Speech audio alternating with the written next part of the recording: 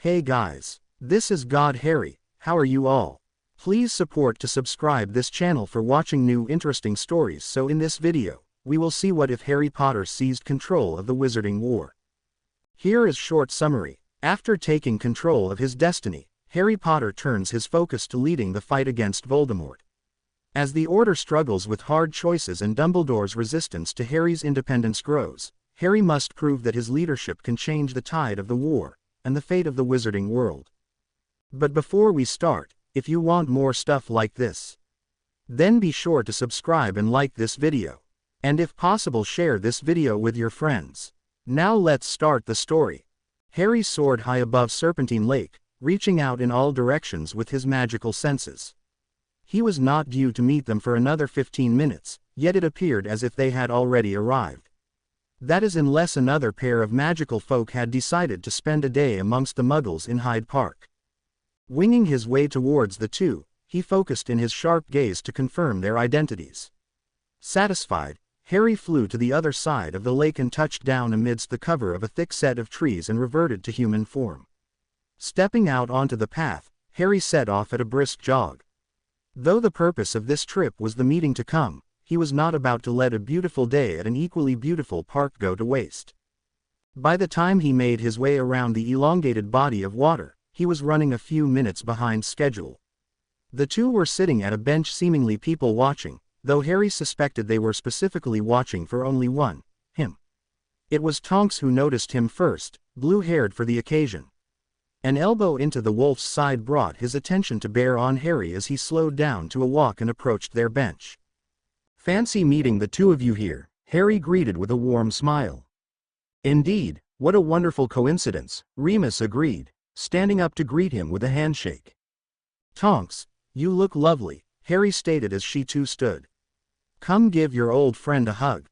He opened his arms and stepped towards her, only to meet the resistance of her hands on his chest.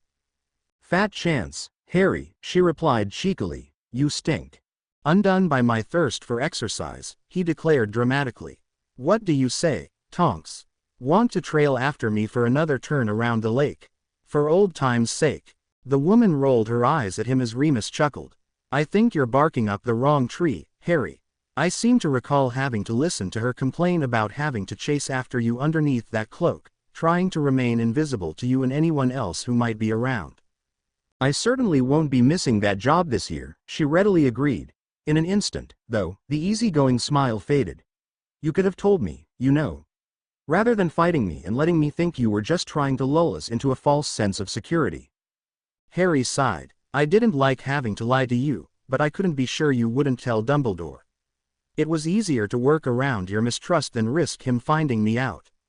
She nodded. "I know, you're right, but I don't have to like it." "Fair enough."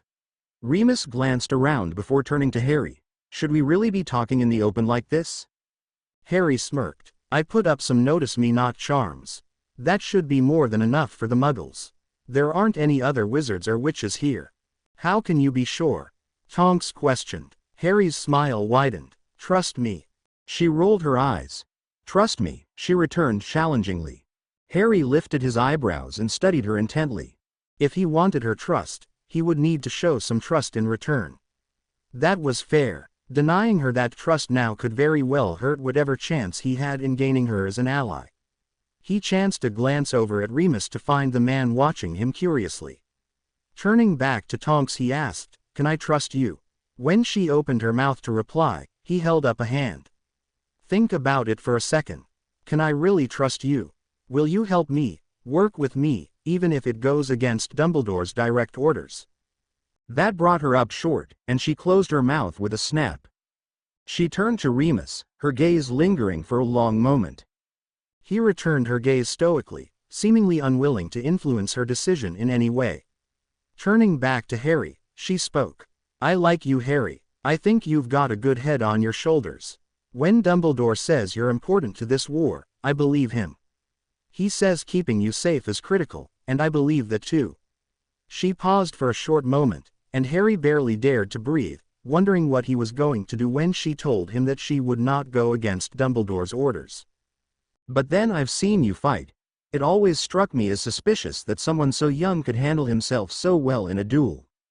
That's half the reason I was so apprehensive of Jim. Things didn't add up, and you were clearly hiding something. But Remus trusted you, and you're good. Too good to refuse help from. If I thought for a second you weren't taking the threat seriously or that you weren't ready for it, I'd be the first to drag your ass back to Dumbledore. But now I see what he meant when he told us how important you are to the war. Her hair shifted to a bright pink as she spoke, making Harry doubly glad for the notice-me-not charms he had put up. I think he still sees you as the boy that needs his protection, but seeing you fight, you can clearly handle yourself, better than most of the Order even. You should be working with the Order, not against it, and I think he'll see that eventually. Until he does, though, you can count on me. Harry smiled at her, feeling a knot of tension unclench from his stomach. Thanks, Tonks. That means a lot to me. Turning his head back and forth between the two of them, Harry made a quick decision. Now that we have that squared away, I think a change of venue is in order. Remus, you know the way.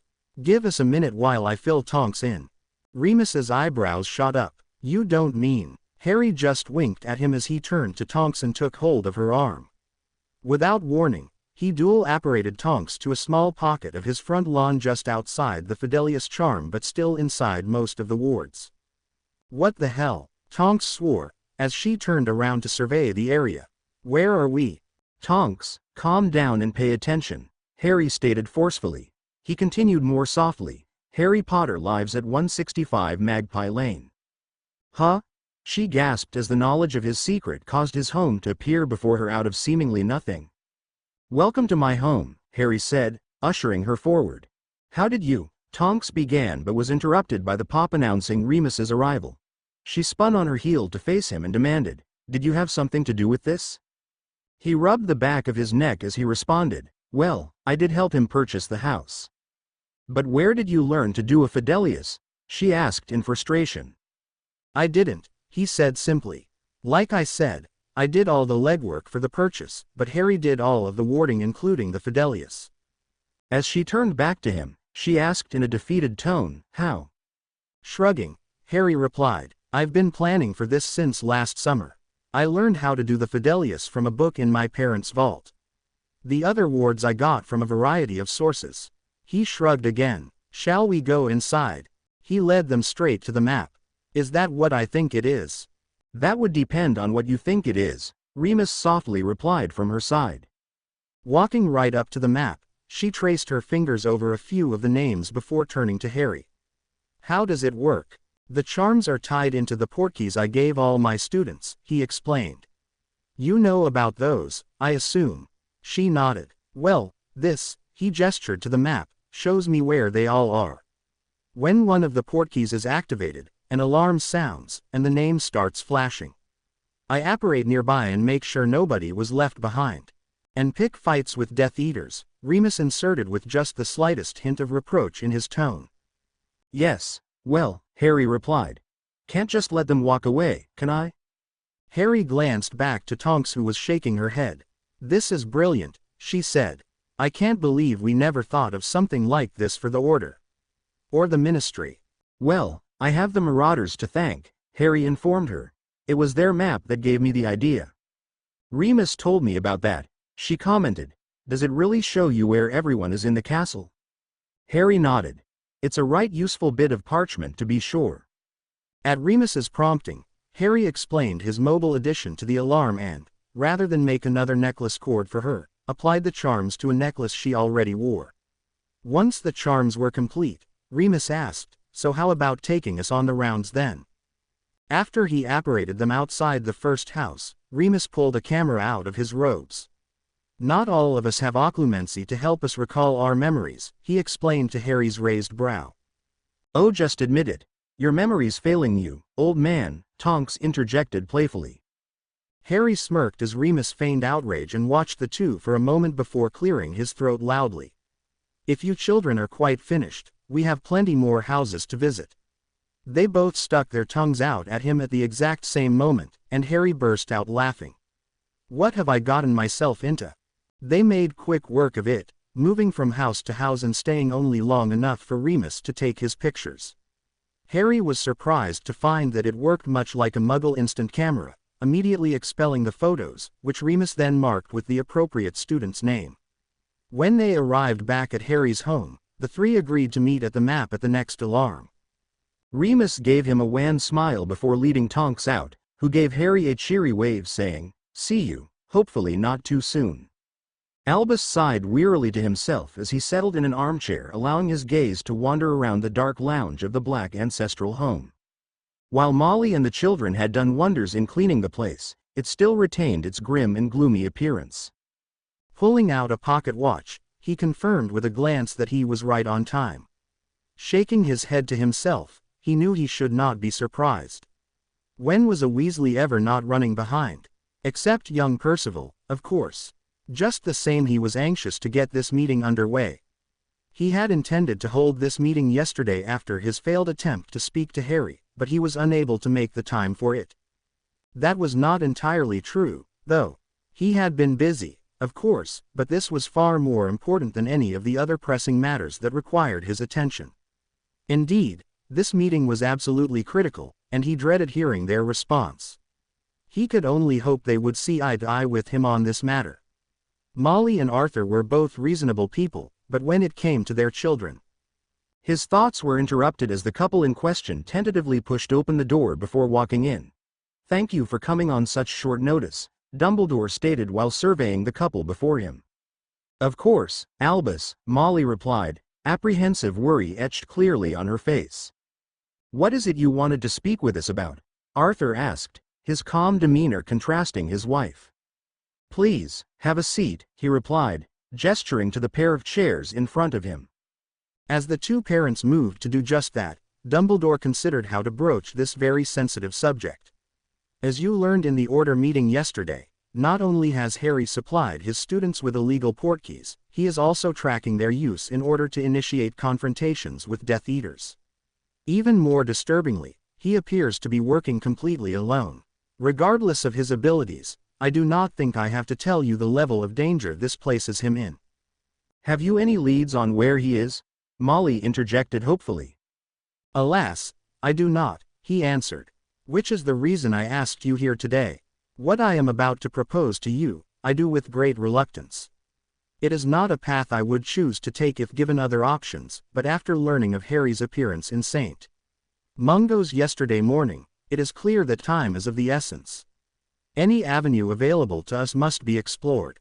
Of course, Albus," Arthur inserted. "Nobody wants to see Harry's safety ensured more than Molly and I." Albus nodded his head. Indeed. He paused a moment to collect his thoughts before proceeding. "You have raised suspicions that your daughter may know more about Harry's whereabouts than she has let on, and, in truth, I suspected the same. While she has denied any knowledge of Harry's summer activities, I believe her loyalty to Harry would preclude any demands we might make of her." Expelling a long breath, he decided to delve into his request. "Which is why I have asked you here to seek your permission to question your daughter again and, presuming she once again denies any knowledge, perform legilimency on her to verify the veracity of her claims." "You want to what?" Molly demanded hotly, rising from her chair. Arthur caught her arm and, with only a look, convinced her to return to her seat. "To be clear, Albus, you wish to break into our daughter's mind to retrieve any information she might have about Harry?" "Passive legilimency will allow me to determine whether or not she speaks the truth and would not intrude upon her thoughts," he replied carefully. "In the event that she is indeed hiding something, then yes, I would need to venture into her mind to retrieve what information she possesses." Holding up a hand to stall any interruptions, he continued, "Performed by a skilled practitioner, legilimency is typically undetectable to one without any training in occlumency. It is likely that your daughter would be completely unaware of any intrusion into her mind." "Likely?" Arthur asked. "You mean to tell me you are not sure?" He tilted his head forward slightly in a nod. "There are some with a natural affinity toward the mental arts who have been able to detect psychic intrusions without any training. Such gifts are uncommon but not unheard of." "Would it hurt her?" Molly asked in a soft yet resolute voice.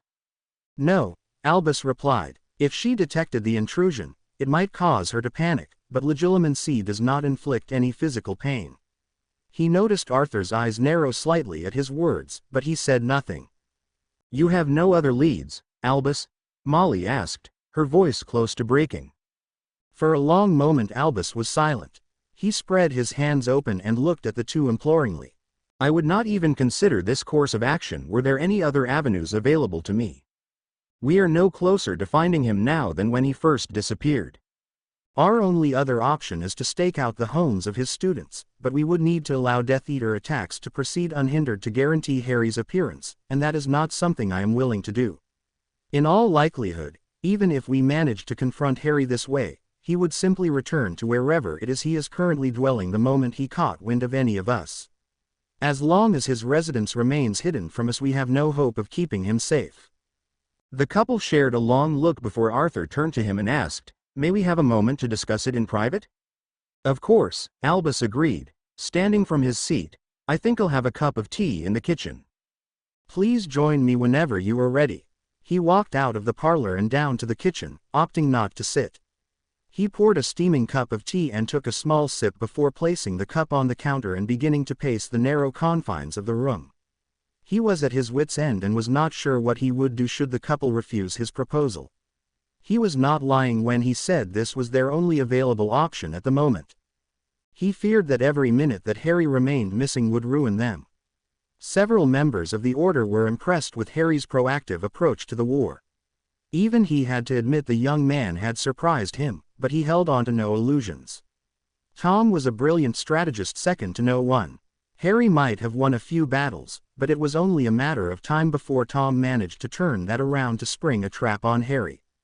It was absolutely imperative he find Harry immediately.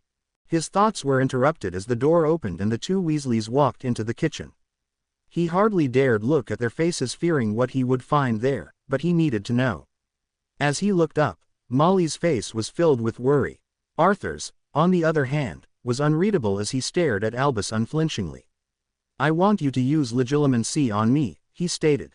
Albus felt his eyebrows rise at the unexpected request and peered over his spectacles at the man. Pardon?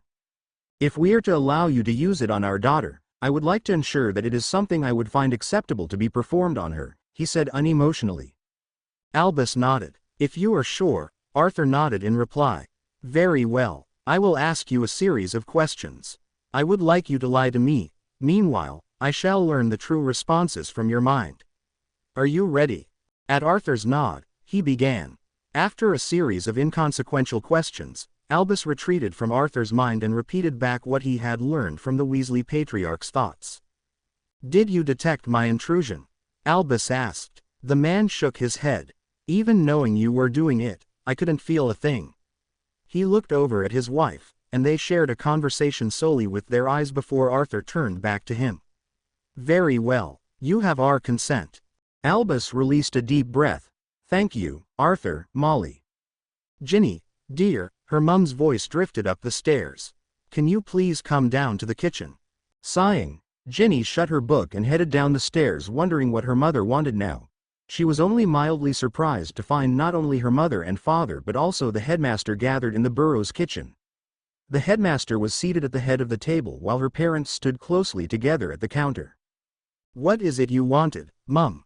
She asked, though she had a very strong suspicion it was not her mother she was here for. It would appear she was in for another round of interrogations. The headmaster wishes to ask you a few questions, her mother replied. Please be as honest as you can be, her father implored her. She nodded at her parents before turning her attention to the headmaster. Please, have a seat, he said in a kindly voice. Ginny did as requested, leaving one chair between her and the professor. Harry Potter appeared yesterday morning in St. Mungo's.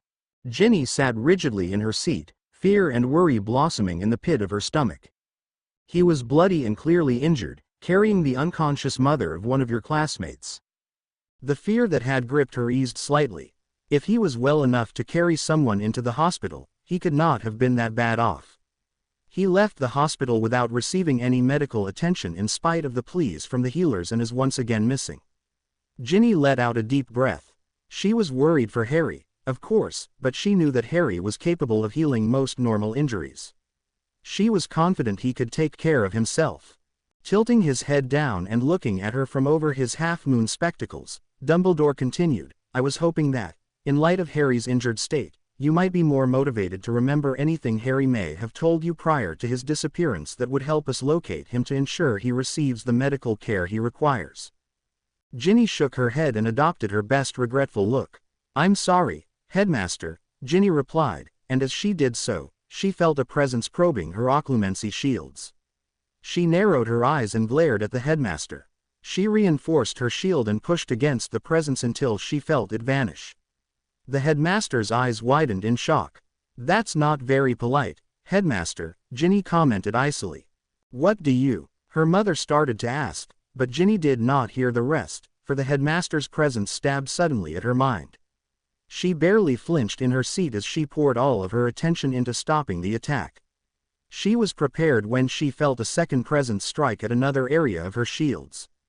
The headmaster was more skilled at this than Harry, but it had been weeks since Harry had been able to get past her defenses. A moment later she was stupefied when a third presence appeared, and her momentary shock was enough for the headmaster to break through her outer defenses. She felt him glance at and discard several memories as he pushed further into her mind.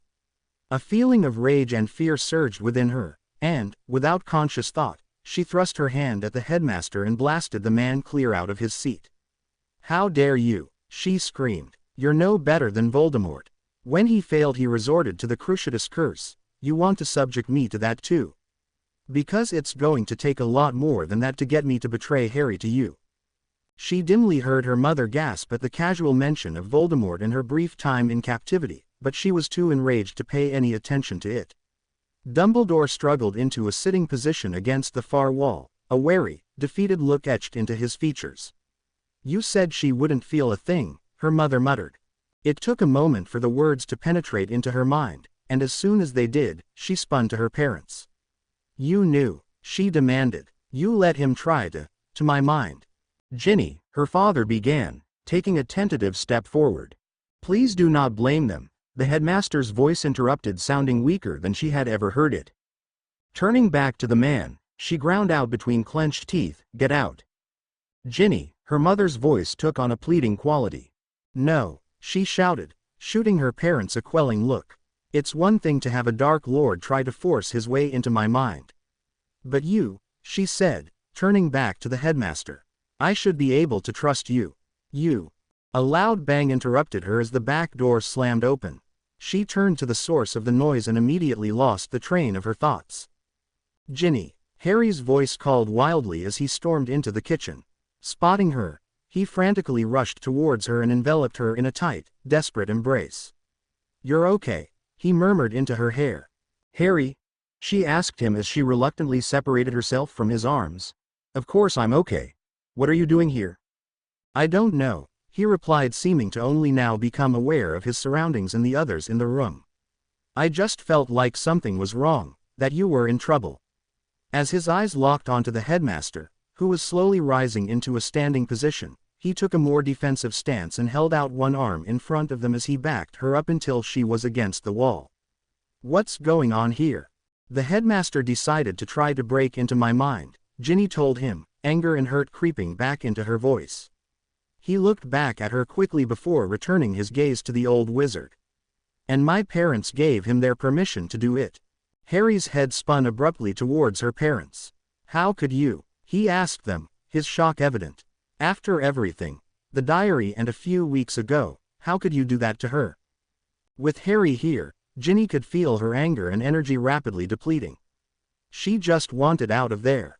She gripped his shoulders tightly and whispered to him, "Take me home, Harry." He kept his eyes on the headmaster as he turned his head toward her as if seeking confirmation. "Please," she murmured. Nodding his head, he began to walk slowly toward the door, holding one arm out threateningly towards the headmaster. She turned her gaze to her parents as she followed him, keeping one hand on his shoulder. "Harry, Miss Weasley," Dumbledore entreated softly, making no move to stand in their way. "Where are you going?" her mum asked. "Home," she replied simply.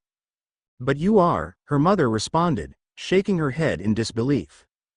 "Doesn't feel like it at the moment," she answered starkly. Please, her father and the headmaster both pleaded at the same time. I think we're past the point where either of you has the right to ask anything of me, she said. Young lady, her mum stated, stepping forward as if to block their path. Ginny whipped her wand out and leveled it at her mother, who froze and backed away into her father, heartbreak clearly etched across her face. No, Mum, she stated simply as they reached the door. Goodbye. As soon as they were out the door, a loud meow drew her attention to the side. Emerald, she said, scooping up the cat as she trotted over. With Emerald in her arms, they quickened their pace until they passed the threshold of the wards. He drew her into his arms then and, looking up into his questioning gaze, she nodded her head. He squeezed her tightly, and a moment later they appeared outside Harry's home. Walking inside, Emerald leapt from her arms, and the gravity of the betrayal she felt seemed to fall on her all at once. She knew the headmaster was desperate, but she had not expected. And her parents, she could not believe. Ginny, Harry whispered, his hand coming to rest on her shoulder. That was all the encouragement she needed to turn into his embrace, the tears finally beginning to fall. His arms once again wrapped around her as he drew her down onto the sofa, and she curled into his embrace, settling on his lap. Harry had no idea how long they stayed there. Ginny had long since run out of tears, but she made no move to get up, and he was content to hold her for as long as she needed. He found he could not quite believe it. He was used to his own family's constant betrayals, but that was different. They hated him. Her parents loved her, yet they knowingly gave Dumbledore their permission to violate the mind of their own daughter. He felt guilty. He knew he was not really at fault, but he could not help feeling that way. Had he handled things differently, Ginny would never have been put into that position. He was furious with her parents and Dumbledore. He had not thought Mr. and Mrs. Weasley capable of such a betrayal, regardless of how well-intentioned they may have been. No matter what danger they perceived him to be in, he would never have imagined them doing something like this to their own daughter. Ginny chose to put him above the demands of her family, and he felt humbled. He knew she loved him, and he did not doubt her love for a moment. When she asked him to take her home, though, and he realized that she meant his home, his heart felt like it would burst. The love he felt and the sadness and anger over what she was going through swirled together almost painfully inside him. Ginny lifted her head suddenly off his shoulder and leaned back to look into his face. Can we go for a run? Yes, Harry replied, the idea immediately taking root in his brain. That sounds perfect. She smiled tremulously and slipped off his lap. As he stood, she looked down at her clothes and then at him. I don't have any other clothes. Not to worry, Harry replied. He waved his hand and transfigured her clothes into what she normally wore during their morning jogs at Hogwarts. Thanks, she replied uneasily. But you missed something rather important. Harry frowned at her in confusion as her face began to burn red. My bra, she explained. I can't run in this one. Oh, Harry said, feeling the heat in his own face as his eyes glanced down to her chest and then quickly back up to her eyes. I don't know. I should hope not, she interjected with a short burst of embarrassed laughter. Unless you've been rooting around my drawers. Harry could not help the laughter that escaped him as he imagined sneaking into the girls' dormitory in Hogwarts to rummage through her clothes. Right, you caught me, he stated, holding his hands up in supplication. So which will it be then? The black one, or maybe the pink? Pratt, she said, swatting at his arm. Besides, redheads can't wear pink. They stood there for a moment before she sighed and said, I guess I could give it a shot. I'm going to head into the loo though so that I can see what I'm doing. Okay, Harry said, nodding. Good luck. Thanks, she murmured before disappearing behind the closed door. As the silence pressed around him, Harry felt the mix of emotions once again warring within him. The urge to get out of the house and on the forest path made him fidgety, but it was not long before the door opened and Ginny stepped out. All set? He asked hopefully. Yep, she answered. Let's go. She led him out of this house, but he quickly caught up as they set off in a jog. He led her to the park and set a strong pace which she matched without a word of protest. He focused on the rhythm of his breathing, pushing aside all his anger and resentment. It was surprisingly easy to do. As he looked over at Ginny, He realized that some good had come of it, selfish though it may be to think that way. He hated the way it happened, but he was thrilled to have Ginny there with him. He brushed his arm against hers, and she turned and smiled at him, and it seemed to come easier to her now. He caught and squeezed her hand for just a moment before releasing it. As they passed a woman jogging in the opposite direction, Harry was suddenly a lot more curious about the Ginny was wearing underneath that shirt. Was it like the Muggle Sporch had just seen that woman wearing? He decided right then and there that he really needed to take Ginny shopping for some Muggle clothes. Well, in reality she would need both wizarding and Muggle clothing if she planned to stay with him for any length of time, or else they would need to pick up her clothes from the burrow. They would need to talk about that later. In the meantime Harry picked up his pace a bit, and Ginny sped up to match him. Eventually they slowed down to a cool-down walk, both breathing heavily, though Ginny looked a bit worse off than he felt. "It's harder to push myself," she said between deep breaths, "when I'm running on my own." "Not getting soft on me, are you?" Harry asked with a grin. "I thought you liked how soft I am," Ginny teasingly replied. Harry was thankful that he was already flushed from their run, but he was even more thankful to see that their run seemed to have helped her as much as it had him. He grasped her hand and brought it to his lips. Placing a key on the back of her hand, he said, "I do, and you know that's not what I meant." She smirked and tugged on his hand, forcing Harry to stop and turn towards her. She let his hand go and wound her arms behind his neck as Harry settled his on her hips. As she rose onto her toes, Harry leaned down and captured her lips with his. After only a few seconds, he ended the key and leaned his forehead against hers. "If you have enough breath to key asterisk, then I must not have run you hard enough." "Harry?" she asked in a breathy whisper. Shut up." With that, she pulled his head back down and recaptured his lips. A long moment later, a quiet giggle followed by an indistinct voice caused Harry to abruptly pull back. Coming up the path was a woman with 2 children. Harry felt his face heat up as he found all 3 faces pointed in their direction. Ginny turned around in his embrace to see what had captured his attention. She gave a slight wave to the onlookers as they walked by, but even as the children waved back, Harry did not move. The children were magical. It hit him hard that he had let his guard down to the point where 2 magical people, albeit innocent children, could have snuck within several meters of him without him realizing it. Having Ginny with him was wonderful, but he would need to be extra careful to remain vigilant and not allow himself to be distracted. As the young family passed, Ginny turned around and asked, "What's wrong?" "It's nothing," Harry said. When she treated him to a rather stern look, he decided to elaborate. The 2 children were magical. "Do you think they recognized you?" she asked in alarm. "I don't think so," Harry replied. The mother was definitely a Muggle, and the older one looked pretty young. Probably hasn't even started Hogwarts yet. They might not even know they're magical.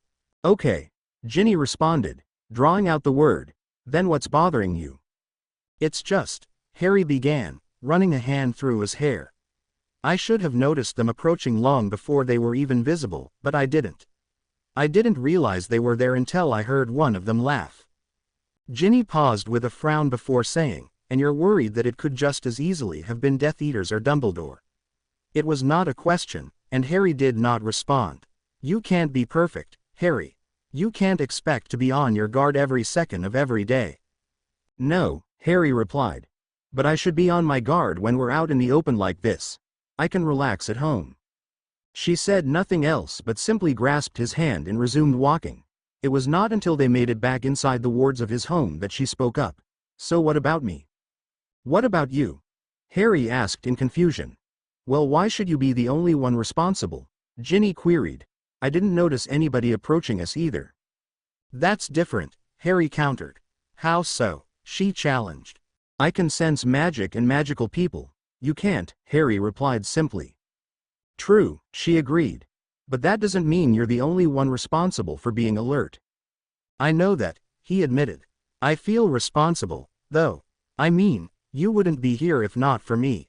If anything were to happen to you, I can take care of myself, Harry," Ginny inserted softly. "You've seen to that." "I know," he said with a sigh. "It just worried me that I was so easily distracted." You mean I'm a distraction, she clarified. I don't mean it to sound like that, Harry said. I'm happy you're here. For Merlin's sake, I couldn't even last a week without going to see you at the Burrow despite the risk of getting caught. We just need to be careful not to get too carried away out there, he said, sweeping his arm in a wide arc toward the street. In here we're safe. Out there, we need to be more careful. I know I'm being paranoid. No, you're right, Ginny interjected, leading him inside the house. We're both targets for Death Eaters and the Order now. There's no telling when or where either might catch up to us. Exactly, Harry exclaimed, following her into the kitchen. She hopped up and sat on the counter as he grabbed 2 glasses and filled them with water, handing one to her. I'm not saying we can't leave the wards here. We just need to be more careful not to let our guards down when we do. Deal, she agreed with a sly smirk. Outside we keep our guards up. Inside we can get carried away all we want. She plucked his still half-full glass of water out of his hands and put it on the counter beside her. Looking left and right, she said, looks like we're inside the wards now. Without his realizing it, she had hooked one leg behind his waist and suddenly pulled him towards her. Harry leaned in, placing his hands on the counter on either side of her. He stopped just a breath away from her lips. Must be time to get carried away then. She pulled his head in and captured his lips in a fiery key. Harry soon lost himself in her key *, his hands wandering up and down her back. He was acutely aware of her leg which was still hooked behind his waist and how close that put them, and he was quite surprised when her other leg wound its way around in kind.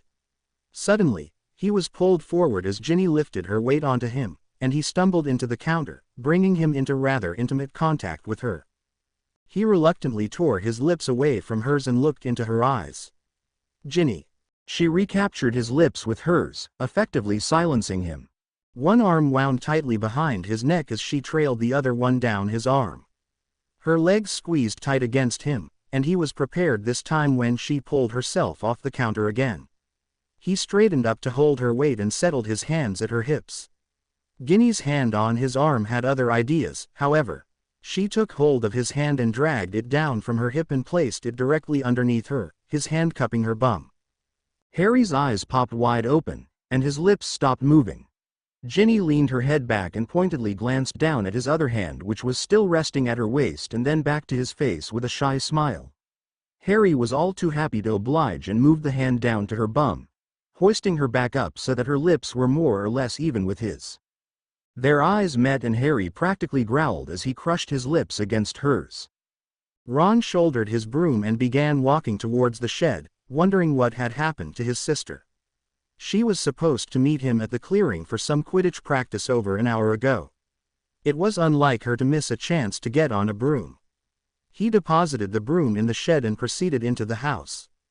"Mum," he called, frowning when there was no response. He heard a sound in the lounge, so he pushed open the door asking, "Have you seen Jin? What's wrong?" His parents were sitting together on the sofa, his mum wrapped in his father's embrace and crying into his shoulder. His mum only sobbed harder at his question, and he felt as if a bludger suddenly smashed into his stomach as his mind frantically wondered which of his brothers it was. Harry. Gods, it could not be Harry. He looked his father dead in the eye and pleaded, "Who is it? Just tell me." His father shook his head. "It's not like that," he said, his voice oddly tight, as if he was barely reining in his own emotions. "It's your sister. She's left." "Left?" he demanded. "What do you mean left?" "She's gone with Harry," his father answered quietly. His mum gave another sob and cried, "We practically pushed her out. How could we? My baby, gone." Ron stared wide-eyed at his parents, trying to piece together just what had happened in his short absence. Ginny left to be with Harry. She left with Harry, his father corrected. Ron walked over to an armchair and sank down, dropping his head into his hands. After a long moment of silence, he looked back up at his father and asked, "Harry was here?" His father nodded. "Why would he come here? Just what the bloody hell happened?" It was a testament to her preoccupation that his mother did not reprimand him for his language. The headmaster came to question Ginny some more about Harry, his father explained. This was not surprising. Dumbledore had been there several times already for just that purpose. He had questioned Ron a couple times as well, though he knew that Ginny had gotten much worse. Ginny became. He paused here for a moment as if searching for the word before continuing, distressed, and somehow Harry was alerted. He came to check on her, and she left with him. Ron frowned at his dad. That doesn't make any sense. How would Harry know something was wrong with her, and why would Ginny get so worked up in the first place? Dumbledore's already questioned her several times. I don't know how Harry knew. His dad told him. The headmaster wasn't just questioning Ginny. He paused and ran a weary hand down his face and then let out a heavy sigh. He was using legilimency to find out what she knew. And we let him. His mum shrieked before dissolving into more sobs. Ron sat back in his chair, stunned. Harry had not talked much about his occlumency lessons with Snape last year, but from what little Harry had said, having someone in your mind was not a pleasant experience. If Ginny had something to hide, and he assumed she did, it was no wonder she went off. But that did not answer how Harry knew to come, unless Ginny had some way to let him know she was in trouble, perhaps something like the coins they used for the DA. As the facts of the situation settled in his mind, he nearly swore. He could not believe he had missed the chance to see Harry. There was so much he wanted to say to him. Harry had been so secretive last year, and their friendship had not been the same as it once was. Ron knew he was largely at fault for the distance that grew between them, but he also knew just what it was Harry had been hiding. Part of him resented Harry for hiding it from him. Ron had always stuck by him in the past, so there was no reason for Harry to think he would do otherwise now. But that was Harry for you. He always seemed to think he needed to do things on his own. Whatever Harry's reasons, now that Ron knew what it was Harry was keeping from him, he wanted to help Harry and smack him upside the head for thinking Ron would just stand aside while he did all the dirty work. More than anything, though, Ron just wanted his friend back. He only hoped he got a chance to tell Harry that before it was too late. His dad returned his attention toward comforting his mum, so Ron took the opportunity to slip out of the room. He needed time to think, and more than that he needed someone to talk to. His mind immediately went to Hermione, but he pushed her from his thoughts. She had betrayed Harry and tried to blackmail Ron into joining her. He did not even want to know what she thought about all of this. No doubt she was helping them track Harry down. He needed someone else to talk to, someone who would understand where Harry was coming from. Grabbing some parchment and a quill, Ron sat down to write. Fred and George, you will not believe what's happened. Ginny, she murmured sleepily. Are you going to stay? He asked, finding himself dreading the answer more than he had thought he would. Or will you go back to the burrow? He felt her stir and opened his eyes as she lifted her head off his chest to look into his face. I'm not going anywhere, Harry. Promise? She leaned forward and pressed a key asterisk to his lips. Promise, now go to sleep. He smiled widely at her as she once again settled against his chest. He squeezed her lightly against him and said, We're gonna have to get you some clothes. You can't keep wearing mine. She shifted her head back and peeked up at him with one eye. Okay, you can wear my clothes to bed, Harry conceded, having already admitted how much he enjoyed seeing her in one of his t-shirts and a pair of his boxers. She smirked at him and shifted back into place. But you are going to need some clothes of your own, and I don't think going to the burrow would be wise right now. Don't have money, she mumbled sleepily against his chest. You do, Harry argued. Mine. She sighed but said nothing to dispute him. I need to meet Fred and George for some training tomorrow, he told her a moment later. Do you want to join? Kay, was her barely coherent reply. I love you, Ginny, he whispered, keying the top of her head. Her deep, even breathing was the only sound that met him.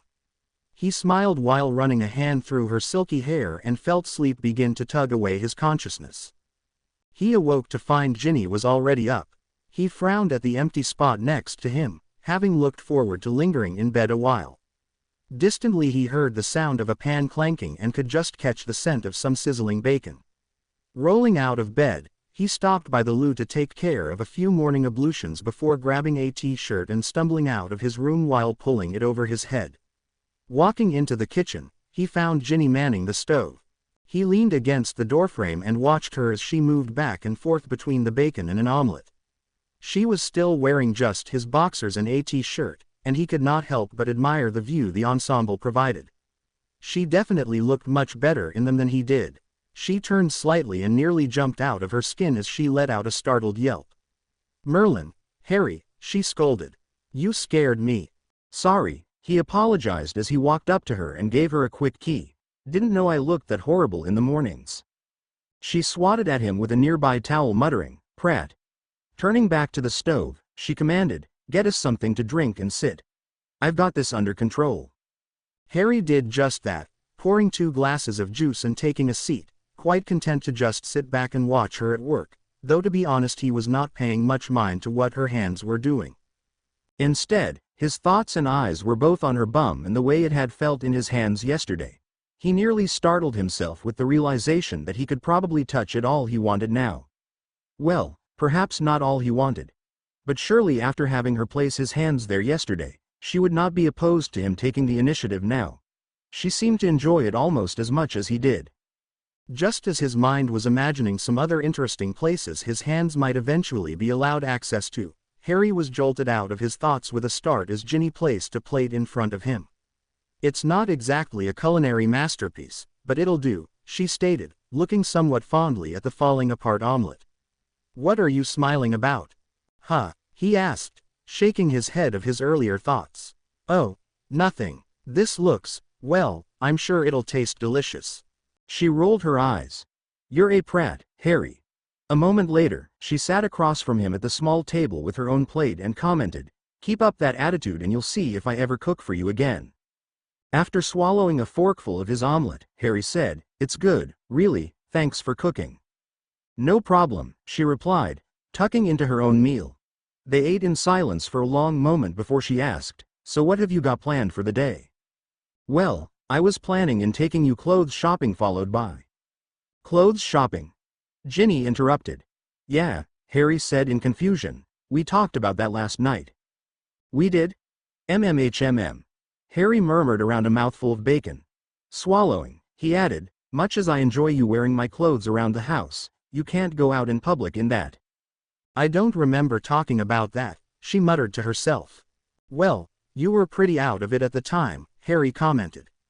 "Must have been half asleep. So what else did you have me agreeing to while I was half asleep?" she questioned coyly. "Oh, nothing much," Harry stated. "You agreed to join in training with Fred and George today, and you offered me full access to your bum anytime I please." "I did I?" Ginny inquired skeptically. "Yep," he replied after swallowing his last bite of food. Sending Ginny a wink, he picked up his plate and brought it over to the sink. He was just turning on the tap when he remembered himself and simply cast a cleaning charm on the dish and his fork. He put them away and turned back to see Ginny had finished her meal. Taking her dish from her, he cleaned it and turned to put it away as well. "I don't suppose that deal goes both ways, does it, Mr. Potter?" Ginny asked as he felt her slide right up behind him. He asked just as he felt her pinch his bum. "Hey," he shouted, and the plate made a loud clanging as he dropped it on top of the pile. Turning around, he eyed his smirking girlfriend as she slowly backed away from him and said, "Watch it, Weasley. I may just have to punish you for that." "Oh," she teased. "What did you have in mind?" Smiling wickedly, Harry slowly walked up to her, their eyes locked together. He reached out with one hand and gripped her waist as he brought his other up to her side and started to tickle. "No," she screamed amidst a burst of laughter. Breaking away from his grasp, she ran for the living room. Harry was in hot pursuit. He leapt over the back of the sofa, managing to catch her around the waist. He dragged her with him as he fell back against the cushions, his hands immediately snaking their way to her sides, which were extremely sensitive. Howling in laughter, she protested, "Stop." He did not. "Harry, please." He stopped tickling her but held her down firmly on top of him. "Have you learned your lesson?" She turned in his arms until she was straddling his waist. "Of course," she replied. "And what did you learn?" She leaned in close so that her lips were a mere breath away. "Never let your guard down." With no other warning than that, she attacked his sides. Harry adopted a bored expression as he surveyed her efforts. She looked up at him and frowned, then reached back and tried the back of his knee. He raised his eyebrow in challenge.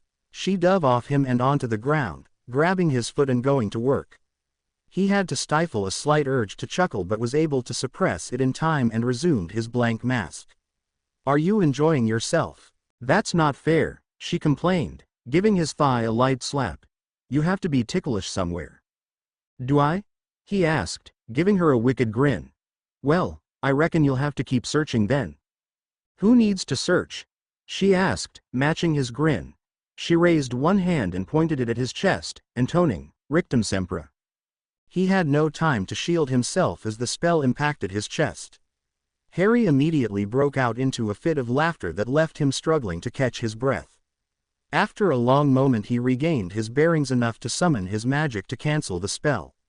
"Not fair, Weasley, using tricks I've taught you. At least that will work on you," she said, ignoring his statement.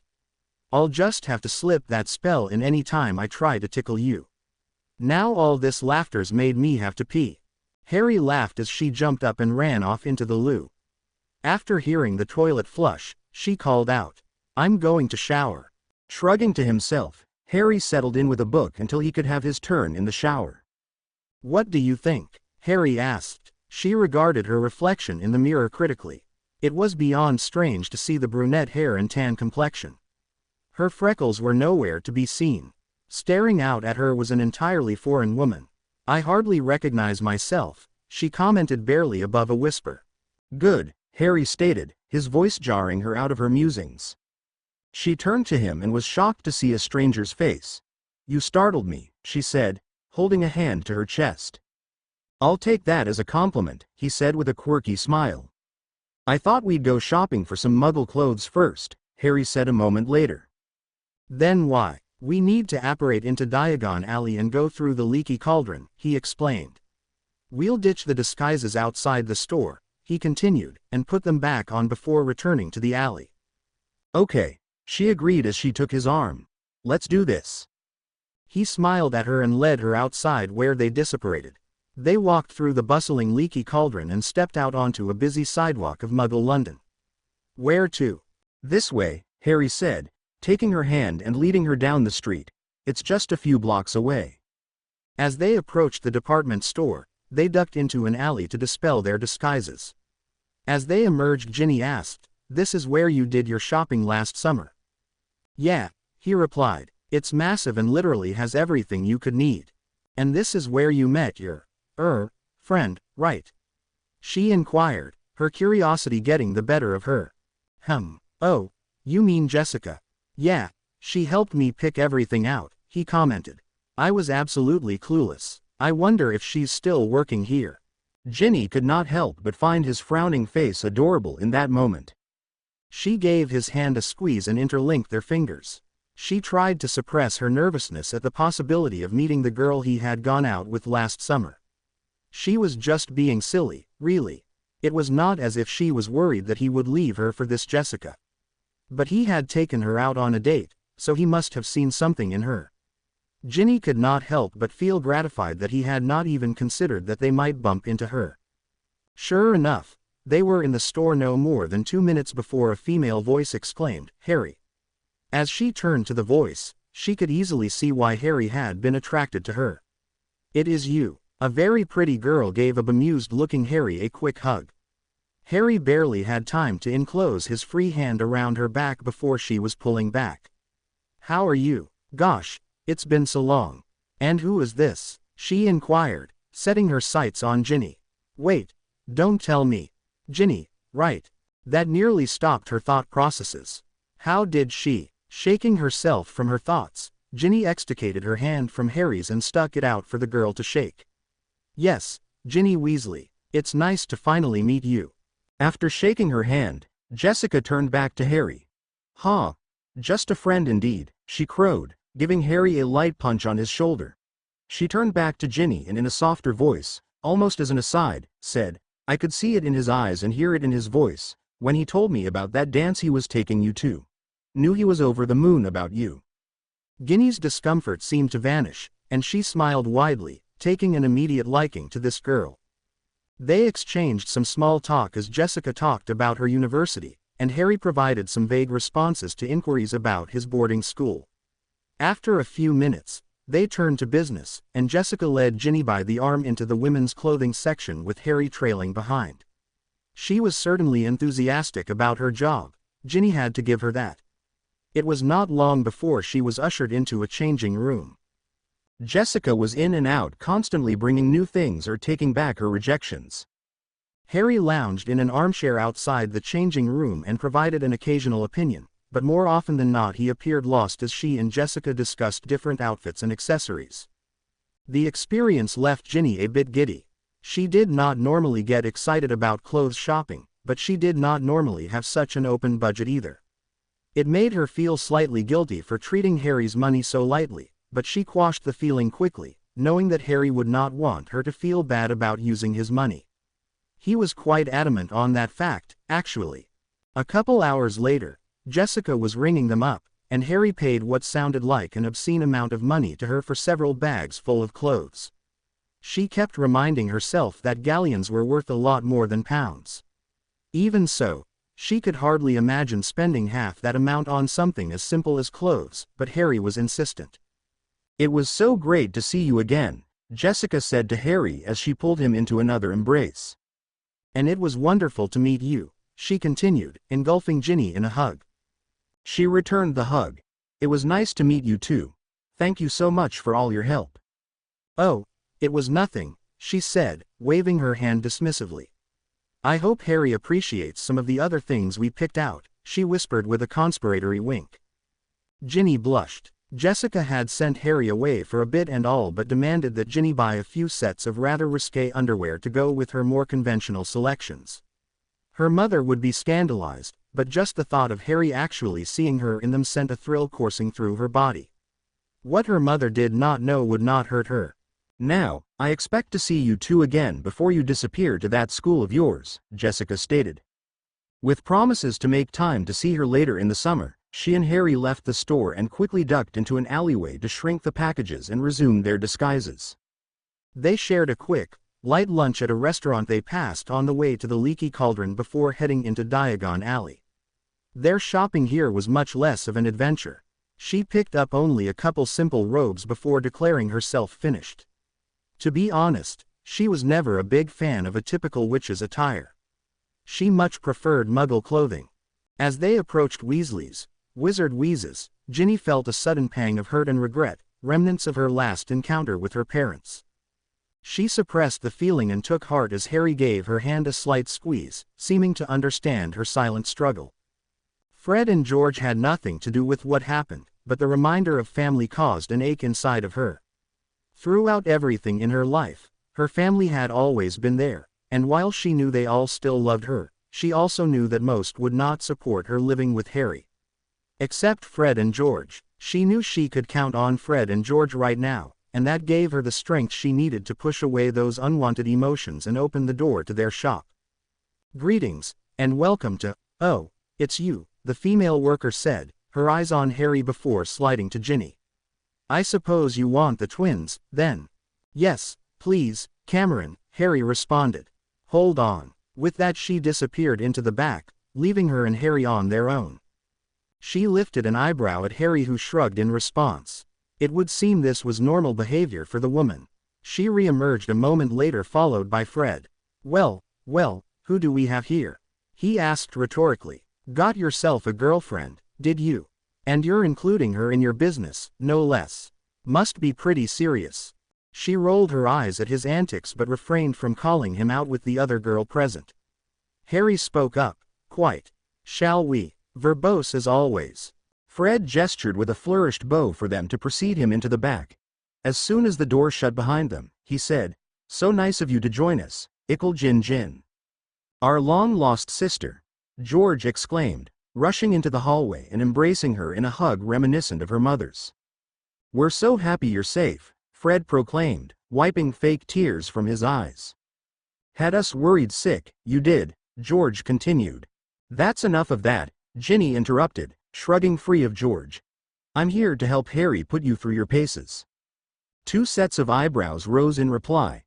They moved into an empty room that Ginny assumed served as their training area as George responded.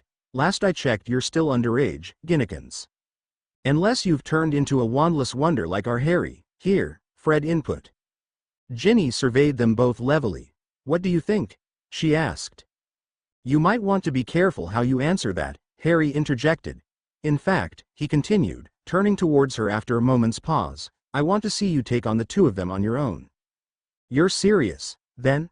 Fred asked. Or do you have a second wand? George added. Deciding to try going for broke, Ginny built her magic up and extended both arms, willing stunners to leap out at the twins. Two jets of red light struck true, and her twin brothers were knocked onto their backs unconscious. Harry let out a long whistle. Have you been practicing? He inquired. Ginny shook her head to clear it of her own surprise. No, she responded. She had not really cut loose without a wand since Malfoy Manor. She had been rather busy with OWLs afterwards. Plus, with the extra scrutiny on her and Harry in particular, they had cut back heavily on their extracurricular activities. Well, Harry said, as he walked towards her brothers. Let's see if you can do that again. He revived the two of them and helped them onto their feet, saying, What have I told you guys about always being ready?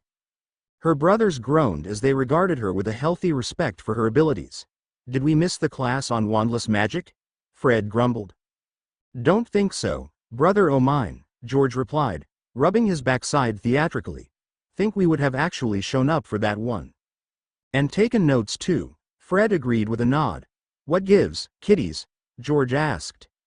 Where do we sign up for lessons? You don't have time for wandless lessons right now, Harry asserted in his professorial tone. Let's get you boys up to speed with your wands before we begin worrying about that. You're the boss man, they replied in unison, surprising her. It was not like Fred and George to give in so easily, especially on something that would appeal to their mischievous nature, and she did not doubt that they were considering all the trouble they could get up to, and get away with, if they learned wandless magic. So ickle Jin Jin, George said. Care to try that again? Fred finished for him. I thought you'd never ask. The battle was on.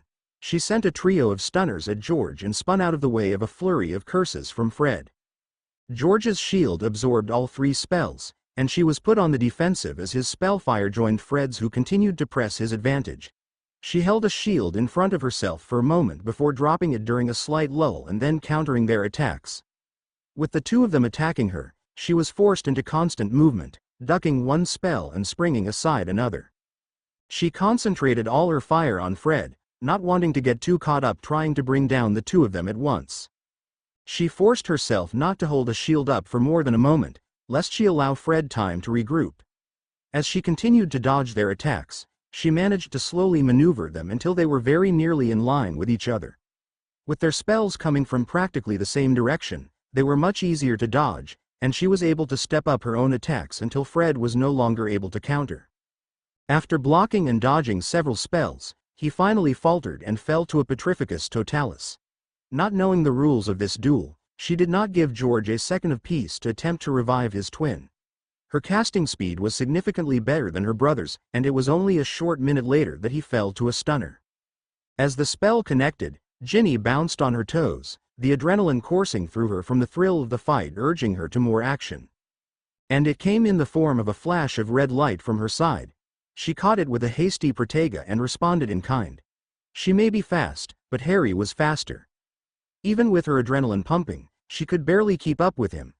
It was not more than a minute before she was placed on the defensive. His spells came so quickly, and it was like he could predict where she was going to be before she did. She would not give up without a fight, though. She dove to her side and tucked into a roll, springing back onto her feet and launching two stunners before her world went black. She let out a groan as her eyes fluttered open. Are you all right? Harry's voice asked. She could hear a note of concern in his tone. Fine, she grumbled. Good, he said, because you were incredible. He was very nearly gushing. She sat up quickly. What do you mean? She asked. I could barely even get a spell off against you. Don't be ridiculous, he said dismissively. That's the best I've ever seen you without a wand. No, I take that back. That's the best I've ever seen you, full stop. His words brought her to a halt, and it was only then that she realized the significance of what she had just done. In the heat of the battle, she had not stopped to think about what she was doing. It had not even occurred to her that she had never been able to cast spells so effortlessly without a wand. She had improved a lot over the months, but it always took all her concentration to wield her magic without a wand. Throw her in an all-out battle, and she had trouble keeping a hold on her magic, until now. "Can you do it again?" he asked. It was odd to see him so exuberant, and she could feel herself perking up. "Yes," she said, rising onto her feet. "Let's do it again." She looked around the room and found her brothers were still unconscious. She walked over and revived each of them, wonder overtaking her at the effortless way she was wielding her magic. "Get up, boys," she commanded. "You're with me this time. It's time we give Harry a workout." Her brothers fanned out on either side of her as she and Harry locked eyes. He wore a small smirk on his face as he taunted, "Think you can take me, Weasleys?" She and her brothers thought alike, responding only with spellfire. Harry seemed to expect it and easily danced out of the way of the initial barrage. As she and her brothers kept up their assault, Harry continued to duck, dodge, and weave around their spells. He was playing with them. She brought her other hand up and began firing 2 spells at a time. She was not yet confident enough to attempt different spells in each hand, but right now the spell was not important. She just wanted to hit him. She was only slightly satisfied to see him begin using shielding charms. If he was done toying around, that meant the attack was coming. He bolted towards George, who barely managed to sidestep and put up a shield as Harry began rapidly firing at him.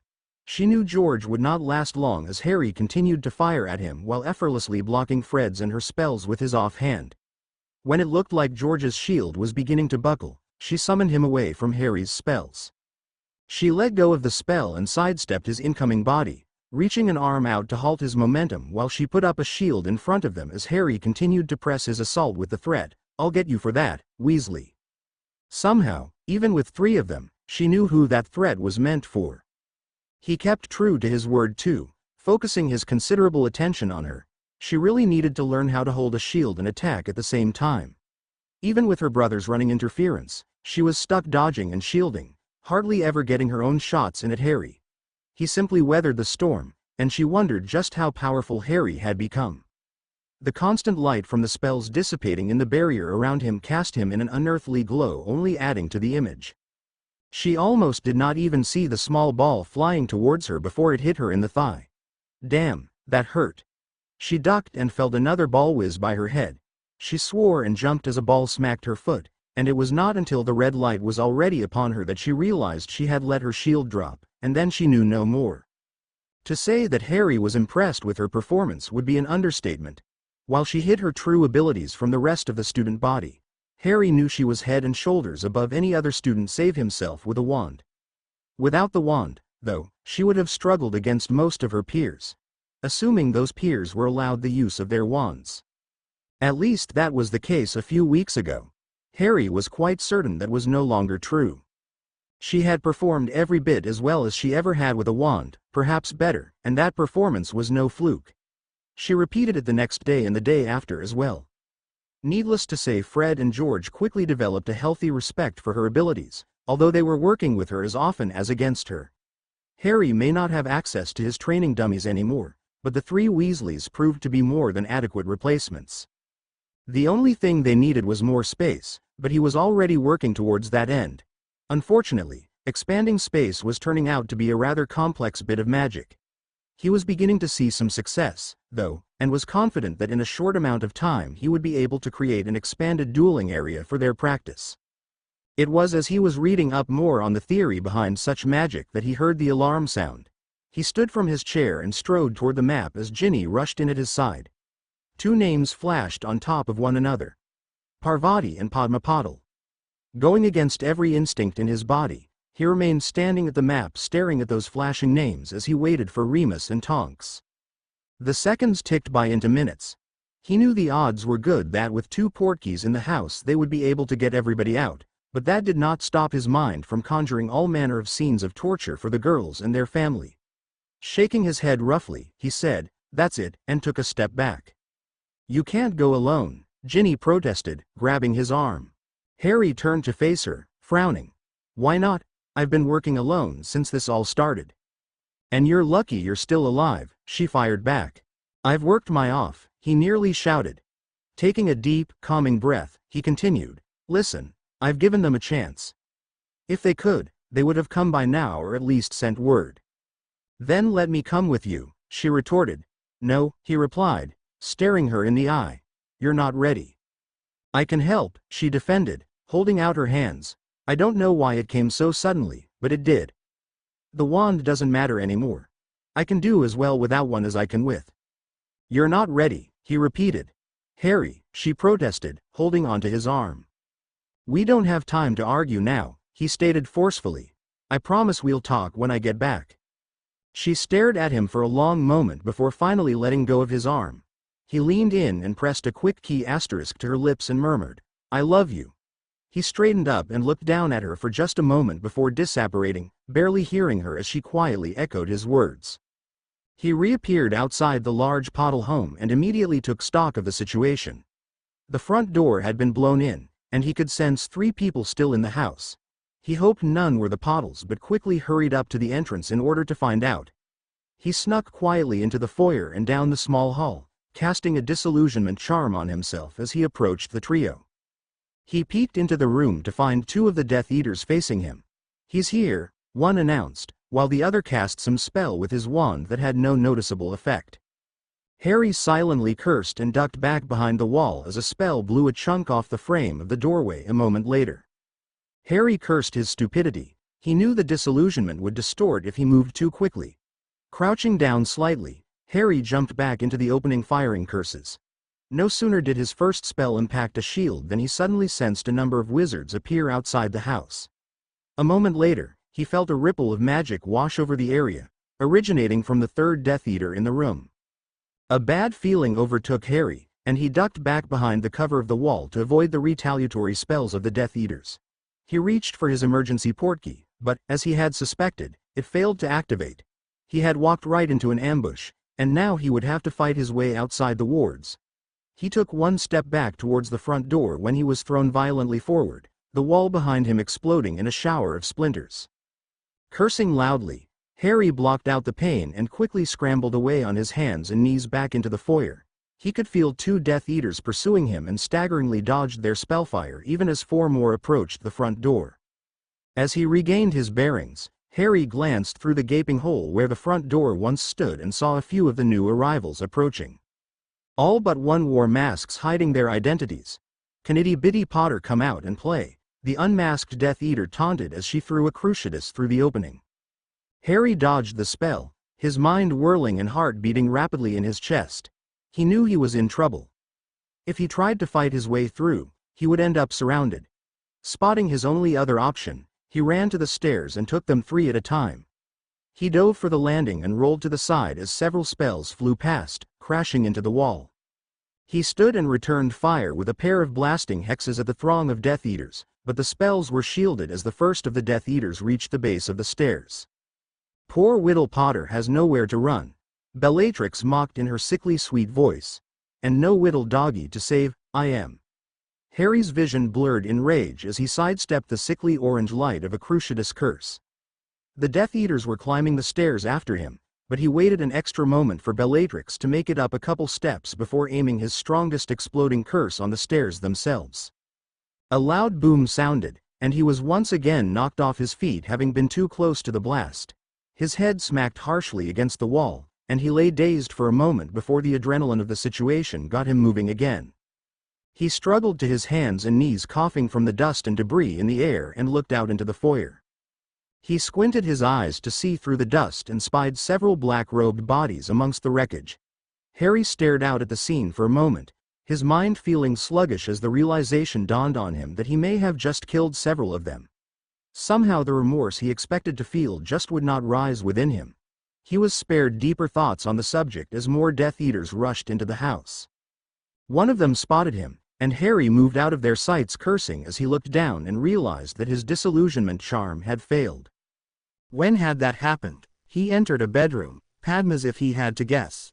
The bookshelf overflowing with books and lack of frilly, girly things gave it away. Harry shook his head harshly at himself. wincing at the sharp pain the action caused. Now was not the time to lose himself to his musings, he needed to get out of there. He strode to the window and shot a reducto which sent a spray of glass out into the lawn. "He's coming out the window," a voice shouted, and Harry had to duck a deep purple curse which destroyed half of the window sill. He could hear shouts from inside the house as well and knew he had only moments before they would corner him in that room. He was reluctant to make his owl form public, but he knew he was in no shape to continue this fight, and there were still several Death Eaters on the property standing between him and freedom. Just as he was about to change, he felt another 2 wizards appear nearby and heard another shout from outside. Reinforcements. Harry cursed his luck, but as he heard spells being fired from outside, he chanced a peek and was surprised and relieved to see Remus and Tonks in the distance trading spells with the pair of Death Eaters outside. While they were otherwise occupied, Harry sent a stunner at each Death Eater and leapt out the window even as he heard a shouted spell from the doorway. The red light of a stunner sailed over his head as Harry cast Arresto Momentum on himself to slow his descent. As he fell he sent several more spells toward the only still standing Death Eater on the lawn. He did not see if any of the spells hit their mark before the ground rushed up to meet him. When he impacted the ground, he fell to a knee and put down his hands, shouting in pain when he came up with a piece of glass embedded in the palm of his left hand. Harry staggered to the side before he was even consciously aware of the spells firing from the second-story window. Several spells impacted the ground he had just been standing on as Harry stared down at his hand. He yanked out the piece of glass, grunting at the pain as he heard Remus shout, "Harry!" Ignoring the throbbing of both his hand and head, Harry rushed towards his friends who were throwing spells at the Death Eaters in the window. He kept a shield up at his back and dodged a few spells as he stumbled to Remus, who ushered Harry behind the cover of a tree. "Are you all right?" Remus asked, and Harry could hear the concern even through his fuzzy mind. Outside the wards, Harry stated, staggering farther from the house until he passed the edge of the encompassing magic blocking their escape. He turned around and said, "My place." Without giving them a chance to respond, he disapparated. His living room materialized around him in a blur of color and motion that ended when he felt the front of the sofa impacting his side. He slowly slid down to the ground and winced in pain as his eyes began to focus on the ceiling, trying to determine what he was doing on the ground. "Harry, Merlin, are you all right?" Harry sought out the owner of the voice, but his search proved unnecessary when Ginny crouched down behind him, sliding a pillow underneath his head. Her hair cascaded around him as she leaned over him. "Where are you hurt?" she asked. "Your hand." "Yeah," he replied as she gingerly cupped his injured hand in her own. "And my head hurts." And he was interrupted by the sound of 2 sharp cracks. "Harry, we really need to talk about what happened?" Remus's voice asked. Harry frowned at the question as Ginny responded. "He just apparated in and toppled right over. He said his head hurts, and he's got a hole in his hand." She sounded worried as she looked down on him. Harry caught her eye and offered a slight smile, though the pounding in his head made the action difficult. "The hand can be fixed easily enough," Tonks said, kneeling by his side and taking his hand from Ginny. Harry turned his head slightly to look up at her as she waved her wand at his hand. He felt the wound close and the throbbing in his hand ease. "We didn't see what happened to his head." "The wall hit it," Harry supplied. "Twice," he added with a grimace. "He may have a concussion," Remus stated, standing at his feet. "What's the incantation for that?" Tonks asked quietly. Harry frowned at her. "I know we went over that in first aid." "Harry has some books on healing," Ginny stated, standing up and leaving his field of vision. Harry frowned at her departure and belatedly realized she had been running her fingers through his hair. Now that she had stopped, his head pounded even harder, and he groaned as he lifted his hands to his temples. "I'll go help her find it," Tonks said, and also stood and walked away. Remus took her place, kneeling down at his side. He laid his hand on Harry's shoulder and asked, "Why did you leave without us, Harry? I thought we agreed to work together." His words were spoken softly, but there was a hard edge to them just beneath the surface. "I waited," Harry murmured. "I didn't know if you'd be able to get away and help, so I waited a few minutes and then left." Remus sighed softly. Harry's head continued to pound, but his thoughts also began to clear. "We need to work out a way to communicate," Remus finally stated. Harry frowned. It would need to be something relatively inconspicuous, else you wouldn't be able to do it if you were stuck around others. Got it, he dimly heard a voice proclaim, followed by the approach of rapid footsteps. He heard Tonks mutter an incantation but did not catch it. Her wand lightly touched his head, and his thoughts suddenly seemed much clearer, as though a fog had been lifted from his mind. The pounding in his head also lessened into a dull ache. He smiled up at everyone and said, "Thanks." He moved to stand and grabbed Remus's hastily offered hand. Once on his feet, he was urged back into the sofa despite protesting that he was quite fine. Ginny immediately sank onto the cushion beside him, and he slipped an arm behind her, leaning into her. A heavy silence hung in the air before Ginny finally looked up at him and asked, "What happened?" "It was a trap," Harry responded, and proceeded to describe the events that followed. His mouth seemed to work on autopilot as his mind lingered on the image of the cloaked bodies littering the foyer following the explosion of the staircase. He could not help but wonder at the faces he would find behind their masks. Were they older, perhaps from the First War, or were they new, younger recruits? Did they have families, children? Who would miss them? Were they all willing servants, or were some under the Imperius or some other form of coercion?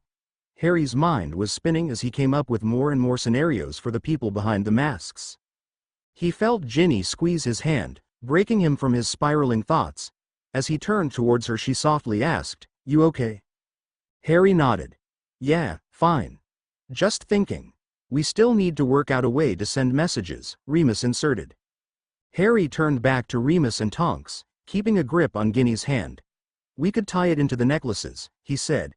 "They're already tied to the map with a protean charm. I can just add a small pendant and make a few small modifications to the spells to allow us to write messages on them. You write on yours, it will appear on the others. But if one of us clears the message, it will clear on all of them. You could signal that you've read the message," Ginny added. "Just add a small mark. For Harry it could be a lightning bolt. Remus could be a moon. Tonks, I don't know, a smiley face or something." Tonks made a twisted face at the suggestion but did not verbally object. "That could work," Harry said. "The last person to read the message can clear it. Gimme your necklaces, and I'll start making the changes." "How long will that take?" Tonks asked. Harry raised a brow in question, and Remus put in, "There's an order meeting shortly." "It won't take very long," Harry responded. "Most of the spells are already in place. Just needs a few tweaks. Shouldn't take more than a few minutes for each necklace." Stepping out of the fireplace, she swiftly surveyed the occupants of the room before taking her customary seat at the table. The room began to fill around her, but she kept her own counsel and allowed her mind to ponder the purpose of this evening's meeting. She hoped it would prove more productive than their prior gatherings this summer. It was like being in a classroom again, the way these adults were acting, shouting one another down to make their points heard. Arthur and Molly were seated a few seats down across from their two eldest sons, and it was their conversation that managed to draw her from her reverie. "Pardon me, Arthur," she stated. "Did I just hear correctly that your daughter is missing?" Parents and children alike turned to face her, and Arthur ran a weary hand down his face before answering. "I am afraid so, Minerva. She left with Harry 3 days ago and did not hear from her again until yesterday. She sent a letter telling us she was safe and not to expect her back anytime soon. It was sent via post owl from Diagon Alley, so we couldn't trace it back to her." She frowned to herself. "I would not have expected either of them to show such a blatant disregard for you." She was unsurprised at the tears gathering in Molly's eyes, as she knew that while Molly loved all her children dearly, she held her only daughter closest to her heart. Arthur wrapped an arm around his wife and drew her into his chest as he stated, "It is not so simple as that." He sighed deeply before adding, "I daresay they would not have done so had we not pushed them to it." As Arthur went on to describe the set of circumstances leading up to his daughter's disappearance, Minerva felt herself growing angry. Finally, she interrupted, "Had it not occurred to you that given her experiences in her first year, she might be more sensitive than most to this type of mental intrusion?" "No," he answered gravely. "I'm afraid in our zeal to find Harry it did not enter our minds." "Perhaps not yours, but I guarantee it entered Albus's," she retorted. All 4 Weasleys, indeed the entire room, went deathly still at her outburst. "Do you mean to assert," Molly began, her voice oddly devoid of emotion, "that Albus knowingly deceived us?" At that moment, the hearth flared green, and Albus emerged wiping the soot from his shoulder. He stopped dead in his tracks as he found every eye in the room focused on him, the silence heavy. "You have some explaining to do, Albus," Minerva stated.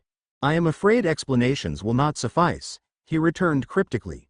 "Might I presume that news of my encounter with Miss Weasley has already circulated?" "I believe assault might better categorize the experience," Minerva retorted. Albus bowed his head in remorse as he softly responded, "Alas, you are correct, Minerva." "You knew, didn't you?" Molly accused. "You knew she would be more sensitive to legilimency because of the D, because of her first year." "I had only suspicions," he admitted. "Had she not been taught occlumency, I truly do not know whether or not she would have detected the intrusion." Minerva felt a brief pang of sympathy for him, knowing the hardships and pressures he faced on a daily basis, but that did not excuse his actions. It was past time he started answering to someone. "If I'm not mistaken, it was your assault on Harry that drove him into hiding in the first place," Remus put in. Minerva knew the claim to be false or a stretch of the truth at best. Harry had no intentions of spending the summer with his relatives. He had admitted as much to her prior to his disappearance. "I will be the first to admit that my actions in regards to both Mr. Potter and Miss Weasley have been suspect lately," Albus acknowledged as he walked to his customary place at the head of the table. "Suspect?" Minerva challenged. "Your actions have been downright criminal, Albus. The headmaster of Hogwarts attacking his own students. I never thought I would see the day." "What would you have me say? It is not words we are looking for from you, Albus," Minerva rebuked. "The Albus Dumbledore that I know would never assault a child, no matter the circumstances. I do not know what has become of you, but I strongly suggest that you take a good long look at your actions of late. I do not care if you are the only wizard you know. Voldemort fears," she spat. "I will not follow you should you continue down this path." Silence rang throughout the room following her pronouncement. Albus sank down into his chair, and Minerva held his gaze until he finally looked down at the table. She did not truly believe it would come to that point, but she could honestly say she had never believed Albus would go as far as he already had. The fire flared green again, and out stalked her ever-surly colleague. "What has the insolent brat done this time?" Several voices spoke at once and immediately silenced as the headmaster's voice rang out. "Now is not the time, Severus. If you have nothing constructive to say, I would ask that you say nothing at all." Minerva arched an eyebrow as she looked from Albus to a momentarily shocked Severus. The man was not accustomed to being rebuked in such a matter-of-fact manner. Albus normally allowed him much more leniency to run his tongue. Rather than reply, Severus skulked to the corner of the room and would have blended right into the shadows were it not for the sallow skin of his face. A long moment of silence descended over the group, and looking at Albus, she decided that he was not likely to raise the issue that truly needed to be raised. "I believe what we need to be asking ourselves is what we plan to do about Mr. Potter. It is my opinion that continuing the as yet fruitless search would be inadvisable. It is clear that he is suitably well hidden, and if our best efforts have not produced any tangible results, it is unlikely the Death Eaters would have any greater luck." "For once I have to agree," Severus input, stepping out of the corner. "We have wasted enough of our time on him as it is. Mr. Potter's security is of tantamount priority in this war," Albus intoned. "While I have chosen not to share with you all the words of the prophecy, you are as aware as I of the role Harry must play. Without him, I fear all may be lost. I ask you all to place your trust in me on this. Harry Potter must be brought to safety." "If Harry's role in this war is so critical," Remus spoke, "then why is it that you do everything in your power to keep him out of it?" "He's just a child," Molly Weasley shrieked. "He's not," Tonks retorted. "At least not any normal child," she added. "Just look at all he's managed to accomplish. Before we learned his true identity, we were all but ready to induct Jim into the order. Granted, there was some worry about his true motives at the time, but I think now that we know it's Harry, any such questions have been answered." "Tonks makes a valid point," Kingsley agreed, nodding at the Metamorphagus. "I have not fought with him directly, but from what I have seen and heard, he is as capable in a duel as most Aurors."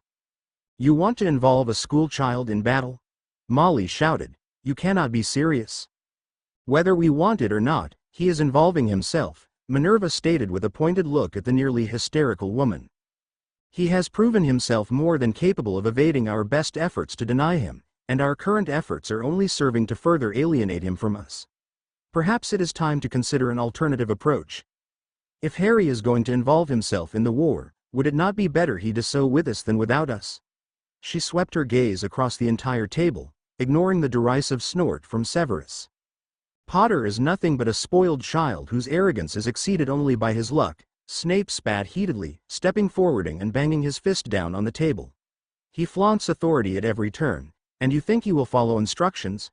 Allow him to work with the Order, and he will put every one of our lives in danger with his foolish stunts. Chaos descended following this statement as too many voices argued over each other. For several minutes this went on, and Minerva held her tongue. Slowly the voices began to quiet, but order was far from restored as members continued to quarrel back and forth. She met and held the gaze of Remus Lupin, and, after a long moment, he gave a subtle nod of his head. She could hardly blame anyone for wanting Harry restricted from involving himself in the war. She felt the same way about him and every other person in the room. What they failed to realize was that Harry would not allow them the option, and they lacked the ability and even the authority to stop him. He was nearly old enough and certainly mature and skilled enough to make the decision for himself. Continuing to alienate him would only serve to drive the wedge between them further. Everyone just assumed that Harry would jump at the first opportunity to join the Order, but if they continued to treat Harry as a child or as a commodity, he may never come around to their side. She knew Harry already had at least one ally in the Order, and she hoped Remus correctly interpreted her glance. The more allies Harry gained in the Order now, the easier it would be to bridge the gap between them when the time came. We need to talk. Harry looked up at Ginny and, seeing the serious expression on her face, conjured a bookmark and closed the text he had been reading, giving Ginny his full attention.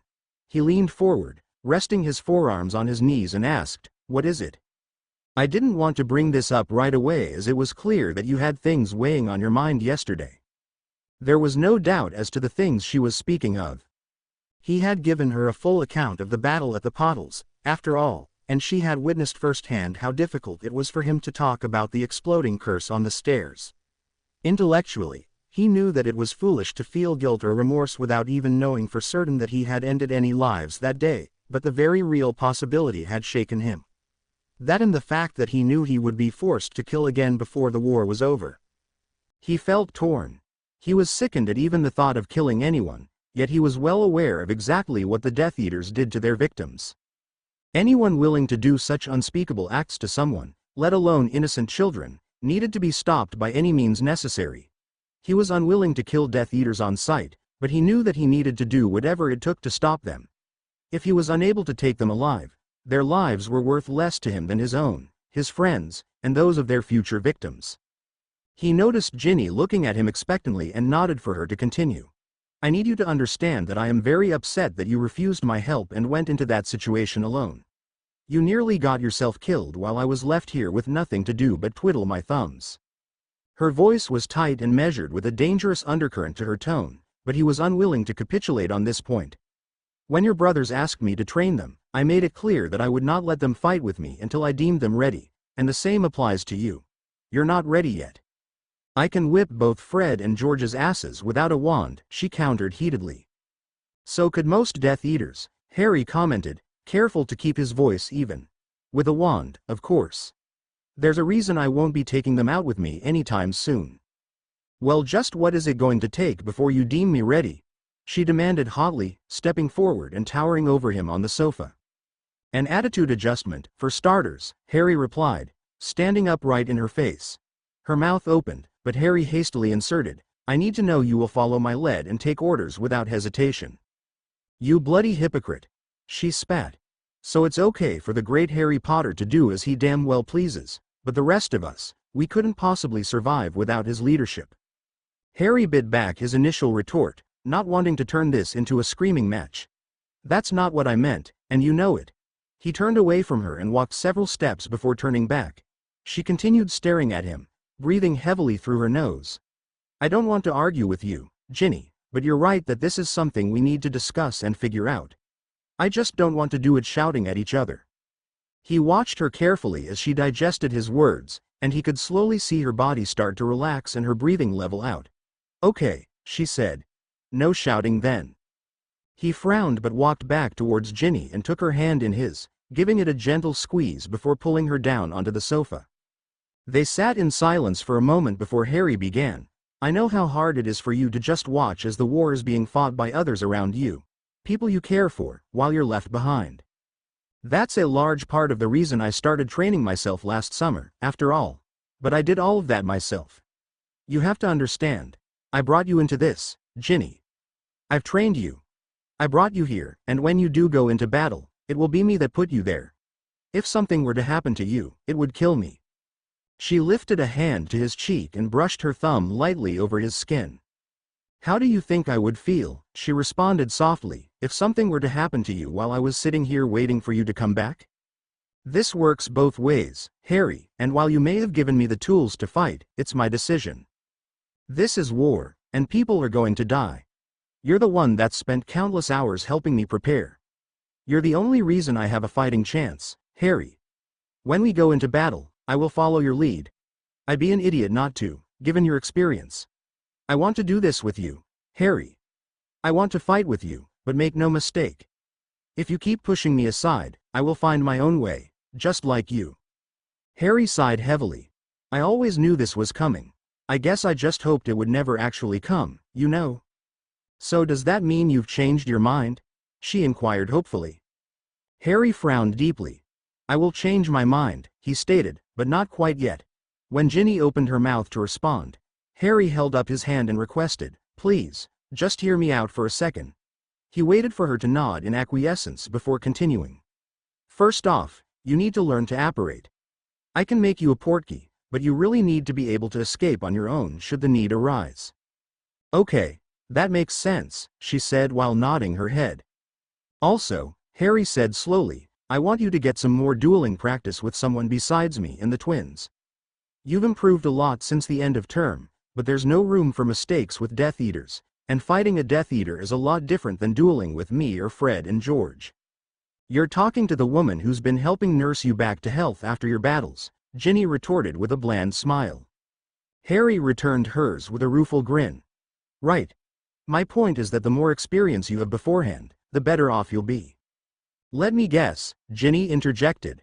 Remus and Tonks? Harry smiled and offered her a shrug. Not many other choices, are there? They have a lot more experience and know a lot more spells than I do, and their style of fighting is more similar to Death Eaters than mine, so they should give us a much better idea of how you'll fare in a real fight. Nodding to himself, Harry turned his gaze to Ginny. I think that's our best bet. We'll see how you fare against each of them and go from there. So how long do I have to duel them before I'm ready? Ginny asked with an arched eyebrow. Harry held up his hands in a defeated manner. I don't know, Ginny. It's not as if there's a handy little test that can show me whether or not you'll survive against Death Eaters.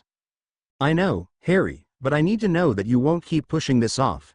I need something more concrete than just, we'll go from there, because if you delay me in some stupid effort to keep me safe, I'll end up resenting you, just like you resent Dumbledore. Harry pulled Ginny towards him and wrapped his arms around her, holding her tightly. He knew she was right. He would never truly feel that she was ready, but if he was honest with himself, he suspected she was probably at least as prepared as he had been when he had apparated to Diagon Alley a year ago to save her and Ron from the Death Eaters, or she would be as soon as she learned to apparate. He felt her arms snake around his middle and squeeze him back. He allowed himself a moment to bask in her embrace and collect his thoughts before clearing his throat. I tell you what, Harry began. After you've dueled against both Tonks and Remus, we'll talk after each session, and if I can't give you a solid reason why you're still not ready, then I guess that means you're ready. And if I manage to beat Tonks or Remus? She queried mischievously. Harry swallowed. If you can beat Remus or Tonks, then I guess I can't really stop you, can I? Not without being a hypocrite, she added with a slight smirk. Harry forced a smile but was not sure how well it succeeded. Ginny reached a hand up to his face and cupped his cheek. I know this isn't easy for you, Harry, but thank you for not just blowing me off. Like you said, I couldn't do that without being a hypocrite, Harry replied. I just need some time to get used to the idea. She stroked his cheek with her thumb. I love you, Harry, she whispered. Harry smiled without any effort this time. reaching a hand up to tuck a stray tendril of hair behind her ear. "I love you too, Ginny." He leaned in and pressed his lips to hers in a short key asterisk and then pulled her in for another hug. They settled back into the cushions, still locked in their embrace, and Harry stopped himself from dwelling on the dangers she would be putting herself in. There would be plenty of time to worry over that later. For now, he just wanted to hold her. Eventually Harry removed his necklace and wrote a message to his co-conspirators, explaining to Ginny, "I'm letting them know I need them for some help in training. We can get you started against them as soon as they're able to make it." She stroked his chest and pressed a key asterisk into his neck, whispering, "Thanks." A silence descended over them, and Harry allowed himself to just bask in the moment and in the warm feel of her body beside his. As several minutes passed, though, Harry began to feel an inexplicable need to go somewhere, anywhere, just so long as it got them out of the house. "Do you want to take Sirius's motorbike for a ride?" he suddenly asked Ginny before the thought had even taken root in his head. She leaned back and looked at him with an amused smile. "Sure. Do you know how it works?" Harry frowned and shrugged. "Yeah, I think I've worked it out." Ever since Remus had brought the bike over, Harry had spent a few spare moments each day taking it up and down the drive, teaching himself how to operate it. Actually driving it, and with someone else on the bike with him, would be a slightly different story, but he was fairly confident he had a handle on it. "I need to visit the loo. I'll meet you out there." Nodding, Harry went into the garage and straddled the bike. Inserting the key into the ignition, he put his foot down and pulled the bike off the stand, kicking it up. He walked the bike out of the garage and sent the door closing with a wave of his hand. Ginny exited the house a moment later, and he asked, "Ready?" She nodded. "Well, climb on." She stuck her tongue out at him but complied, climbing behind him and wrapping her arms around his middle. He revved the engine and gave a whoop of joy as they sped into the street. Not being at all familiar with the streets, he kept their road trip rather confined. He could always apparate them back home if they got lost but did not want to rely on it. Remus had warned him about performing magic directly on the bike as it could interfere with its inner workings. Sirius had apparently spent a lot of time and research on the additions he had made, and Harry vowed to look for some books on charming Muggle machines. And not only for the bike. As more time passed, the electricity in his home was acting wonkier, and he feared it was only a matter of time before it gave out entirely. He did not need the electricity, but he preferred his home be a mix of Muggle and magical. Harry drove around the park where they went on their daily jogs. He wound through a few different streets while being careful not to stray far from the only real landmark he recognized in the area. As they drove down a street near the opposite end of the park, Harry stiffened as he picked up two magical presences in the area. The bike nearly stalled due to his inattention, and he quickly fought to get the machine back under control. "What's wrong?" Ginny worriedly asked. Looking towards the source of the magic, Harry half turned his head and loudly replied, "I think there's a magical family nearby." He paused a moment before adding, "Either that, or someone may have found us." "Could it be the family we saw in the park?" she asked, her voice fighting against the wind. Harry slowly nodded his head. "You're probably right." He did not recognize the magical presences enough to identify them, but it was very likely that they did in fact belong to the two children from the park. After all, it would only make sense that they lived in the area if they went for a casual stroll along the trails. As they passed by, Harry made a note of the address and kept a mental picture of the house he sensed them in. It never hurt to be too cautious. "I can tell you with all honesty that I have not had any contact with Harry since before your attack on him," she told him challengingly. Albus sighed and leaned back in his chair. It had been several days since the Order meeting where she had publicly called him to task for his actions, and she remained every bit as frosty towards him on the subject. Not that he could blame her. He met her stare for a moment before allowing his gaze to wander to the silver instruments around his office. His eyes narrowed in on one in particular, the monitor keyed into the blood wards on Privet Drive. Pretty soon there would be nothing left to restore. "If you intend to continue your search for Harry, you will be doing so without me, Albus," she added, her tone unyielding. He turned his gaze back to her and nodded his head sadly. "May I ask you about your conversation with Harry following your discovery of his alternate identity?" He met her searching gaze unblinkingly, hardly daring to hope for her cooperation. "You may ask," she finally stated. "Pardon my bluntness for a moment," he prefaced, giving her an apologetic glance before continuing, "But you are not one to be easily persuaded into anything. Nor are you one to be easily swayed to look the other way, as it were." Her face showed no reaction to his statements. "I find myself curious, therefore, as to how Mr. Potter was able to engender your cooperation." "Was there a question in there?" she queried with a rigidly raised brow. He sighed again, doing his best to temper his frustration. Getting angry would do nothing to endear him to his longtime friend and colleague. "You and I have worked together for a great many years," he stated. "I like to think that you know me as well or better than any other. I also like to think that I am not normally unreasonable, present circumstances notwithstanding. I readily admit to you that the errors in judgment I have made in regards to Harry are multitudinous and date back to the night I placed him on the doorstep of his aunt and uncle. I beg you to help me understand your position because, though I see my recent methods to be flawed, I have great difficulty believing that it is in anybody's best interests, Harry's least of all, for the Order to abandon their search for him." Silence reigned as he remained locked in her steely gaze. Finally her countenance softened the tiniest margin as she replied, "There are no words that could convince me to advocate a teenager fighting Death Eaters and shirking authority." The argument Harry presented was strong and impassioned, but it was not his words themselves that swayed me, nor would I expect any words to sway you, Albus. It is the man I was swayed by. Harry is no more boy than Bill or Charlie Weasley, both of whom have already been admitted to the Order. I chose to keep his secrets because he had the conviction to make his choices, the determination to carry them through, and the maturity to take on the repercussions of his actions. And besides," she added, the barest hint of a smirk playing at the corners of her lips, "had I not given him my word, I sincerely doubt I would have been able to stop him from fleeing the castle." He allowed a brief smile at her small jibe, but it faded quickly as he considered her words. "I dare say you might be correct." Despite his weekly lessons with Harry throughout the year, it was clear that Minerva had kept in much closer contact with him. Or perhaps it was that she was simply more open-minded. There had certainly been plenty of signs, had he been more open and observant of them, to indicate the full extent of the changes in Harry. He had been surprised and overcome with pride at the growth and maturity Harry had shown over the course of the school year. It was clear even then what had brought about the change. The death of Sirius coupled with the revelation of the prophecy would have been enough to send most adults into a full-blown depression, but for Harry it only served to fuel his determination and allowed him to finally reach his full potential. In hindsight, he should have suspected that it went far beyond his improved grades and work ethic. He had convinced himself, though, that teaching the DA and training privately would keep Harry busy enough to distract him from the war raging outside the castle's walls. He had vastly underestimated Harry. His strength and courage, his drive to always do what he felt was right, and most of all his guile. The fact that Harry was able to hide his illicit activities for a full year continued to shock him even now.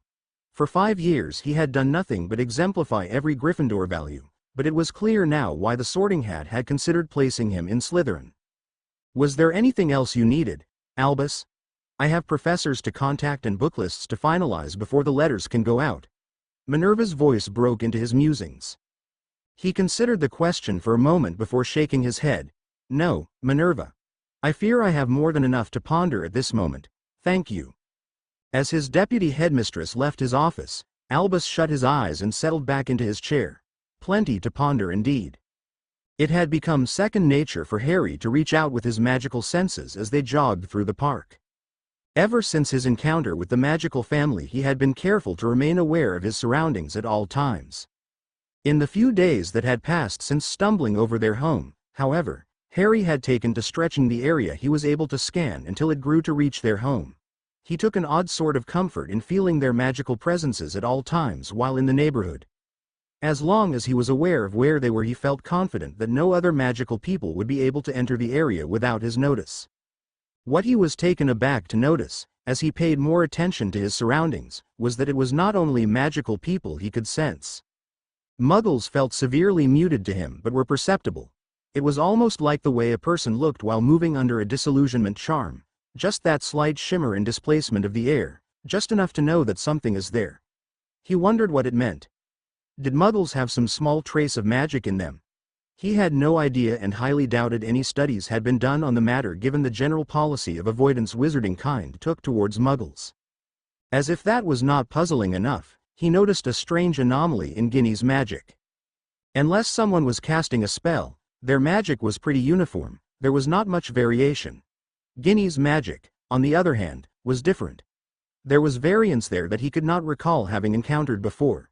He brushed it off at first since there were not many wizards and witches to compare against, but when he started paying more attention to how others felt in Diagon Alley, he quickly came to the conclusion that it was something unique to Ginny.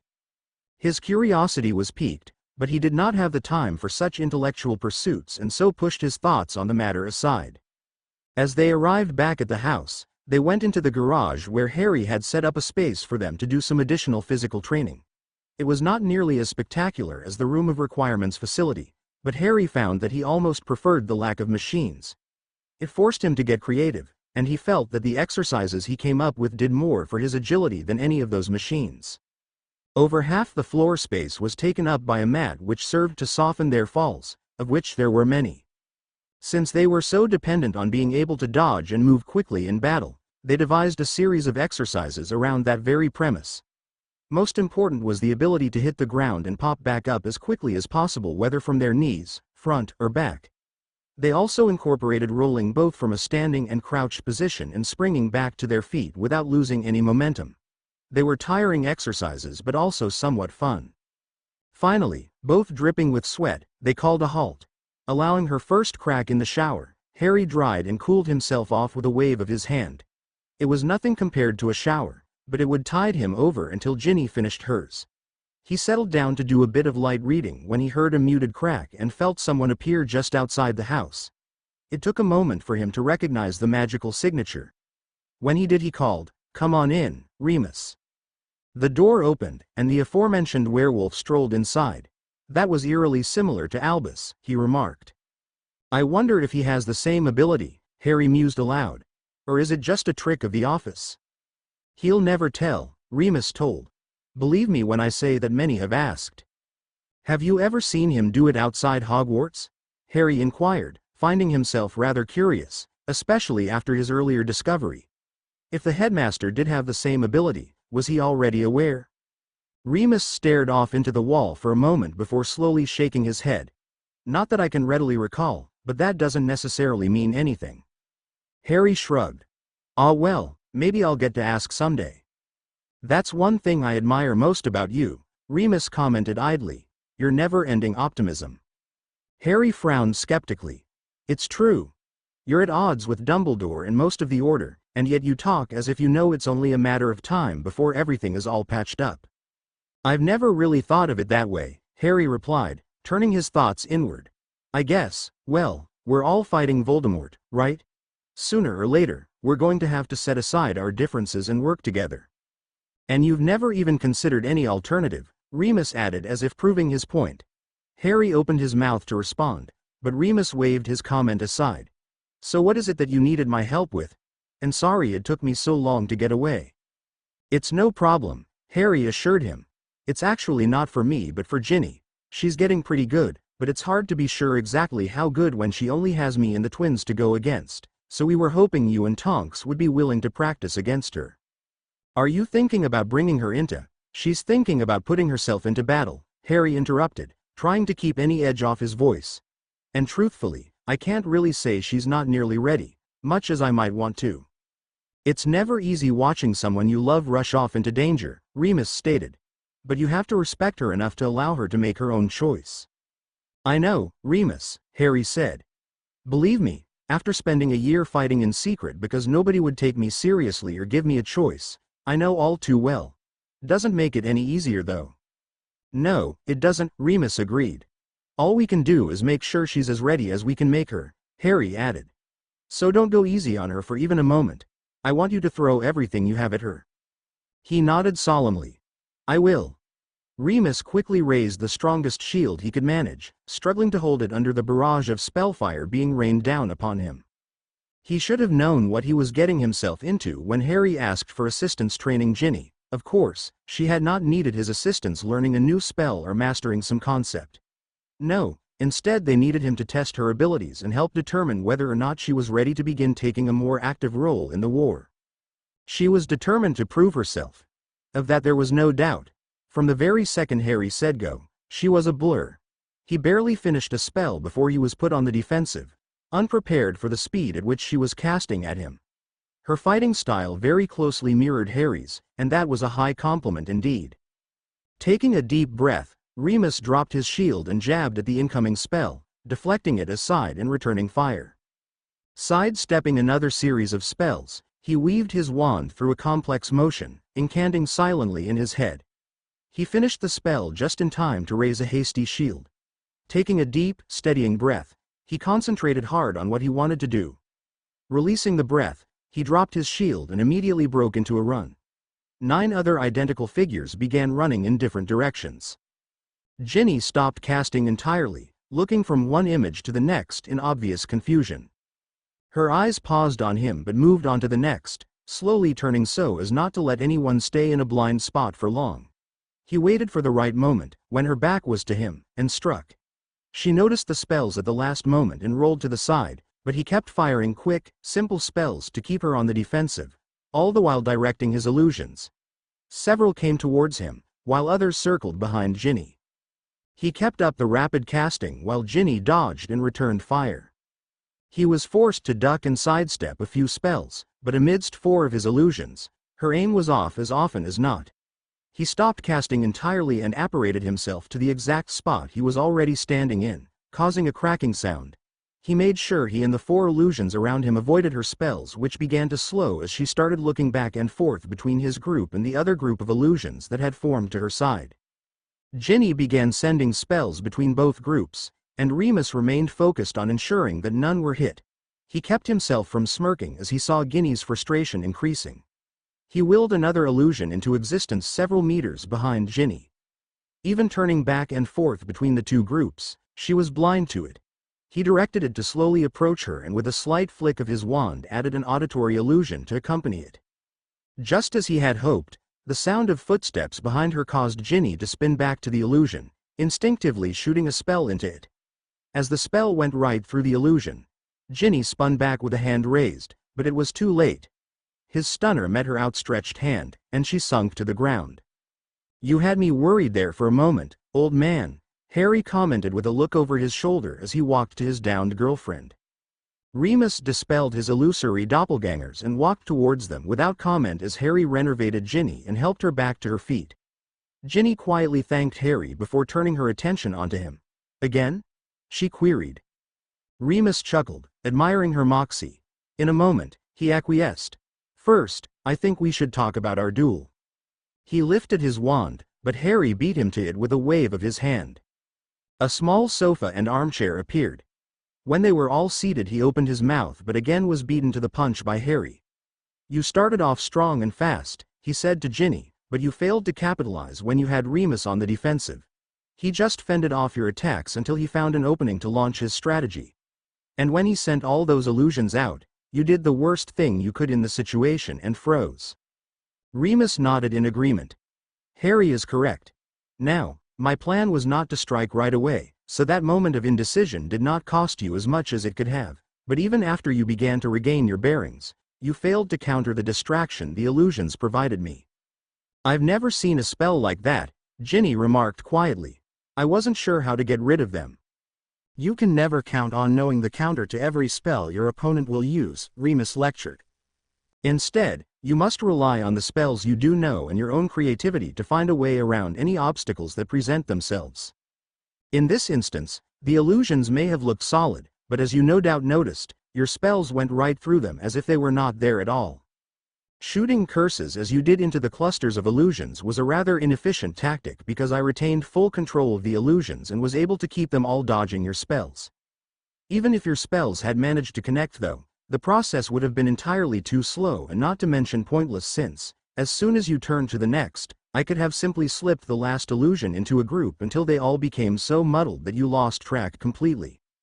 Now," he continued, "can you think of a better approach you could have taken to make the process quicker and more permanent?" He surveyed the couple as each appeared to be contemplating the question. Harry seemed to come to his decision first as his gaze refocused and alternated between Remus and the still thinking Ginny. After a short moment, Ginny turned her attention back to him and suggested, "I could have shot jets of water into the group."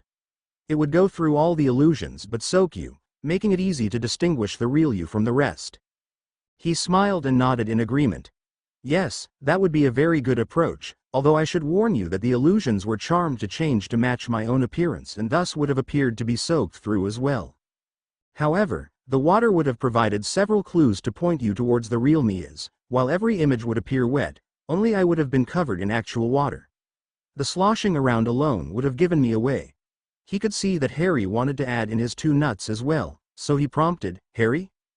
I know this wouldn't have worked for you, he said with a nod to Ginny, but Legilimency would have allowed you to verify which figure was actually Remus. True, Remus replied. I sincerely doubt you'd find any sort of mental presence in an illusion. However, being unfamiliar with Legilimency, I am uncertain how feasible it would be to perform during a duel of this nature. It would be fine for a one-on-one duel, Harry stated. As long as you're not in a full-on attack mode, it's possible to concentrate enough on other things to continue the duel. It could even allow you to see what your opponent is about to do the moment before he does it, but I'd have to test it to be sure. Remus nodded his head consideringly. I think it would be worth it to give it a shot, but, he turned his attention back to Ginny. I do believe you asked for a rematch? Ginny got her rematch several times over. She never managed to beat Remus, but she drew much too close for Harry's comfort on multiple occasions. The old wolf always managed to worm his way out by the skin of his teeth. If she managed as well against Tonks, Harry knew he would have little in the way of arguments against her readiness. The Auror's schedule was much busier than Remus's, though, allowing Harry his peace of mind for just a bit longer.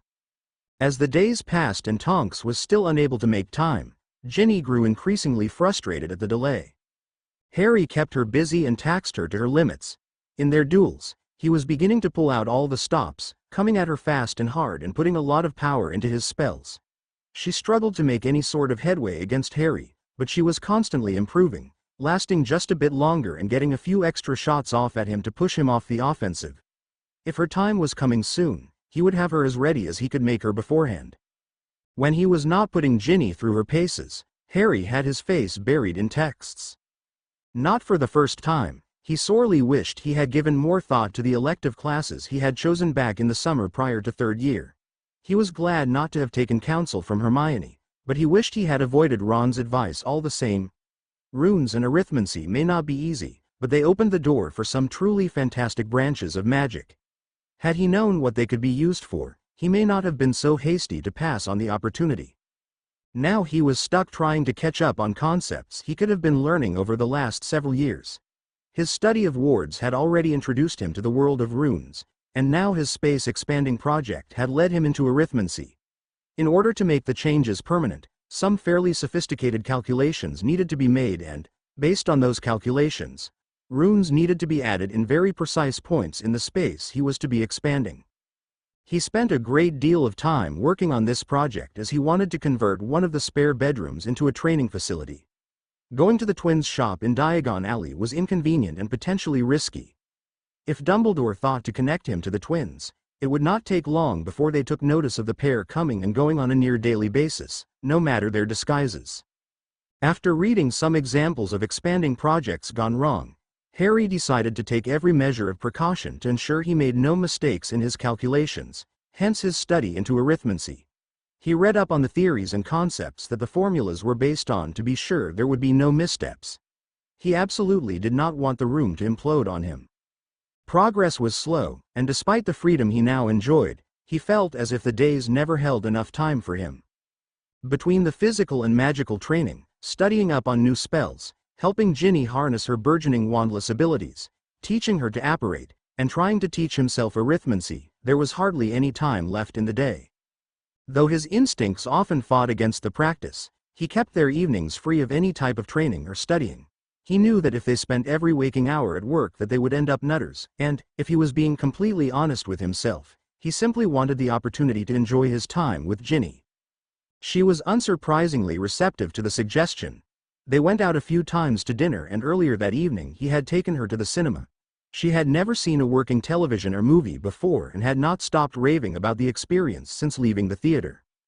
It's one thing to learn about it in class, Ginny gushed as she lay against his chest on the sofa. Or even to hear Dad talk about it, but I had no idea. That was bloody amazing. He chuckled at the realization that he had no idea whether she was talking about the actual movie itself or the technology. No wonder Dad loves to play with plugs and things so much, she murmured with a hint of awe. Well, not all technology is as exciting as a movie, Harry commented. And people have those tellies in their homes? Ginny asked, undeterred. Yes, most people do, he responded, keying the top of her head. Do you think we could get one? She asked excitedly. Harry laughed and shook his head. We could, he responded after a moment. But I've noticed the lights and appliances starting to act up with all the magic around.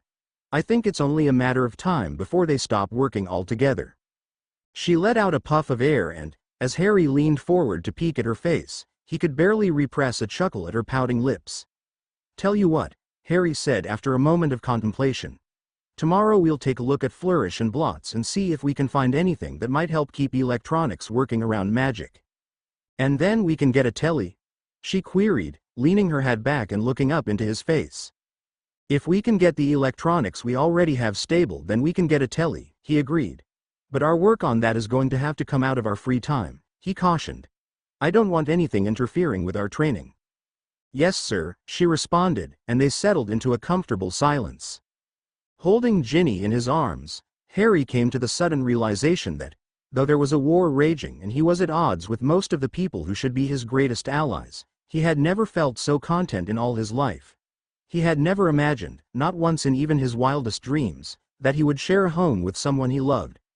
With a sudden clarity, Harry saw a glimpse of his future, their future, and it was so much more than he had ever contemplated. Though he knew he loved Ginny, he had never thought about a future with her. Perhaps he had never allowed himself to truly consider the possibility of actually surviving the war to settle down and start a life and family of his own, or perhaps he would not even have known what to imagine had it even occurred to him. But now that he had a taste of it, a taste of what his life could be with Ginny after the war, he felt himself fill with renewed purpose. This is what he was fighting for, not for the Ministry or the Wizarding World or Dumbledore. He would fight, and he would end this bloody war once and for all just for the chance to make this new dream a reality. Of course that was easier said than done. The portkeys and the map had been great ideas, but he could not rest on his laurels. The Death Eaters knew by now that his students had a ready means of escape available and knew that he was alerted in some way to each of their attacks. Their ambush had been proof enough of that. Since then, though, there had been no further attacks on any of his students. Through the twins, Harry received copies of the Daily Prophet which featured daily cover stories of attacks on Muggles and Muggle-borns.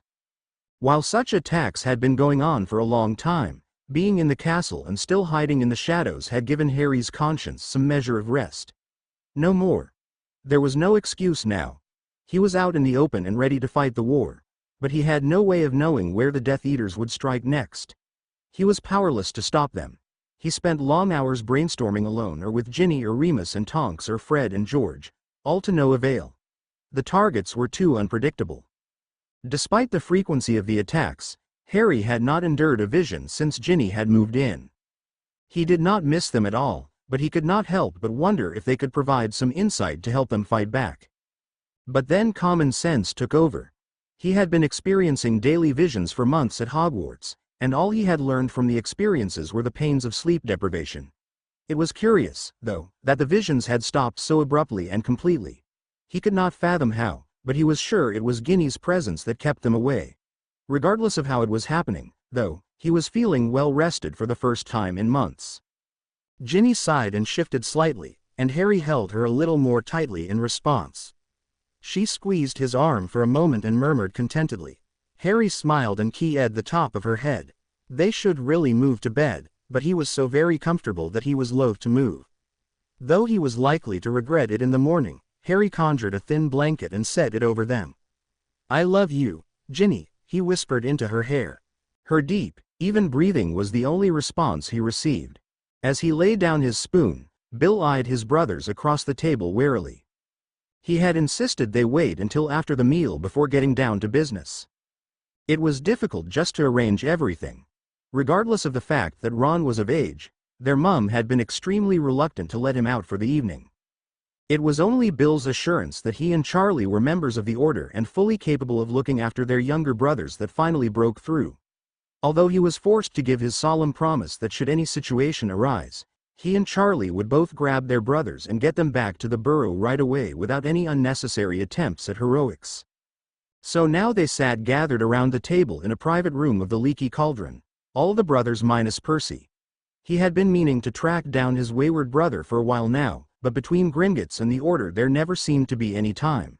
He sighed when Ron finally finished his pudding. Fred and George glanced at each other before simultaneously turning their gazes onto him. "So what's this about then, oh brother mine?" Fred asked. Bill could never articulate how he could tell the two apart, but somewhere along the way he had started being able to pick one out from the other. "Charlie and I have been doing some talking," Bill started, gesturing to his brother beside him. "When we first heard about Ginny leaving with Harry, we were alarmed but reckoned it would blow over in a few days, and she would come back home." Both twins snorted while Ron just eyed him speculatively. "Obviously we were mistaken." "Obviously," George agreed. "Harry seems like a decent bloke," Charlie commented lightly. "But this is our sister we're talking about. Mum mentioned that the two of them have been dating for several months, and we all know that Harry's not exactly been a good little boy this past year." "Are you worried about Harrykins taking advantage of our Ickle Jin? Fred asked. "Or that Jinnykins will be joining Ickle Har Har in his Death Eater hunting?" George finished. "Both," Bill stated seriously. He paused, briefly meeting each of their eyes. "I know you guys are friends with Harry, and we're not asking you to betray him or anything. We just want to get a better idea of what's going on here. Ron, you're his best friend. You have to have some inkling of what he's up to." His youngest brother shifted in his seat without breaking his gaze. "If you had asked me about Harry a year ago, I could probably tell you all you wanted to know," Ron said, his voice low and purposeful. "To be honest, lately I've been wondering whether I know him at all. He was always working on something this past year and going for jogs in the morning, and he was so bloody secretive. It nearly drove me round the twist. It never occurred to me what he was doing. It still seems bloody impossible that he managed to pull it off." He was silent for a long moment, and Bill wondered if that was all he had to say when Ron suddenly shook his head and refocused his gaze. "I can't really tell you what his plans are or what is going on. I can tell you this, though. Harry would die before he let anything happen to her. He'd throw himself in front of a bloody Avada Kedavra to save her without a second thought. I don't know what they're doing together, and I don't want to know, but there's not a bloke in the world I'd trust with Ginny more than I do Harry." The twins jumped onto their feet clapping. "Bravo. Well said. Would you two knock it off?" Charlie snapped. "Knickers in a twist there, Charles. Or perhaps it's been too long since someone's twisted your knickers?" He turned to his twin and stage whispered, "I hear he likes that, you know." Bill shared a long look with Charlie and finally shrugged. This was getting them nowhere. "If you do hear from either of them, will you let us know?" The twins shared a look before glancing at Ron. All three shrugged at once, and Bill felt a headache coming on. "Might just do that," Fred finally replied. "Course I seem to recall being called too young, inexperienced, and immature to be trusted with anything serious. I just can't seem to remember the circumstances," George added contemplatively. Bill held a hand to his pounding head as they carried on. "Indeed, my good man. I do believe you are referring to when we asked to join the Order." "Right you are, my dashing twin. How could I forget?" "Quite all right, you handsome devil. I daresay they may have been right after all." "Too true. There really is no reason to trust we'll be anything but a bother, wouldn't you say, Ronikins?" "Oh yeah," Ron input as all heads turned his way. "Merlin knows you two are as immature as it gets. Didn't even finish school, so how can you ever hope to show some responsibility and find decent jobs? And me, well I'm just a kid, aren't I? I mean, what have I ever had to deal with? Wouldn't know the first thing about battling dark creatures or Death Eaters." "Well said," Fred acclaimed, slapping Ron on the back. "So don't worry, oh great and powerful big brothers." "Oh for Merlin's sake, cut it out," Bill finally snapped. "As if we have any say over who is or isn't included in the Order." "They don't even put it up to a vote," Charlie added with a nod. "If Dumbledore says you're in, then you're in, otherwise. So you can hold the fact that we're in the Order against us, or you can be mature about this and work with us, Bill stated. I don't know Harry well enough to say whether what he's doing is right or wrong. I do know one thing, though. He helped save my life in St. Mungo's. He shouldn't have been there, but if he hadn't then I might not even be here right now. As far as I'm concerned, he can keep on doing what he's doing, and if I meet him in battle, I'll fight right beside him. This isn't about Harry, though, he said, brushing a stray lock of hair out of his eyes and swallowing a sigh. You can go ahead and stop right there, Fred interrupted, waving his hand back and forth. Ginny's not a little girl anymore, George inserted. So just keep the big brother posturing to yourself. And Merlin help you if you ever try to feed her this load of bull. You two seriously don't have a problem with this?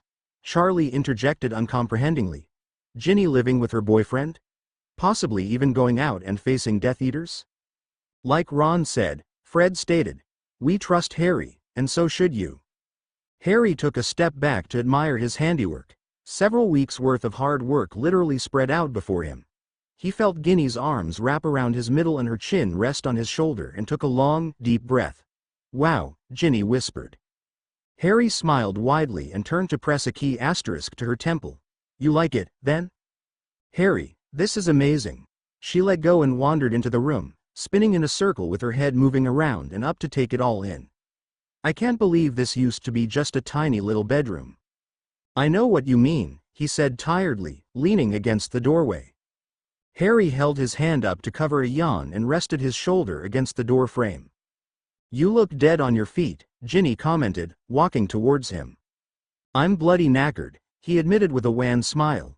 Takes a lot out of you. Come on, she said, grabbing his hand and swinging his arm over her shoulder. Let's get you to bed. She led him to their bedroom, and Harry followed without comment. When she tucked the covers around him and stepped back, Harry forced his eyes open and murmured, Join me? She smiled warmly and nodded her head. Harry returned the smile and allowed his eyes to drift back closed. After a moment, he felt the bed shift and a warm body press against his back as an arm snaked around his middle before coming to a rest on his chest. Harry took the hand in his and brought it to his lips. He took a long, deep breath and drifted off to sleep. He awoke to the feel of her gently running her fingers through his hair and along his scalp. Did you sleep at all? He asked groggily. A little, she whispered in reply. I like to watch you sleep. Harry smiled and turned to face her. He reached a hand up and cupped her cheek, looking into her eyes as he leaned in for a brief key. Thank you, he murmured against her lips. Leaning back slightly he added, I always sleep better with you. She held his gaze for a moment before saying, I've gotta pee, and bouncing out of the bed. Harry chuckled as he sat up and stretched. When Ginny returned a minute later, he asked, What do you want to do tonight? Let's stay in, she responded after a moment of thought. And research how to make electronics work around magic, he queried. Her only reply was a smile as she led him out of the room. After dinner, which they cooked together, the pair settled onto the sofa each with a book. They spent a couple hours in quiet study before finally putting down the books and discussing their findings for the evening. The next morning dawned brightly with hardly a cloud in the sky.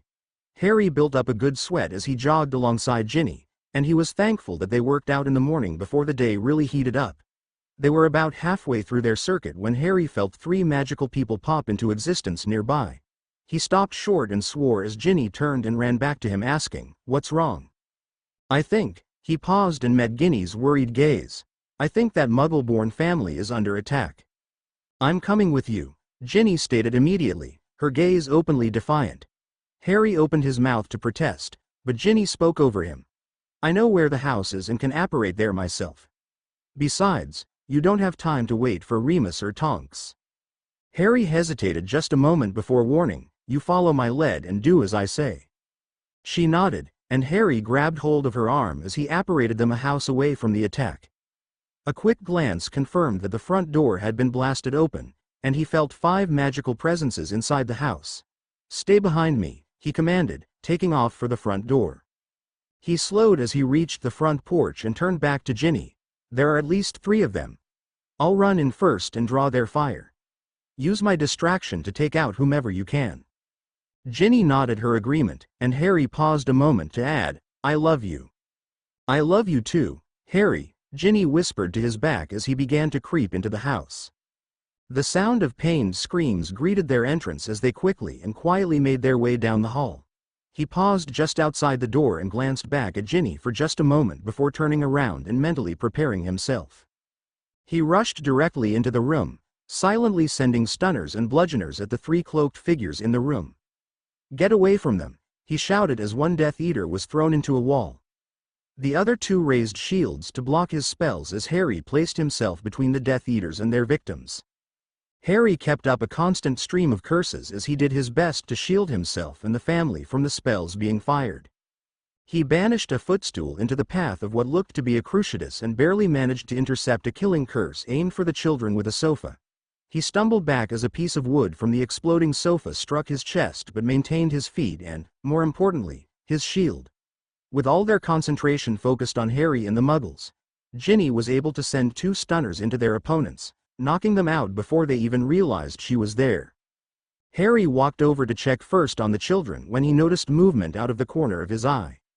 As he turned towards the source, a green light erupted, and without a second thought, Harry lunged towards Ginny, extending his hand and firing off 3 blasting curses before tackling Ginny to the ground. 3 rapid explosions sounded as he quickly sprang back to his feet and looked for the attacker. A dull thump sounded behind him, but Harry was too shocked at what he saw to pay it any mind. A hole was blown right through the wall, but that was not the most shocking thing. Around the hole were red splotches that could be only one thing. There was no mistaking it this time, he had killed. He turned as Ginny rose next to him. Harry grabbed and squeezed her hand as her gaze swept the room. Oh my God. Harry felt his heart lurch as he knew she must have seen the damage he had done. She stepped away from him, but he quickly noticed she was not looking anywhere near the blown-out wall. He turned to follow her gaze and felt his stomach drop.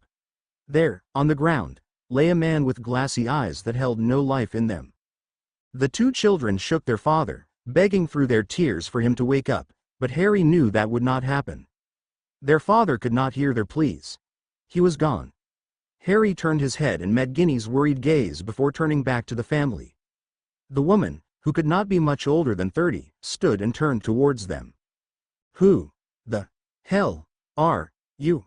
She demanded in a cold tone, carefully punctuating each word.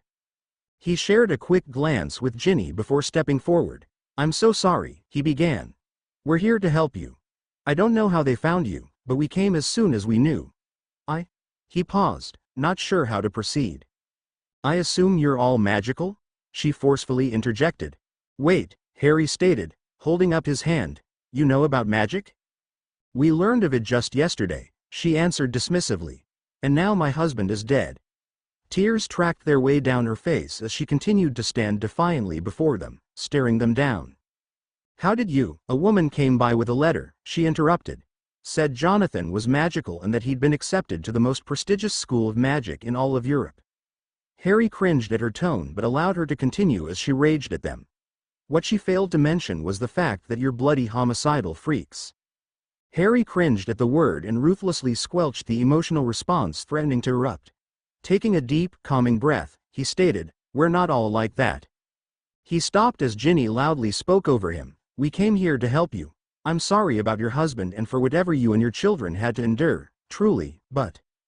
Harry tuned out of her outburst as he made a frightening realization. I have to go, he cut in sharply. Harry, what? There are more attacks, Harry quickly explained. They're all being attacked. All the incoming Muggle-borns. Ginny's eyes widened as his words sunk in. Stay here, he told her. Harry, she began sternly. No, Harry interrupted. You need to stay and guard them. I need to get to Minerva now. The second she relented and nodded, Harry disapparated. Harry winged his way to the castle, infinitely relieved that his owl senses were telling him Minerva was there. He came upon her office window and was frustrated to find it closed. Flapping his wings hard to stop his momentum from crashing into the window, he alighted on the stone ledge and spied her at her desk as he leaned forward to peck his beak on the glass. She looked up and slowly rose from her seat and walked to the window.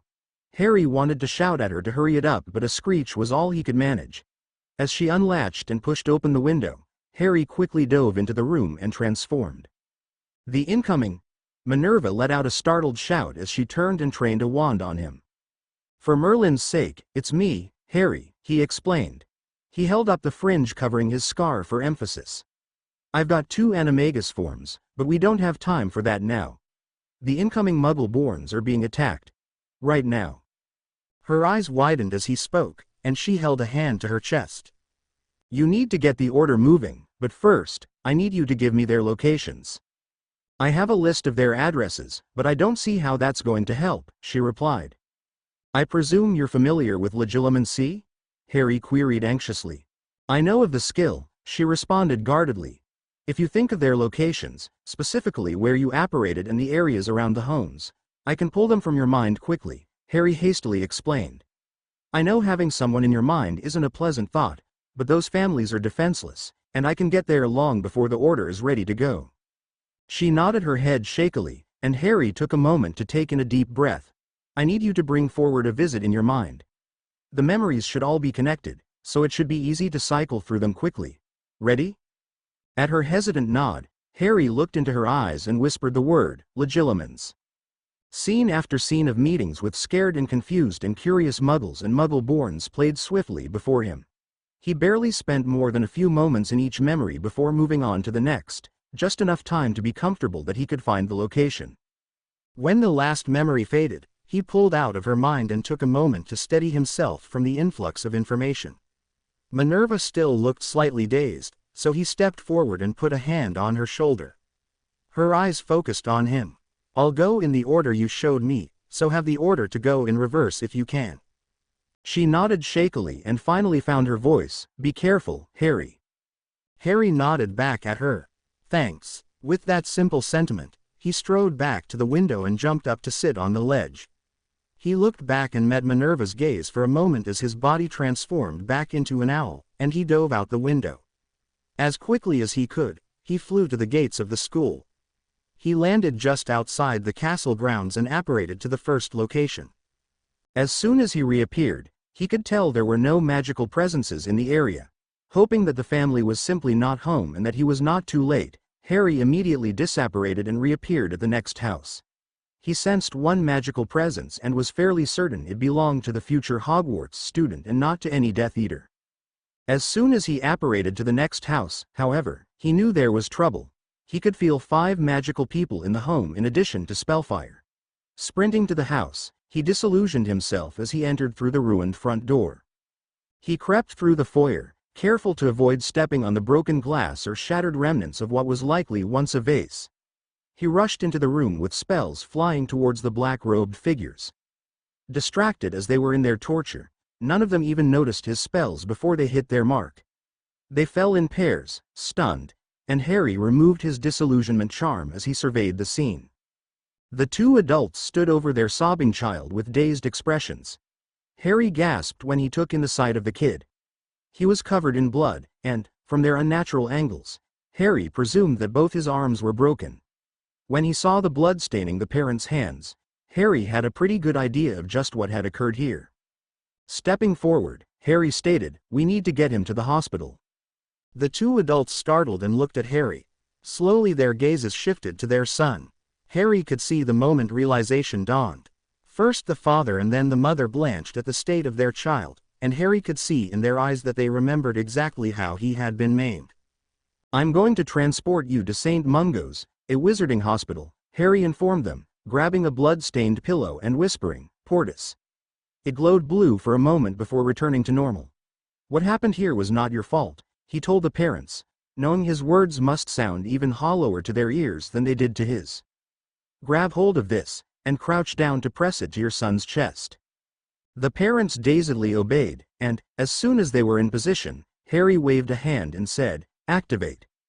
The 3 disappeared in a swirl of color, and Harry glanced briefly at the downed Death Eaters, summoning their wands and snapping all 4 with a quick cutting curse. He threw down the remnants in disgust and bound the cloaked wizards in ropes before disapparating for the next home. Out of the 10 Muggle families, 5 were attacked. 2 of the families were deceased before any help could arrive. 2 families are currently in St. Mungo's. One with severe injuries to the incoming child, who was expected to make a full recovery, and one with 2 adults and 3 children recovering from exposure to the Cruciatus curse. The father of the final family was killed during the attack, but the rest of the family was mostly unharmed. Minerva kept a tight rein on her emotions as Kingsley delivered the report. She felt responsible for the casualties as she had personally visited all of these families. Regardless of the attacks against current students, she had not considered the danger facing the incoming first years, particularly the Muggle-borns. She should have seen it coming. After all, she was forced to submit a list of all new Muggle families introduced to the wizarding world to the Ministry. It was necessary so that the Ministry had a record of every magical person in the country. No doubt some agent of you-know-who's had just waltzed in and made a copy of the list. Her complacency had cost 9 people their lives today, and many others were currently recovering from the injuries sustained in the attacks. After Kingsley returned to his seat, she swept her severe gaze across the table. What measures are being taken to prevent any future attacks on these families? She asked the now silent order. Nymphadora openly scowled while Kingsley shifted in his chair and cleared his throat, saying, "The Ministry has provided the families with pamphlets." "What are we doing?" Minerva interrupted. "To prevent future attacks." She directed a hard stare at Albus as she finished her query. "We lack the manpower to adequately monitor their homes," Albus stated wearily. "You'll recall how much difficulty we faced arranging guards for just Harry's home in years past. However," he added as Minerva opened her mouth to retort, "Bill, Alistair, and I will be paying visits to each property to add some minor wards to alert us to any future attacks." She nodded her head in approval and turned as Nymphadora spoke up. "Maybe we should take a page from Harry's book as well and provide them with portkeys." "Portkeys are strictly regulated by the Ministry," Albus cautioned. "I am not aware how Mr. Potter learned the skill, but should the Ministry ever learn of his involvement in their creation, he will likely face serious charges." "With all due respect," Remus interrupted, "we are hardly a Ministry-sanctioned group. The whole reason the Order exists is because the Ministry has been both unable and unwilling to take the necessary steps to both protect its citizens and combat you-know-whose forces." "The lad's right," Alistair gruffly agreed. "War's no time for half measures. Give them portkeys, and it's one less thing for us to worry about. I'd like to know what else Potter has cooked up." He turned his attention to her and asked, "Any idea how he learned about the attacks in the first place?" Minerva slowly shook her head as she replayed their brief encounter in her mind. "No, I was rather shocked at his appearance and the news he brought. I never thought to question how he became aware of the attacks in the first place." "If I may," Albus inserted as she wound down, "I think it likely that this is another case where Harry might have experienced what he calls a vision of Voldemort's doings." That matched her own thoughts, so she, along with many others, nodded her head in silent agreement. "While we're on the subject of young Harry, I believe some of those sent out to protect the homes of the Muggle-born students came into contact with him." The phrasing and tone made it clear this was a request for a report on their dealings with Harry, and Minerva had to stifle a groan at Albus's unwillingness to let this particular matter rest. "Hestia Jones spoke up first. He apparated outside the house I was guarding," she said. "He spotted me right away and nodded at me before disapparating." Albus nodded and turned to survey the rest of the Order. Kingsley added, "Potter arrived while Tonks, Remus, and I were engaged with the Death Eaters. He joined the fighting and disapparated as soon as the Death Eaters portkeyed away. I don't believe he said a word short of a shout of warning during the fighting." Both Tonks and Remus confirmed his report. Daedalus Diggle added his own sighting of Harry, giving an account almost identical to Hestia's. Bill Weasley then cleared his throat and said, "As you know, the house I approached had already been attacked and the Death Eaters already incapacitated. My sister was with the family when I arrived, and she disapparated after a short exchange." His voice was pained as he relayed this information, but he regained control over his emotions as he continued. "Harry appeared later and seemed surprised to see me there. We had a short talk mainly about Ginny before he left." Minerva was glad that Molly was absent for this particular report as she knew the news about her daughter would have left the mother in quite a state. She immediately felt guilty but could not deny her relief. She did not envy Bill his role in breaking this news to her. A silence descended over the group following Bill's account. Finally, Albus addressed Bill, asking, "Might I inquire as to how your underage sister was able to disapparate undetected by the Ministry?" The eldest Weasley boy stuttered. His face took on a momentarily vacant expression, and Minerva received the impression that he had not considered this previously. She had little doubt as to the forthcoming answer and was not disappointed when he answered. She did it wandlessly. "You are certain?" Albus clarified. "Yes," he said, nodding his head absently. "She hexed me before she left. I hadn't thought about it, but she never drew her wand." "Ginny hexed you?" Tonks asked, leaning forward to get a better look at Bill. "What did you do?" Bill looked distinctly uncomfortable, and Albus cleared his throat before any response could be given. While I have no doubt the circumstances behind Miss Weasley's actions would make an excellent story, perhaps it would be better served to be told at another more appropriate time. Now, back to the matter at hand. Harry Potter lives at 165 Magpie Lane. He waited a moment before seeing their eyes widen. Smiling broadly, he waved the pair towards the house, saying, "Welcome to my home." "How the bloody hell did you manage to put your house under the Fidelius?" It was a testament to their shock that his twin had no remark to add. "I'd been planning this since last summer," Harry answered as he led them into the house. "And there happened to be a couple of books in my family's vault on the subject. I'll give you the proper tour later, but right now Gin's waiting on us." He led them into his bedroom turned dueling room. One twin let out a low whistle as the other commented, "You really pulled out all the stops, didn't you?" "Yes, he did," Ginny input with a wry grin. The smile fell off her face quickly, though, as she added, "Our brother is an unmitigated ass." "Bill? Or Charlie?" "Bill," Ginny spat. Harry shrugged when the twins looked at him questioningly. "We each had a bit of a run-in with him yesterday," he explained. "He was not very pleased with our current situation." "He was channeling his inner Percy is what he was doing," Ginny scorned. "You can't live with your boyfriend, Ginny. It's inappropriate," she mocked. "What are you thinking involving yourself like this? You're too young. Bloody wanker." Needless to say, she wasn't impressed with anything he had to say, Harry added helpfully with a roll of his eyes at the twins. "They smirked at him before turning to Ginny, gave us that same speech just last week." "That he did. Came around asking for any insights we might have into what the two of you are up to. Seemed rather concerned about your current living conditions. And the possibility that you might find yourself in battle alongside young Harry, here. Seemed to think that we, as your ever-caring brothers, would go out of our way to assist him in his big brotherly posturing. He and Charles were quite flummoxed when all was said and done. Even Ickle Ronikins joined in the fun."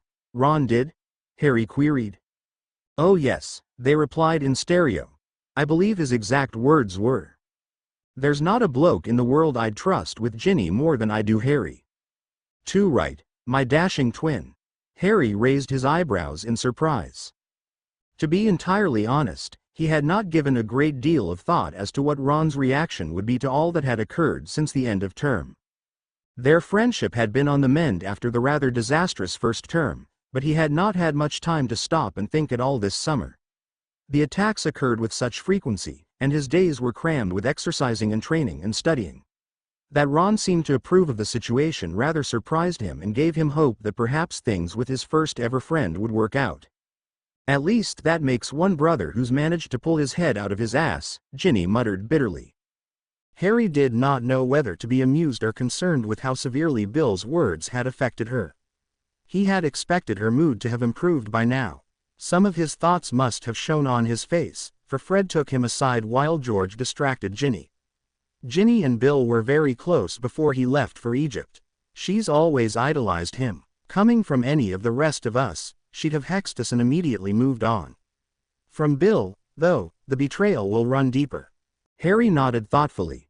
That made sense, he supposed. It was not as if he had much experience with the whole family dynamic, but he considered it comparable to the way his feelings towards the headmaster had been turned completely on their head last summer. While he did not doubt that Dumbledore cared for him, just as he knew Bill cared deeply for Ginny, his lack of faith and trust in him had disturbed Harry. He imagined it was even worse for Ginny since Bill was family and because she was still recovering from what her parents had allowed a few weeks prior. "Let's get to work, shall we?" Harry finally called. Harry put the twins and Ginny through their paces, taking them all on and pitting them against each other in turns. A few duels in, Harry had just incapacitated Fred and George and was turning his full attention onto Ginny when he felt two new presences pop into existence in his front yard. His moment of distraction nearly cost him as he hastily dropped out of the way of a stunner and quickly raised a shield to deflect an onslaught of curses from his grinning girlfriend. Deciding to try a new tactic, he pushed his shield out towards Ginny and saw her eyes widen as her spells began deflecting rapidly closer to her outstretched hand. She jumped to the side and turned her attention away from him for a moment to watch as the slight shimmer of his shield passed the space she just recently vacated and impacted the wall to no visible effect. She was unable to recover from her own moment of distraction, and his Incarcerus spell had her wrapped up for him as he strode towards her. Got you right where I want you, Harry teased even as he shielded against the stunner she managed to cast with a flick of her wrist. None of that, my dear, he said with a smile as he dipped down to plant a quick key to her lips. We have company, he commented as he released her from her binds. Two Renervates brought her brothers back to consciousness, and Harry strode out to meet his visitors. Remus, Tonks, he greeted as he walked into the lounge. Hello, Harry, Remus replied at the same time as Tonks, Watcher. Ginny entered, followed shortly after by Fred and George, and greetings were exchanged all around. So what brings you two here? Harry asked when they had all settled. Well, for starters, I believe you wanted to see how Ginny fared in a duel against Tonks, Remus answered, while Tonks pretended to buff her nails on her shirt beside him. Oh, this we have to see, the twins chorused in stereo. Harry rolled his eyes and turned to Ginny with a smile. I must admit I'm looking forward to it as well, though likely for entirely different reasons. I'm ready whenever you are, Ginny casually commented to Tonks. Why do I get the feeling that this is a setup? Tonks queried the room at large. Remus burst out laughing in response and stood up, tugging Tonks to her feet as well. You're a trained Auror. You should have no problem against a Hogwarts student. Pretty funny thing to say when there's a Hogwarts student in the room who could probably kick all our asses at the same time, she dryly responded. Remus shrugged his shoulders and led Tonks into the dueling room. Harry and the Weasleys followed behind as Remus turned back to him. You really went all out on this, Harry. No kidding, Tonks muttered. I don't understand where you find the time or the ability to do things like this. Nothing motivates you like a ridiculously powerful Dark Lord meticulously planning your murder, Harry drolly drawled. No kidding, Tonks repeated as she shrugged out of her robe and handed it to Remus. Harry snorted when he caught sight of her t-shirt. A wolf was howling at a full moon over the caption, I prefer Wolfie style. I'll bet you do, Harry uttered when she sent him a smirk. Tonks winked at him before turning to Ginny and saying, Show me what you got, firecracker. Oh, you're in for it now, Fred warned. Jin has never liked nicknames. Have you Ginnekins? Especially ones with fire. Firecracker. Firefly. Fire crab. Fire slug. Fire crotch. Fred, Ginny scolded, her mouth hanging open. See what we mean? George pointed out to Tonks in a stage whisper as Harry barely reined in his laughter. Ginny's face, meanwhile, had heated up to a fiery red. Anyway, Harry interrupted, trying valiantly to keep a straight face, and to keep his thoughts from wandering further south. What say we get this show on the road?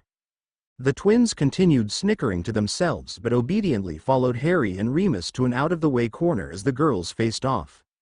The pair started slowly, testing the other's defenses as they circled each other like two predators fighting for dominance. It was as if a switch suddenly flipped as both girls sprang into action. The spells flashed at a furious pace, and while Harry could not help but notice how advanced Ginny had become over the last several weeks, he found Tonks' performance the more surprising. He had seen her in battle before, but he had never actually had an opportunity to stop and watch her duel. Whatever awkward in her own body clumsiness normally affected her vanished completely as she moved with a fluid grace that few could hope to match.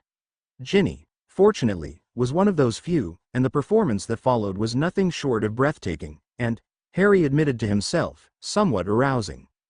He forced such thoughts from his head, though, and concentrated on the fight and on Ginny's performance. As the battle wore on, he could see the balance slowly tipping Ginny's way. Tonks began to tire, while Ginny tirelessly continued to duck, dodge, roll, and assault her Auror opponent. While Ginny still struggled to cast two different spells at the same time, she had mastered dual casting of the same spell and used it to her advantage to wear Tonks down until finally her shield failed. She managed to stagger out of the way of one barrage, but, her fatigue slowing her down too much, she fell to a stunner. Ginny ceased her casting and bent over her knees, huffing and puffing as she attempted to catch her breath. Harry turned and saw three faces staring out in disbelief at the sight before them. Finally, Remus seemed to break himself out of his stupor and met Harry's eye for a moment before giving him a small smile and a nod. The two stepped out together, Remus walking quickly to Tonks as Harry made his way to Ginny. "You were brilliant," Harry commented. Ginny raised herself up and met his eyes, and he watched as the smile stretched across her lips. "I did it," she whispered. Harry smiled and opened his arms as she launched herself at him, repeating, "I did it." "Yes, you did," Harry murmured into her hair. He was immensely proud of her but worried. He did his best to subdue the pang of fear in his gut as he squeezed her tighter. "I knew you could." "I'd ask you where you learned to fight like that," Tonks interrupted as she walked over to them with Remus at her side, "but I have a feeling I already know the answer to that one." Harry rolled his eyes at Tonks as Ginny extricated herself from his arms to turn and face her. "Harry's a very good teacher," she praised and gave his hand a quick squeeze. "No doubt," Tonks agreed with a wink. "I might just have to steal him away to the ministry to give the Aurors some tips." "Nah," Harry refuted with a shake of his head. "Wouldn't want to give away any of my secrets. Never know when I might need to use them against the Aurors." "Too true," Tonks agreed with a frown. "Where did Fred and George get to?" Ginny queried, and Harry glanced around the room to find that they were no longer there. He met Ginny's eyes for a moment before they both strode towards the door. He heard chuckling behind him but paid it no mind. He loved Fred and George, but he did not necessarily trust them to be in his house unsupervised.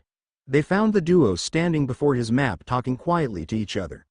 When they noticed they were no longer alone, the pair turned towards them. "Nice map you have here," one commented idly. "Now where have I seen something like it before, I wonder," the other wondered aloud. Harry shook his head.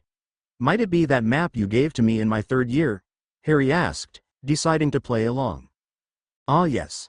That's the one, rather limited number of people being tracked." "Yes. Well, the Marauders managed to find a way to tie their map into the wards at Hogwarts. It would be nearly impossible to duplicate anywhere else.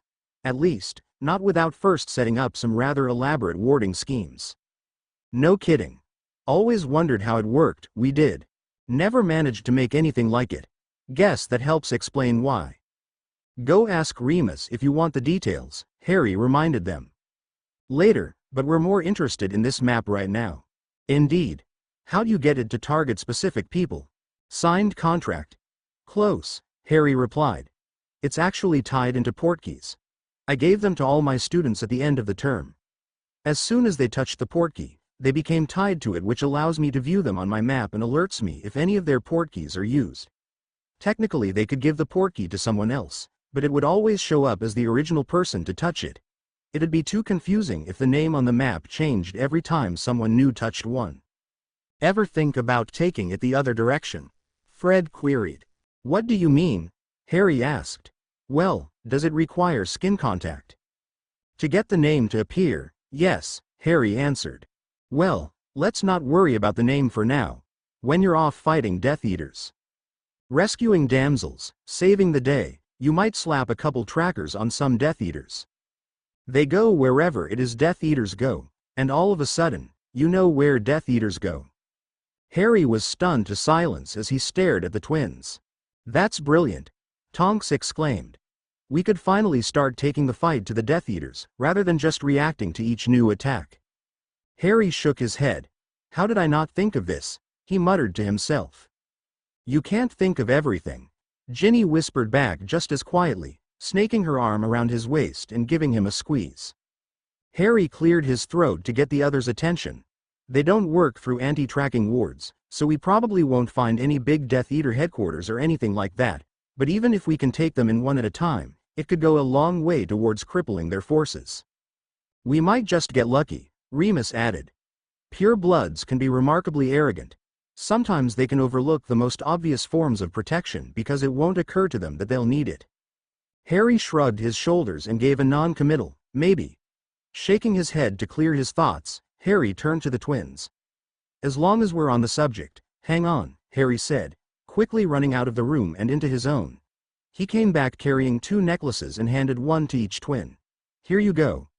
Just say sanctuary to activate them, and you and anyone else you're touching or who's touching the portkey will get whisked away to Hogwarts gates. 2 new labels appeared on the map as the pair donned their portkeys. I don't suppose you have a stockpile of these? George inquired. I have some extras, Harry stated. Why? The twins shared a look before nodding to each other and turning back to Harry. Well, we were just thinking.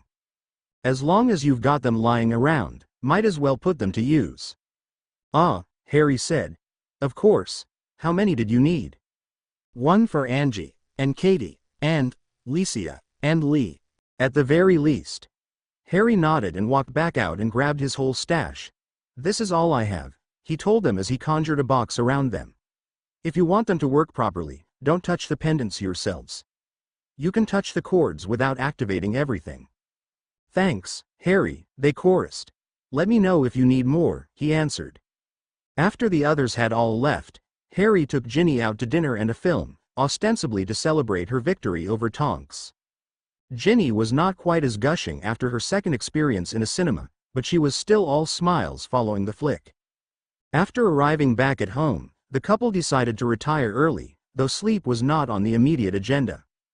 As was quickly becoming routine, Harry and Ginny were already engaged in a fiery key asterisk before they even made it into the bedroom. Harry eventually backed Ginny up into the bed, and she crawled back into the middle as Harry followed suit. He ended up lying half on top of her as they resumed their keying, with one hand wandering up and down her side while the other became quickly tangled in her hair. It was becoming more and more difficult to put a halt to their increasingly passionate bedtime activities, but Harry's cooler head always prevailed. This night was no different. Finally, thoroughly and frustratingly pleased, Harry wrapped his arm around Ginny and held her loosely against his body as the couple drifted off to sleep. Rise, Severus, he hissed to the figure kneeling before him. My lord, his Death Eater responded, rising to his feet but keeping his head tilted slightly down. He always respected that about Severus, he knew his place well. You know why I have called you here, do you not? He queried. He waved his hand dismissively before his servant could even contemplate his reply. There is a spy among us, and you are in a position better than most too. My lord, I would never, do not interrupt me, Severus, the Dark Lord spat. I do not suspect you of this betrayal, but your position amongst our adversaries lends you a unique perspective. Tell me your thoughts. He studied his servant intently as the man slowly lifted his gaze. I am unaware of any spies among your Death Eaters, my lord. I do know, though, that no other spies report to Dumbledore. You are certain of this? Voldemort demanded. Severus nodded. Positive, my lord. As you know, Dumbledore and Potter had a falling out. We do not know who Potter is working with, however, I'm sure he must be receiving help. He could not have accomplished half of what he has on his own.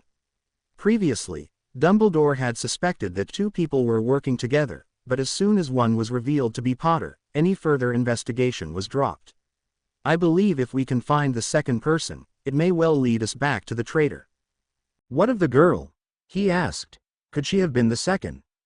Severus shook his head. Only males were ever seen. I think it likely Potter and the other wizard were using the same disguise to cultivate confusion. I would guess the Weasley girl's involvement is a recent development. Yes, Voldemort nodded his agreement.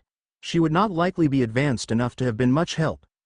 Potter would have needed someone older and well-connected to have learned and accomplished so much, but who would have been in such a position to help? Was Potter friends with any students who graduated prior to last summer? I admittedly have not paid much attention to Potter's social network, his servant hedged. The only people that come to mind are those he played Quidditch with: Wood, Johnson, Spinnet, and the Weasley twins. The Weasleys are the most obvious choice given his association with their family. Voldemort considered this information carefully. And do they have the capability to have helped him achieve so much? Snape shook his head. 2 sorry excuses for wizards if I've ever seen them. They cared more for pranks than anything. I cannot fathom them being much help to anyone. Still, Voldemort mused, It bears looking into. And the others as well. Is there anyone else who could have aided him? The werewolf, Lupin, is a possibility, Snape offered. It would not be the first time he gave the boy private lessons. However, he has also been accounted for during the boy's appearances. And as he is staying at the headquarters, he would have been missed if absent too often. Are there any others? He demanded of his servant one last time. Not to my knowledge, my lord. Voldemort eyed Snape severely for a long moment before dismissing the man from his sight. Harry nearly groaned as he woke from a particularly pleasant and vivid dream. He inhaled the scent of Ginny's hair and pulled her body tightly against his when he came to several sudden realizations. It came as no surprise that he woke up rather happy this morning, but he was shocked to stillness as Ginny's bum wiggled against him in an equally painful and pleasurable way. Further, when he pulled Ginny against him, he realized his hand was cupping something soft and warm and supple yet with a hard point pressing into his palm, and Ginny's own hand was atop his and did not appear in any hurry to let go. He found himself mortified, embarrassed and incredibly aroused all at once, the latter of which was becoming an increasingly common occurrence over the course of the summer. Somehow, when Ginny had first come to live with him, he had never imagined how much of an effect it would have on him to have her in such close proximity all the time, particularly as they lay in bed. They had shared a bed several times at Hogwarts, but the occurrences were so few and far between and there were always so many other things going on that he had never really stopped to consider how wonderful and frustrating it could be to share a bed with such a beautiful witch. As much as he was enjoying the current situation, and he also felt guilty at taking advantage of Ginny as she slept. It was not the first time he had awoken to find himself pressed against her in a compromising position with nothing but very thin pajamas separating them. Like all the other times, he tried scooting his waist back slightly, but she followed his movement and stayed pressed firmly against him. Next he tried to inch his hand out from underneath hers but found that she had a pretty solid hold of him. Seeing little other alternative, he tried to wake her saying, "Ginny?" She responded, and Harry found himself uncertain if she simply groaned in her sleep or if she was in fact awake. "Ginny?" He tried again. Her hand closed tighter against his, pressing his palm firmly into her as she continued to grind back against him, and Harry found desire beginning to overtake what little restraint he had left. "Love you, Harry," she whispered, and Harry buried his face against her neck pressing Key S against her skin. "I love you, Ginny." As he continued to rain Key S upon her neck and shoulder, he felt the pressure and pleasure building into a crescendo and began to warn, "Gin." "It's okay," Ginny immediately reassured as she continued to rub herself against him. Harry groaned as he felt the blissful release and pulled Ginny tightly against him. She seemed to realize what had happened, for she stilled her movements and relaxed back into his embrace. As he began to come down from his high, Harry felt embarrassment and guilt creeping back in. As much as he absolutely loved what had just occurred, he also felt a surge of panic. He had always been careful to be respectful and not to push Ginny, and he feared what she would think of him now after what he had just done. "Ginny," he began but faltered at how to voice his doubts. Ginny finally released his hand and turned in his embrace to face him.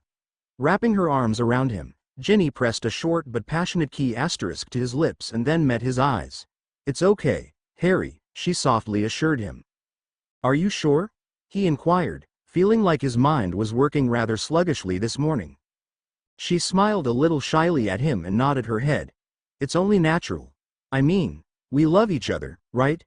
Harry nodded his head, but she went on even before receiving his signal of assent. "So it's only natural to want to show that." "I know you love me," Harry interjected. "You don't need to do that to prove it to me." "I know I don't need to, Harry," she corrected. "I want to." "You do?" Harry asked, his mind going blank. "Harry, guys aren't the only ones who get horny," she said and giggled as his eyebrows rose. "Honestly," she said, leaning forward to nip at his lower lip. Do you want me to?" He stammered. Ginny reached out and brushed his cheek with her hand. "Honestly, just the thought of that is giving me an absolute thrill." Harry positively beamed at that. "But, Ginny began to blush and stammer before finally collecting herself and saying, "Maybe we can work up to that." Harry smiled widely at her in return. "Brilliant," he assured her and was rewarded with another key. Finally, Ginny broke away and admonished, "Now up with you." Just 'cause you got your rocks off doesn't mean you can slack off your training. Harry felt heat rise into his face as he struggled to meet Ginny's mischievous gaze. Harry swallowed heavily and took a moment to wrench his emotions under control. Aren't I usually the one dragging you out of bed for training? Ginny just sent him an impish smirk and a wink as she hopped out of bed and strode into the loo. Harry watched, a wide smile stretching across his lips as his eyes traced up her shapely legs and settled on her swaying hips until the door shut behind her. He let out a long, slow breath before throwing off the covers and standing up. Looking down, he had to stifle a grimace and waved his hand over himself, casting a very careful scourgify on his shorts. Before long the pair were running side by side through the park, and Harry found his eyes constantly drawn to the beautiful redhead at his side, even more than usual. What made it worse was that Ginny seemed every bit as aware of it as he was. She kept giving him knowing grins, and Harry felt his face heating up in a manner that had nothing to do with his current physical exertion. Tired of being embarrassed, Harry met her knowing smirk challengingly and flicked his gaze down and back up her body, pausing on her chest and enjoying the bounce with every stride she made. He lifted his eyes back up to hers and met her gaze, allowing his eyes one last quick flick down her body as he raised his eyebrow suggestively. Her face glowed pink, and he smiled to himself at his success in turning her own game back on her. When they started their cool-down walk back to the house, Harry slipped his arm around Ginny's back, his hand loosely gripping her side as his fingers splayed across her stomach. Harry reveled in the softness of her body with the hint of the hard muscles below. "Somebody's feeling affectionate today," Ginny commented as she slipped her own arm around his back. Harry glanced at her with a smile and a slight shrug of his shoulders. Can't a guy just want to be close to his amazingly beautiful girlfriend? Ginny glowed at the compliment and responded, "Of course he can. Only, if I didn't know any better, I'd wonder what brought this on." "It's not that out of the ordinary, is it?" Harry queried with a frown. "No, actually," Ginny admitted. "To be entirely honest, it took me by surprise at just how affectionate you can be." "So in other words, you're just looking for an excuse to tease me," Harry determined. Ginny gave him a playful hip check in response. "Can't help it. Besides, you keep staring at me." Her playful tone slipped a bit, and Harry detected a hint of embarrassment or perhaps insecurity as her cheeks stained pink yet again. He was not quite sure what one had to do with the other but decided to let it go. "Can't help it," he mimicked before dipping down to catch her bottom lip in a quick nip. He gave her a light squeeze as they continued their walk. When they made it back home, the pair did their stretches and immediately set into their typical workout routine. Harry interrupted that routine, though, when he could not help tickling Ginny's side, which turned into an impromptu wrestling match. When Harry ended up on his back with Ginny straddling his hips, the fight in him suddenly disappeared, and, rather than try to throw her off, he pulled her down into a rather exuberant key. It was some time before they finally resumed their workout. Harry took the first shower following their workout as had become habit since he was much quicker than Ginny.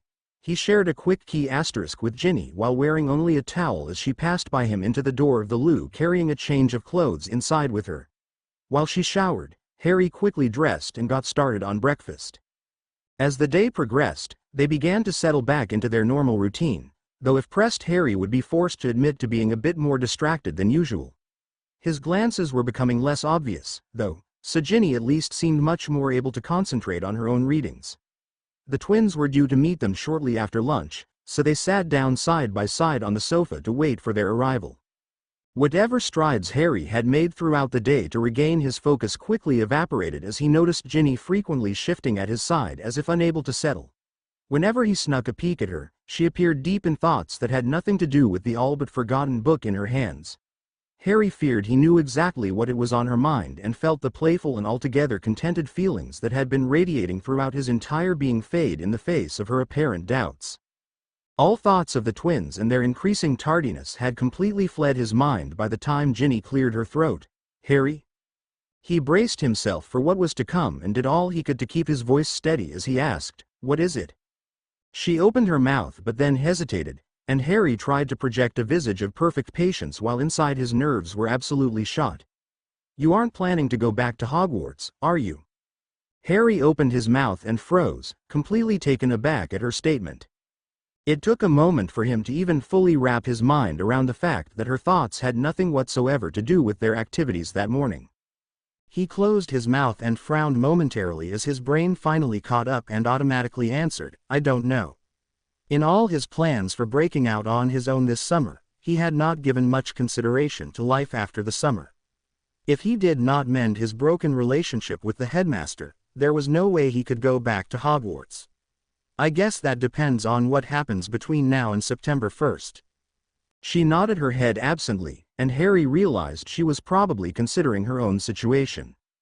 He wondered what had brought on this line of questioning, but then had a much more disturbing question entered his mind. Would she follow his lead? Or was it possible they may have to part ways at the end of summer?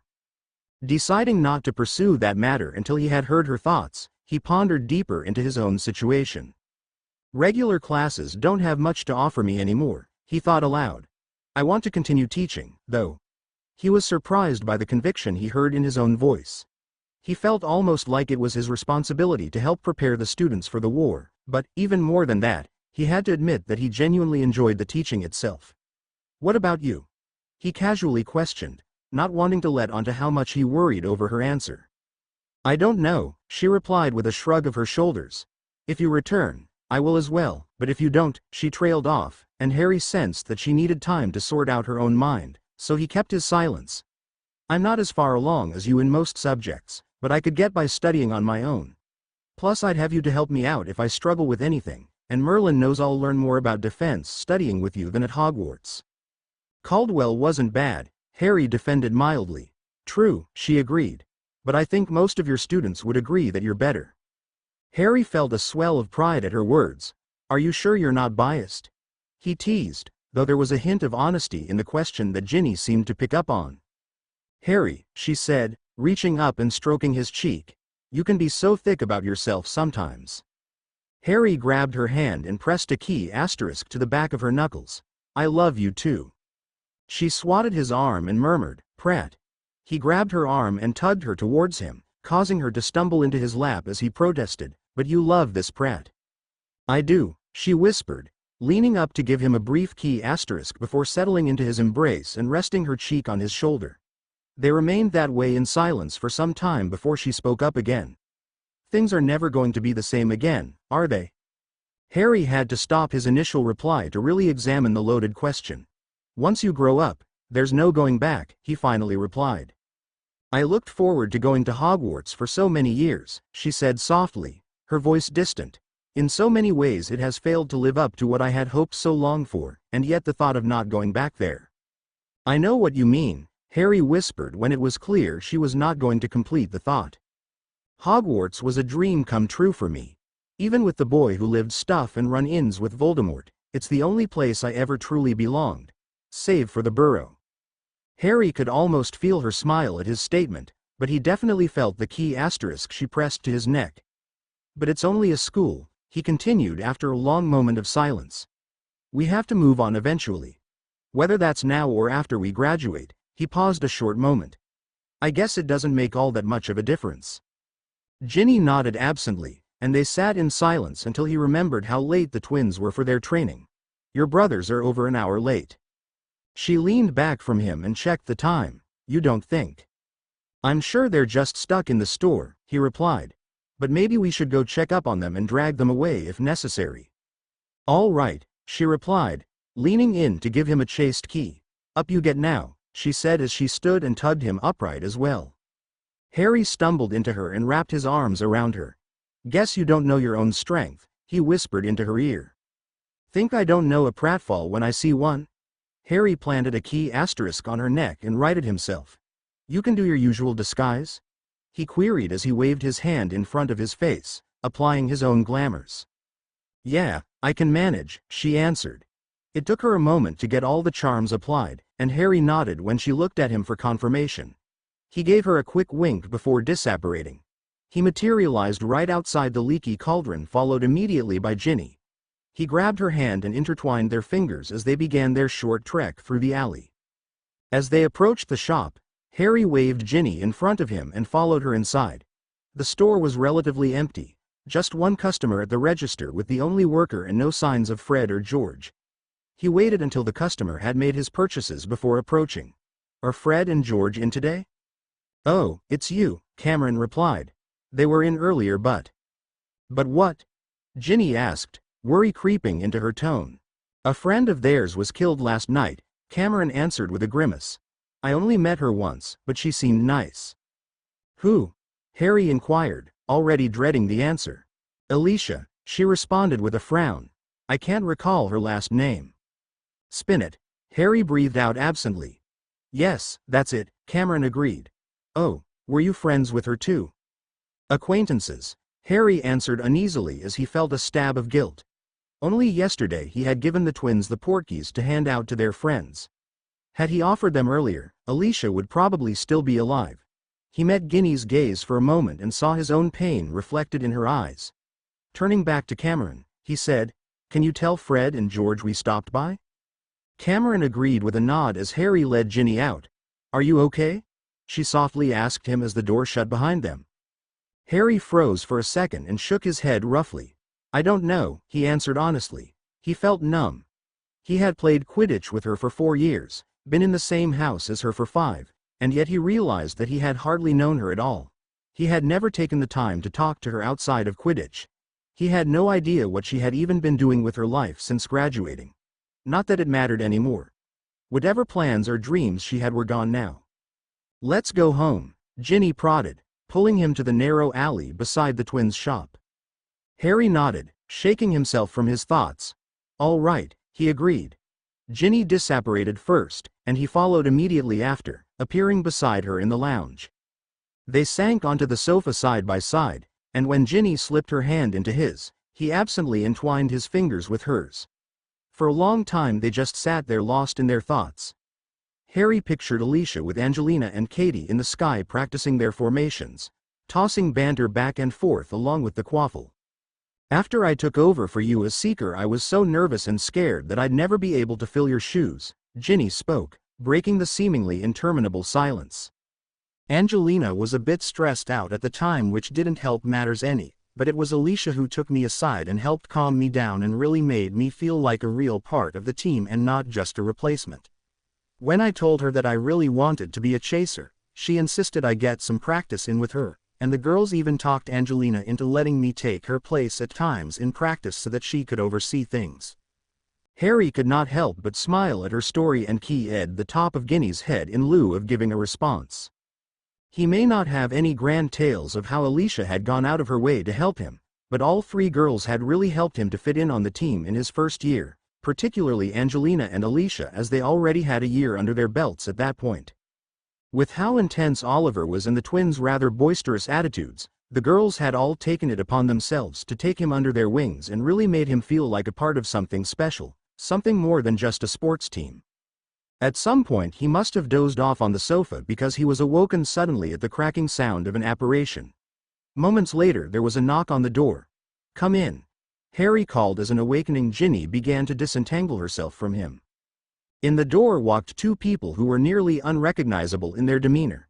Ginny ran to give her brothers hugs, embracing one briefly before turning and giving the same treatment to the other. Harry followed behind at a more sedate pace, unsure what to do or say. "I'm sorry," seemed wholly inadequate but was the best he could come up with. "Nothing for you to be sorry for, mate," Fred replied, clapping a hand on Harry's shoulder as he met his gaze with red-rimmed eyes. Harry could smell a hint of fire whiskey on his breath. "Angie, Katie, and Lee are at our flat above the shop," George supplied. "How are they taking it?" Ginny asked in a tightly controlled voice. "About as well as you'd expect," Fred told her. "They were practically sisters," his twin added. Harry nodded and said, "If there's anything we can do, for you, the girls, her family, anything." "Thanks, Harry. You should come by and see the girls," George suggested. "I'm sure they'd appreciate the friendly faces. Even if one is your ugly mug."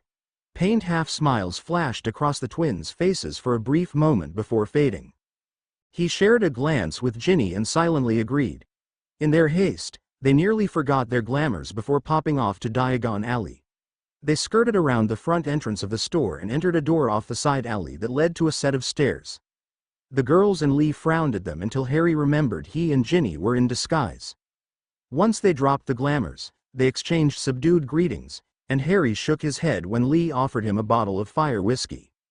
Shrugging to himself, he said, "More for me, then," and took another swig. "As you mean, Git," Angelina corrected, snatching the bottle and taking her own pull before passing it to Katie. The twins got their own turns next as they all settled onto the worn but comfortable sofas. All the furniture in the room was mismatched in such a way that Harry had a feeling the twins had gone out of their way to achieve the seemingly haphazard effect. George offered the bottle to Ginny, who took a small swig before offering it to him again. Harry did not miss her lack of reaction and determined that this must not be her first taste of the stuff. He took the bottle and passed it on to Lee. He had tried fire whiskey in the past, his first time being after they took the Quidditch Cup in third year. He nearly spat the mouthful out that first time. He was able to better handle it the few other times he had tried it but had never taken more than a couple shots. He had seen what drinking too much could do to a person and was uncomfortable with putting himself in that situation. Perhaps it was the regular attempts on his life that cautioned him against taking anything that would impair his ability to defend himself and his friends. He would not say anything against the others' drinking habits, but in the off chance that he was needed that night, whether for their sakes or one of his other students, Harry vowed to be ready. When the bottle came back to her, Ginny just passed it on without comment, and Harry was glad for her restraint. He still was not entirely comfortable with her following him into battles against Death Eaters, but he knew that there was strength in numbers, and he also knew that intoxicated people rarely listen to reason. If she had continued to drink and there ended up being an attack, he likely would have had to stun her to ensure she did not put herself in danger. Angelina broke the silence over the room, sharing the story of how she and Alicia first met and bonded over Quidditch. When she finished, Katie took up the torch and told of her tryouts second year. That was when she met both Angelina and Alicia, and the three of them bonded almost immediately. Fred and George delivered their own story in tandem. They had targeted Angelina for one of their pranks early on during their first year, and Alicia was none too pleased about it. She held it against them for most of the term, even though Angelina had forgiven them shortly after it happened. It was not until they used their pranking for good to stop a couple Slytherin second years from bugging the two girls that Alicia finally warmed to them. It had been painful to listen to the girls' halting attempts to get out their stories through the tears threatening to overtake them. Even Fred and George stumbled over their duologue in several places, but none of that compared to the pain evident in Lee's voice as he began his own narrative. He followed up the story of how they first met with another on how the two came to start dating, which was news in itself for Harry. Watching the grief play across Lee's face as he spoke brought the reality home for him in an entirely new way as he imagined how painful it would be to lose Ginny.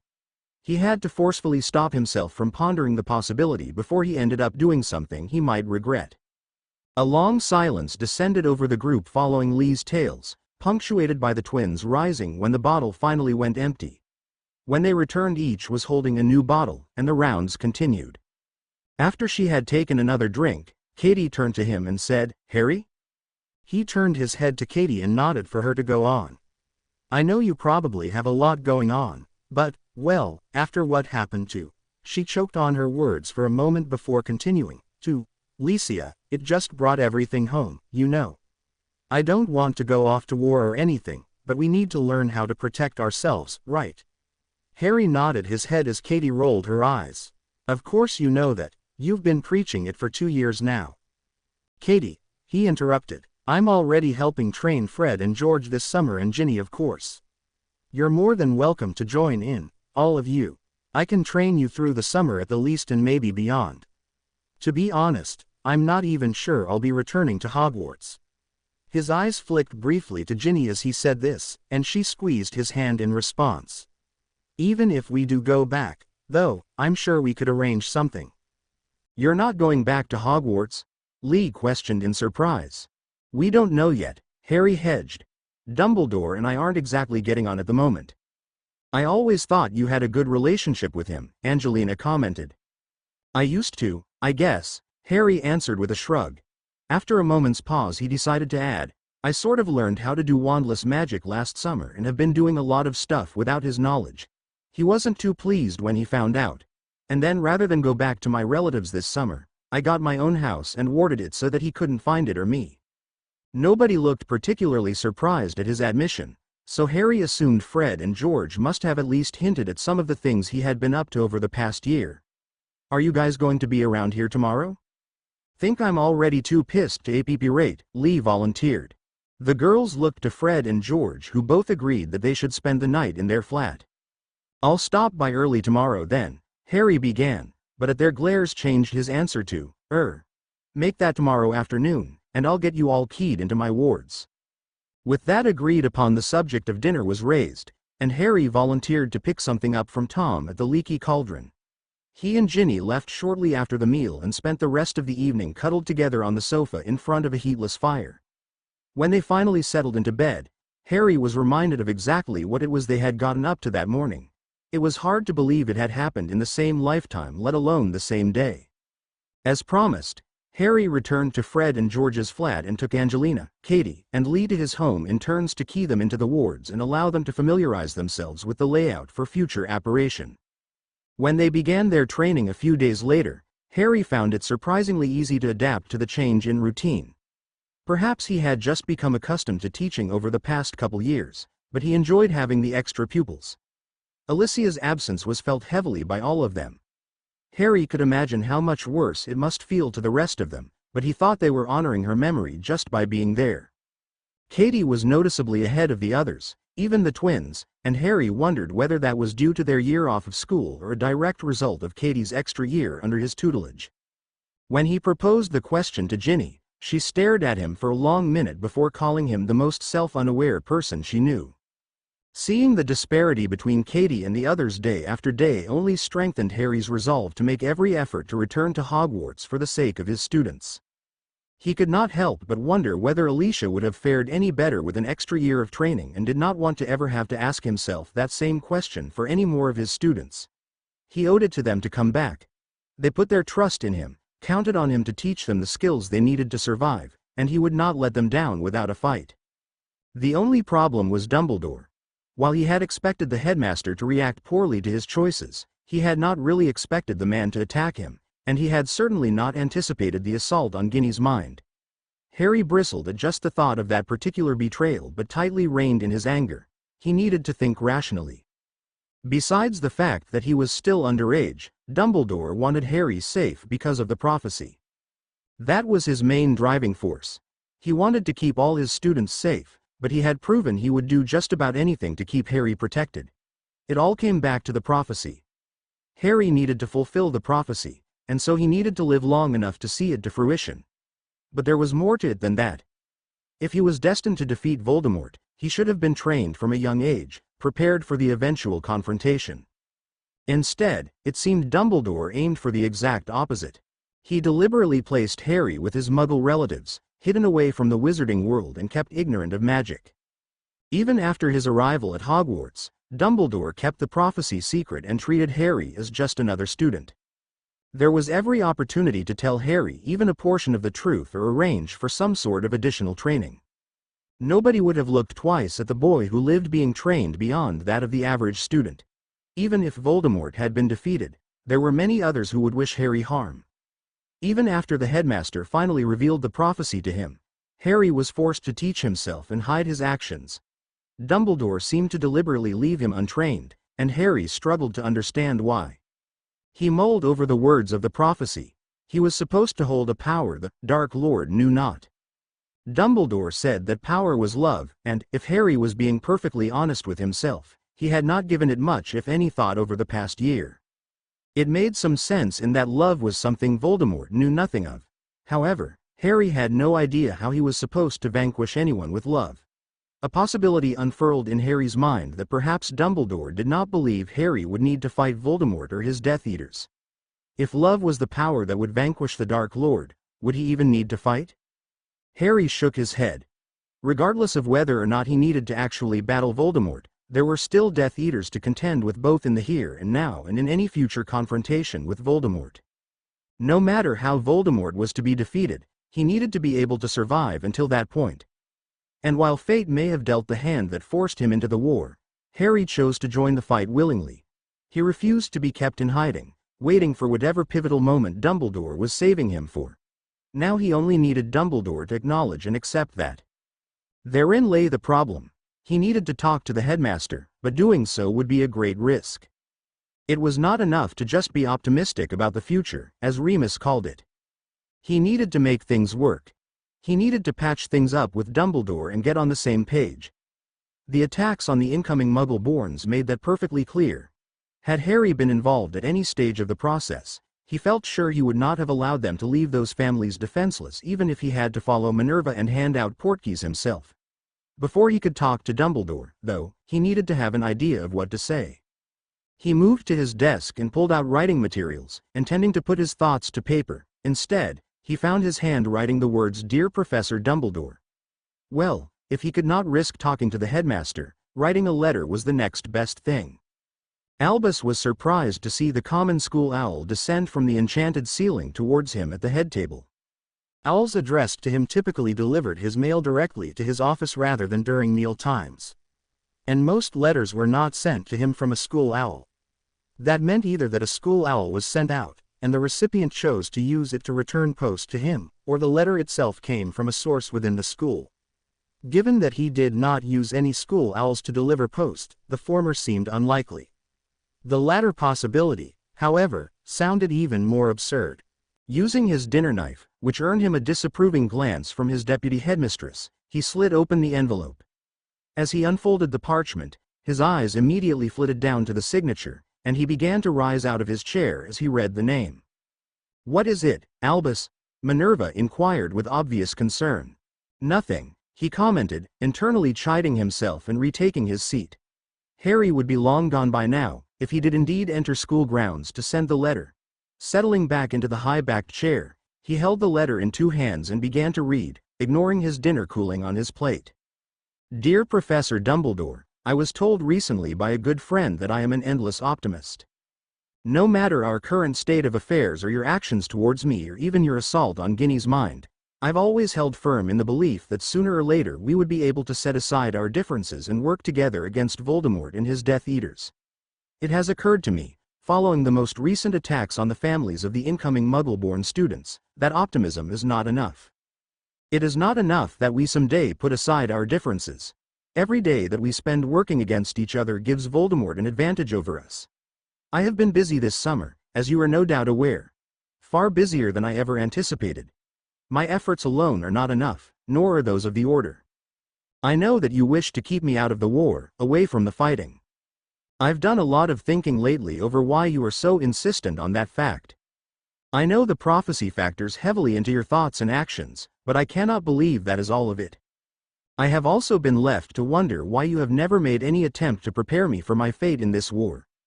If I am the only one capable of defeating Voldemort, why did you keep me ignorant of the wizarding world for the first 11 years of my life? Why did you never arrange for any special tutoring or training? Why, even after revealing the prophecy to me, do you neglect to prepare me for what is to come? The most obvious answer is also laughably absurd and doesn't even bear putting to paper. You've worked harder than anybody to counter Tom's actions and influence. The only possibility I have been able to fathom is that you do not intend for me to fight. You told me the power I have that would allow me to defeat Voldemort was love. Obviously, love is not something meant to be used for battle, but I cannot read your mind. I don't know what you have planned or how you envision this battle going. My whole life I have been involved in things that I have barely understood. I've stumbled around through mysteries and plots well above my head with little ground to walk upon. I've been kept in the dark my whole life. I will always strive to do the best I can with the resources I have available, but you've left me with precious few. A wise man once said that in life you will encounter the choice between what is right and what is easy. It would have been easy to listen to Professor McGonagall's assurances that the Philosopher's Stone was well protected in first year. It would have been easy to sit huddled in the Gryffindor common room with everyone else to await word of Ginny's fate when she was taken into the chamber. It would have been easy to step back and allow Sirius and Remus to take their revenge on Pettigrew. It would have been easy to give up in the graveyard and join my parents. It was easy to stand still in the Ministry atrium as Voldemort's curse approached, waiting to be reunited with Sirius. It would have been easy to trust that you knew what was best for me. It would have been easy to trust that you knew what would need to be done and would be there to tell me and guide me through every step of the way on the path to defeat Voldemort. I am not perfect.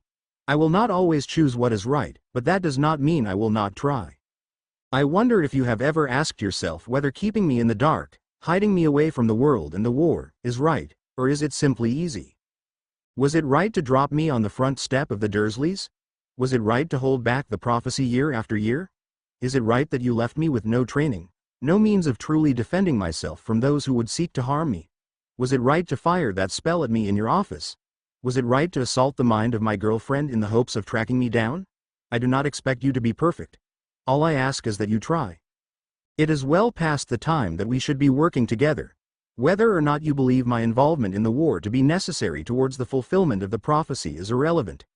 Fate may have forced me into the war, but I choose willingly to enter the battles.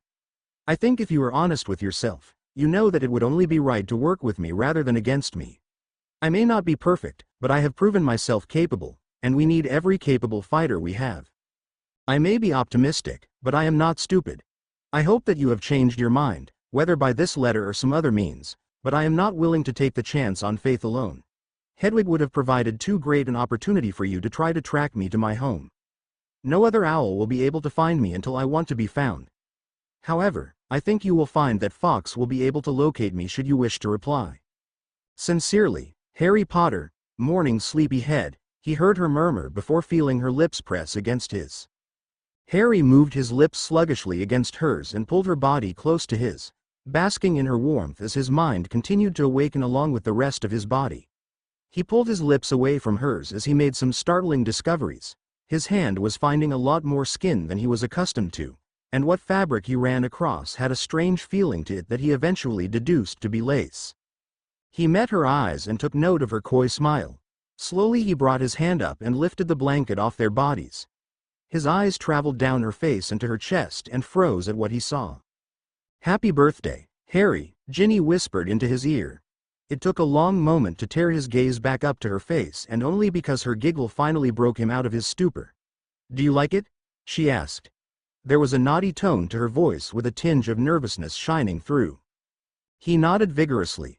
"Sorry you didn't get to unwrap it," Ginny said, and Harry shook his head vigorously to dispel her of any such notions of apology. "Or maybe you still can." That was when the last of his functioning brain cells went on strike. They had only recently re-begun their physical explorations of each other. Almost immediately after that first pleasurable encounter, they had learned about Alicia, and it had simply not felt right to continue along as if nothing had happened. That had lasted a couple weeks until they woke up in a similarly compromising position and let their hormones do their thinking for them, but their clothes had always remained more or less in place, and he had certainly never seen her wearing anything like that. Not that he had much to compare it to, but this was, without a doubt, the best birthday ever. "What is the status of your work in the greenhouse?" Neville looked up from his plate and across the table to meet his grand's gaze. "Of the 17 samples, 3 are thriving, 4 are living but only just, and the rest have already wilted completely." She nodded imperiously, though the action failed to faze him as it had for most of his life. That was just the way she was. "Very good. I had my doubts about all this herbology business, but as Professor Sprout stated, you have a gift for it that should not be left to waste." "Thank you." He smiled at the praise and inwardly chuckled at her distinct change in tune as he tucked back into his lunch. He had been trying for the past 2 years to convince his gran to allow him his own greenhouse at the manor. She had been opposed to the idea from the very start, citing a variety of reasons including cost and the indignity of a wizard of his standing mucking around in the mud, but he had persisted despite her staunch refusals. Begging and pleading would get him nowhere. If it did not work when he was young, there was no possibility of it working now. She had even resisted Professor Sprout's entreaties on his behalf, and he was greatly amused by the professor's response to his stubborn grandmother, even as he felt the bitter disappointment at the professor's failure to talk sense into the formidable woman. Then he came up with a plan. He had lived with his gran for over 15 years before he finally began to understand her. She was not one to be swayed by emotions but cool logic, so that was what he set out to give her. He outlined exactly what he hoped to accomplish in his independent summer studies and what he would need to make it possible. He went even further into the realm of sheer theory on where he hoped his research and experimenting would eventually lead him, and how it could gain him respect from the magical community. Augusta Longbottom always responded well to that which would earn the family respect. He still found his Gran's formal nature off-putting, but he felt as if he finally knew how to speak with her without feeling inherently inferior. Perhaps that was just a part of growing up. "Could I see the results?" she requested. Neville raised his eyebrows in surprise and had to stop himself from openly gawking at her. Despite her acquiescence to the request and inquisitions into the progress, she had never shown much of any interest in the work itself. Perhaps he did not quite have his Gran figured out just yet. "Sure," he replied automatically, his mind still trying to process this latest development. "Well, finish up your lunch," she ordered. "You can show me your work as soon as you have had your fill." He nodded his agreement in a daze and returned to his meal. They finished lunch in silence and set off for the greenhouse. He led the way down the foyer toward the back of the house when a piercing ring shattered the stillness of the air. "The wards!" his Gran exclaimed. He reached for his wand and turned, finding his Gran heading in the opposite direction with her wand already drawn. Neville turned and trotted after her. "Gran!" he shouted in an attempt to get her attention, but she paid him no heed. "I have a portkey to Hogwarts," he announced. "We should take it." She stopped in her tracks and turned to him. "And where did you manage to get a portkey?" "Harry gave it to me," he answered. "He gave them to all his students." He saw her eyes light in sudden understanding and wondered at it for a moment before pushing the matter aside. "Very well," she conceded. "I am loath to leave, but I can feel the wards already failing, and Death Eaters never attack unless the odds are heavily in their favor." Neville blew out a breath in relief and fished the necklace out of his robes. He held it out, and his Gran put her hand over his, trapping the portkey between their palms. "Sanctuary," Neville stated. He felt a slight pull at his navel that promptly vanished. He looked at his Gran with wide eyes. "Anti-portkey wards," she whispered, her eyes distant. A wave of energy swept past them, and the house shook with a loud boom. The Death Eaters had arrived. Harry grinned widely as he blew out the candles on his cake, not even bothering with a wish after the morning he had. A round of applause swept across the table as Ginny handed him a knife and proceeded to wandlessly vanish all the candles. He cut the cake and handed out pieces to everyone before digging into his own, briefly meeting Ginny's eyes across the crowded table. Fred, George, Angelina, Katie, Lee, Remus, and Tonks were all there, the presents they brought piled on the table waiting to be opened after they finished the cake. It was perfect. As he set down his plate and fork, Fred and George yelled, "Presents!" as they reached into the pile and handed him a neon pink wrapped box. A beeping blared from the lounge. Everyone froze. Harry met Ginny's eyes, and as one they raced to the map with the others close behind. Neville. Harry spoke more to himself than anyone else. He had just written to Neville yesterday, he thought idly to himself, to wish him a happy birthday. He turned around and faced the others, clearing his mind as he did so. He swept his eyes across the group and nodded. "Right. You lot stay here," he commanded, gesturing to the twins, Angelina, Katie, and Lee. They immediately began to protest, but Harry held up his hand. "Until we can trust you to be able to watch out for yourselves, you'll only end up distracting the rest of us." They fell silent but did not seem any happier for it. He met Ginny's eyes as she stepped to his side. Grabbing her hand, Harry turned to Remus and Tonks. "Let's go." He dual-apparated himself and Ginny outside the wards of the Longbottom estate and immediately knew something was wrong. The house's wards were no longer there, but a few others hung in their place. Most notably Anti-Apparition and Anti-Portkey. He turned his attention to the house and immediately noted the number of people within and the multitude of spellfire. A soft crack signaled the arrival of Remus and Tonks, and Harry turned quickly towards them. "Anti-Apparition and Anti-Portkey wards," he stated in a deadpan voice. "They're still inside." He let that sink in for a split second before continuing. "That means we can't leave inside the wards either, so be extra careful." He gave Ginny a pointed look, and she nodded her head mutely. "Right, come on." He set off for the destroyed front door at a run and both heard and felt the others following. As he crossed the threshold, he heard a familiar voice shout, "No!" A pained scream followed, and Harry tore through the manor as quickly as he could, paying little attention to the route he took as he focused on the magical auras to guide him. The scream cut off suddenly as Harry came upon an open set of double doors leading into what appeared to be a grand hall. The sound of jeering voices drifted out into the hallway as he approached the doorway. He held up a hand to the others who were just now catching up to him and disillusioned himself. Peeking inside, he spotted a knot of about a dozen Death Eaters at the far end of the room hovering over a fallen form. A second body lay forgotten near the group, and Harry immediately recognized her as Neville's grandmother. He began to make out the words of the Death Eaters, taunting Neville about his parents and grandmother. Harry stuck his head back out the door and whispered to his companions, "Disillusion yourselves and get into position, but wait for my signal." Without waiting for a response, Harry turned and held a silencing spell around himself to mask the sound of both his footsteps and his breathing as he ran towards the group of Death Eaters. "When we're through with you, they'll give you a nice bed right beside your parents," one voice jeered. "Crucio," another voice called.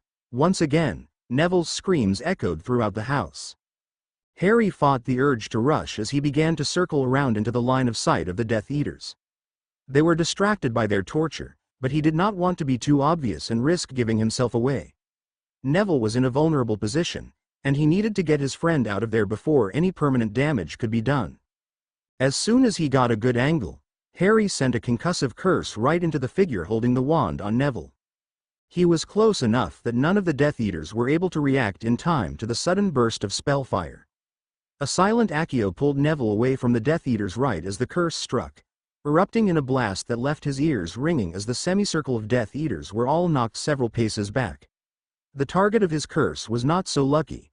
He was lifted clean off his feet and landed hard on his back, his head slapping against the marble floor. He did not rise. The blast, more bark than bite, gave him the precious seconds he needed to pull Neville away from danger. The others began casting spells moments after the blast while the Death Eaters struggled to recover their wits. Harry spotted another pair of double doors at this end of the room and blasted them open, pulling Neville out into the hall. That would at least afford him a modicum of safety. As he turned back into the room, he was forced to duck a killing curse and began a rapid fire of curses in retaliation. He was kept in a perpetual state of motion to avoid the curses being fired at him from a duo of Death Eaters. Their propensity for unforgivables left Harry with no choice but to dodge rather than shield and kept him on the defensive as he worked out a strategy. His constant movement all but nullified the advantages of the disillusionment charm, but he was left with no other option. "Behind you," an unfamiliar voice called out. One of his opponents turned to quickly shield himself from a pair of spells, and Harry used the brief interruption to press his advantage. He sent a wide burst of flames at the distracted Death Eater, forcing him to form a hasty shield as he turned back to Harry. While he was blinded by the fire encompassing his shield, Harry followed up with a series of high-powered blasting curses. The Death Eater was smart enough to keep his shield up, but Harry attacked relentlessly as he sidestepped a Cruciatus. He began mixing cutters, stunners, and bludgeoners into the mix. Ducking an unknown purple curse, Harry slipped a hammer into his stream of curses. It was a pretty harmless spell on its own, feeling like little more than a solid punch should one hit you. When it encountered a shield, however, it had a rather interesting effect. Mixed in with his other spells, the distinctive, deep purple of the hex slammed into the Death Eater's shield, jarring the man's arm back with a painful pop. Harry's follow-up Everbarrow knocked him back into the wall where he slumped down, unconscious. Rolling out of the way of another killing curse, Harry began trading spells with his remaining foe as he tried to take in the rest of the battle. Ginny, Remus, and Tonks were all still disillusioned as far as he could tell, making it difficult to follow the rest of the action, but only 4 Death Eaters remained standing. With only one Death Eater concentrating on Harry, he was able to hold the offensive, while his opponent was forced to hide behind a shield. No shield could last forever, though, and Harry had much more power and endurance at his beck and call. It was only a matter of time before the Death Eater faltered and fell to Harry's follow-up stunner. Another Death Eater had fallen while he was distracted, and the remaining 2 were just bolting out of the room as he turned. Luckily, they came out the opposite door he had pulled Neville to and were heading in the opposite direction. Just as he was about to give chase, Remus' voice stopped him. "Don't bother going after them." The man cancelled his disillusionment charm and reappeared before him, and the 2 girls quickly followed suit. Harry gave Ginny a quick, relieved smile as Remus continued. "While you were in such a rush to be off, Tonks and I remembered to grab some of those trackers you made. And I just so happened to stick them to the hem of their robes," Tonks put in. Ginny approached him, and he gratefully took her outstretched hand in his as a shuffling noise drew his attention. He spun quickly, putting himself in front of Ginny, and holding out his hand ready to attack. Neville was leaning heavily against the doorframe as his eyes took in the state of the room. His gaze stopped on his gran, and Harry received the distinct impression that the world for Neville had narrowed to the very spot where his gran lay. He was so focused on her body that the rest of them may as well have not existed. Finally, Neville pushed himself off the doorframe and began staggering towards her body. He dropped to his knees at her side as Harry stood torn, unsure if he should interrupt Neville's reverie or let him have a few minutes. Finally, after a long moment, Harry walked over to Neville and placed a hand on his shoulder, saying, "I'm sorry, Neville." The words sounded weak and hollow as soon as they left his mouth, but he knew there was nothing else he could say. Neville looked over his shoulder and shook his head. "You did all you could. Thanks, for coming, for saving me." Harry just nodded his head. "They put up anti-Portkey wards," Neville stated as he turned back to his gran. "We tried to escape using your Portkey, but," he trailed off and reached out to grip her hand. Harry turned away for a moment, but he did not want to leave his friend alone. Neville needed his friends now more than ever. He stood by Neville's side and gave his shoulder a comforting squeeze as his friend said goodbye to his grandmother, the woman who had raised him. A series of cracking sounds drew his attention, and he turned his head to see Ginny standing over a pile of broken wands. She met his gaze for a moment, and Harry could see the compassion shining in her eyes as she took in Neville kneeling over his gran. Remus and Tonks came up beside Ginny a moment later, and Harry saw that they had all the Death Eaters bound in ropes and lined up. "We need to send a Patronus to Dumbledore," Remus stated uneasily after a moment. Harry nodded his head and turned back to Neville, giving his shoulder one last squeeze before he let go. Neville leaned down close to his gran, and Harry looked away to give him a moment of at least semi-privacy. Neville stood a moment later and turned to face everyone. "Ginny," he greeted solemnly, "Professor Lupin, and Tonks." "Tonks," Neville added with a nod, "thank you." Ginny waved his words away and rushed forward to envelop him in her warm embrace. "I'm so sorry, Neville," Harry heard her whisper. Neville did not reply as far as Harry could hear, but he returned the hug and took a moment to center himself as Ginny stepped back and to Harry's side. Harry took her hand in his as he watched his friend struggling with his emotions. "Do you have any relatives you can stay with?" Remus asked when it looked like Neville was back in control.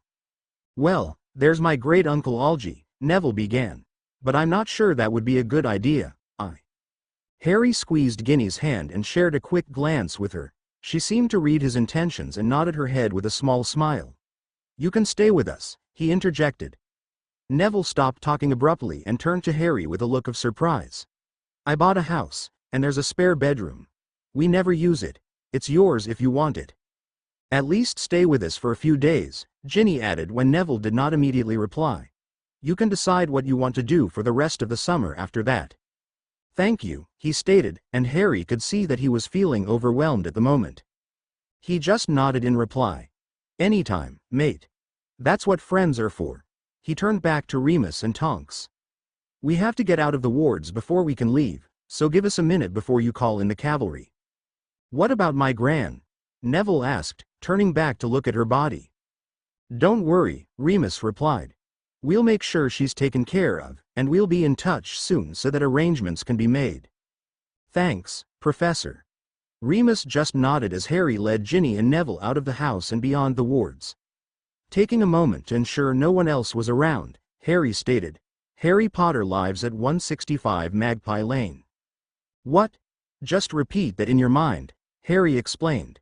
He gripped Neville's shoulder with one hand and still held Ginny's hand in the other as he apparated them all to his home. They arrived home to an anxious group of people who were quite relieved to see them. The festive mood that greeted their return died quickly as the others learned the news about Neville's gran. Harry gave Neville the quick tour ending at the spare bedroom where Neville would be sleeping. He tried to convince Neville to join the rest of them out in the lounge, but Neville begged off saying he was tired and just wanted some time to himself. Not wanting to push, Harry nodded his acceptance. When he returned to the group, Harry first checked the map for any signs of the two Death Eaters that got away. When he could find no trace of them, Harry settled down on the sofa beside Ginny and with her help gave a brief account of the battle to the others. "Well, this is utterly morbid," Ginny inserted into the silence following their recap. She pulled back from where she was cuddled next to Harry and turned to face him. "I know this probably isn't the right time for it, but you still have a pile of presents to open, and it won't be your birthday for much longer." Harry frowned as he looked from Ginny to his other assembled guests. He fought down his initial instinct to refuse. They had gone to the trouble and expense of getting him gifts. The least he could do was open them. All right. The mood was subdued for a birthday party. Even Fred and George were relatively well behaved, or at least relatively quiet in their shenanigans.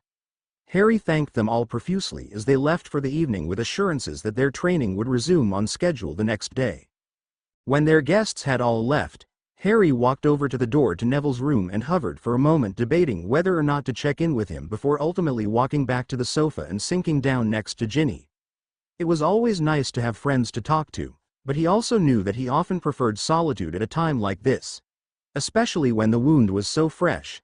He would give Neville tonight, if that is what his friend wanted. Tomorrow they would talk.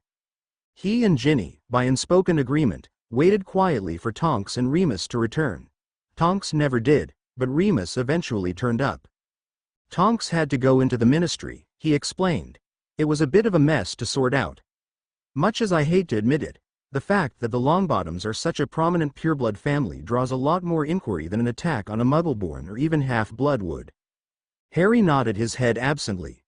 Blood prejudices ran deep in the wizarding world, but it was not the ministry's reaction that he was interested in. "Did you have any trouble with Dumbledore?" Ginny asked. He sank down heavily into the armchair opposite the sofa. "I think he may be suspicious of me, but he didn't say anything about it and didn't ask any questions. The Order has been unofficially trying to keep an eye on your friends' houses, both for their safety and in the hopes of spotting you, so it's possible that he took it as a chance encounter, that we managed to stumble across you as the attack was occurring. He's too shrewd to blindly accept mere coincidence, however, so he likely has deduced I'm in contact with you." Harry just nodded his head. "I sent him a letter a week or so back," Harry told him. He had not previously spoken of the letter to anyone but Ginny. "I haven't heard back yet, but I suppose it's possible that he took some of what I said to heart." "And what did you say?" Remus queried, leaning forward and peering at Harry intently. "A lot," Harry said with a shrug as he struggled internally to form a response. "I called him on a lot of his actions of late and told him I'll be fighting in this war with or without his help. I said it was about time we started working together instead of wasting our resources trying to counter each other." Remus nodded his head and gave Harry a warm smile. "Ever the optimist," he quipped. Harry rolled his eyes. "Someone has to keep their eyes forward if we're ever going to stop this war. No one can accuse you of not doing your best to work towards that goal," Remus agreed. Looking around the room he asked, "Where's Neville?"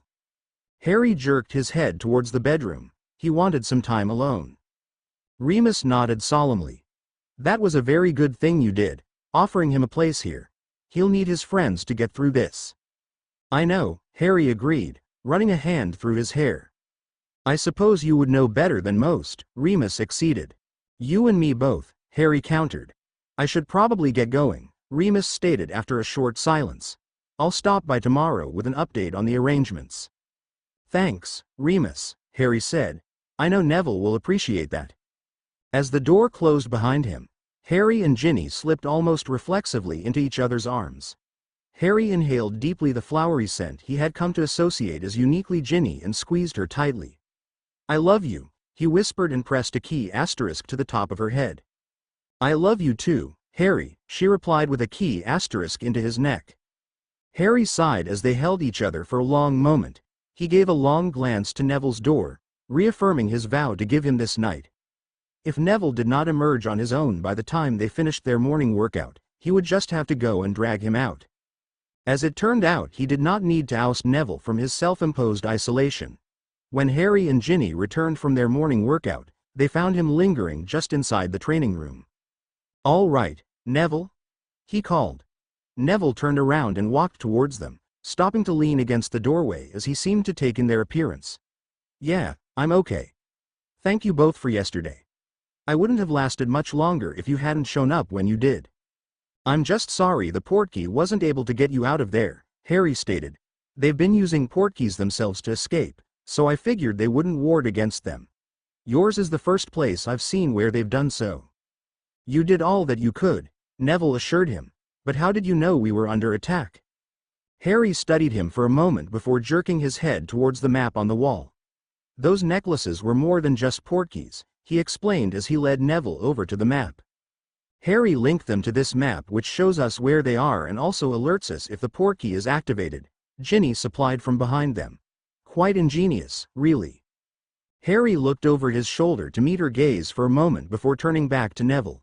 It was really just modified from something my father and his friends made while they were at Hogwarts. It's brilliant, Neville whispered as he studied the names scattered across the country.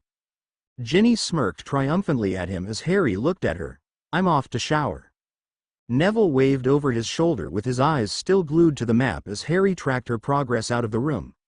I'm going to get started on breakfast. Make yourself at home, Neville. Neville turned away from the map and held Harry's gaze as he said, Thank you, Harry, for everything. There's no need for thanks, Neville, Harry said, clapping him on the shoulder. I know what it's like to not have anywhere to go. I used to spend my whole summers waiting for the day I'd get an owl from Ron saying I could come to stay with his family. Some people seem to think blood counts for everything, but it doesn't. Not really. Some people are blessed with wonderful families. Some of us have to build our own, one step at a time. I never realized things were that bad for you, Neville stated, a faraway look in his eyes. I didn't exactly advertise the fact, Harry responded. Not even to Ron and Hermione, though we were close enough for them to realize that not all was well with my relatives. Neville's gaze refocused on him as he spoke. Gran wasn't the easiest person to grow up with, but, for as long as I can remember, she's been my only family. I know she loved me, but I also know how hard it was to have me around as a constant reminder of my father. Sometimes she found it difficult to separate us. I don't think she was aware of it, but I think deep down she wanted me to be just like my dad, to replace him in her life. Almost like my dad would live on in me or something. That must have been hard, Harry commented, knowing you could never be who she wanted you to be. Neville nodded his head, not meeting Harry's gaze. A heavy silence settled over the pair before Neville asked, Was it like that with your relatives too? The opposite, he replied, shaking his head. They hate magic and anything connected to it. Nothing would have made them happier than if I turned out to be nothing like my parents, a squib without an ounce of magic. Of course, I know now that even that would never have been enough. Even if you had been the exact spitting image of your father, it would never have been enough to fill that void. I know, Neville said, finally meeting Harry's eyes. As much as I wished I could, I realized that it was impossible. We can only be who we are. No more, no less, Harry stated. Feeling the need for a lighter topic, he said, You ever been in a Muggle house before? No, he answered with an abrupt shake of his head. I haven't. Come on, then, Harry said, leading him into the kitchen. If you're going to be staying with us, you ought to learn how to operate some of the appliances. I can teach you the basics while I make breakfast. When Ginny rejoined them, Neville was bent over the stove turning one of the burners on and off in fascination while Harry was dishing up their meal. Isn't this amazing? He asked of her. Harry laughed.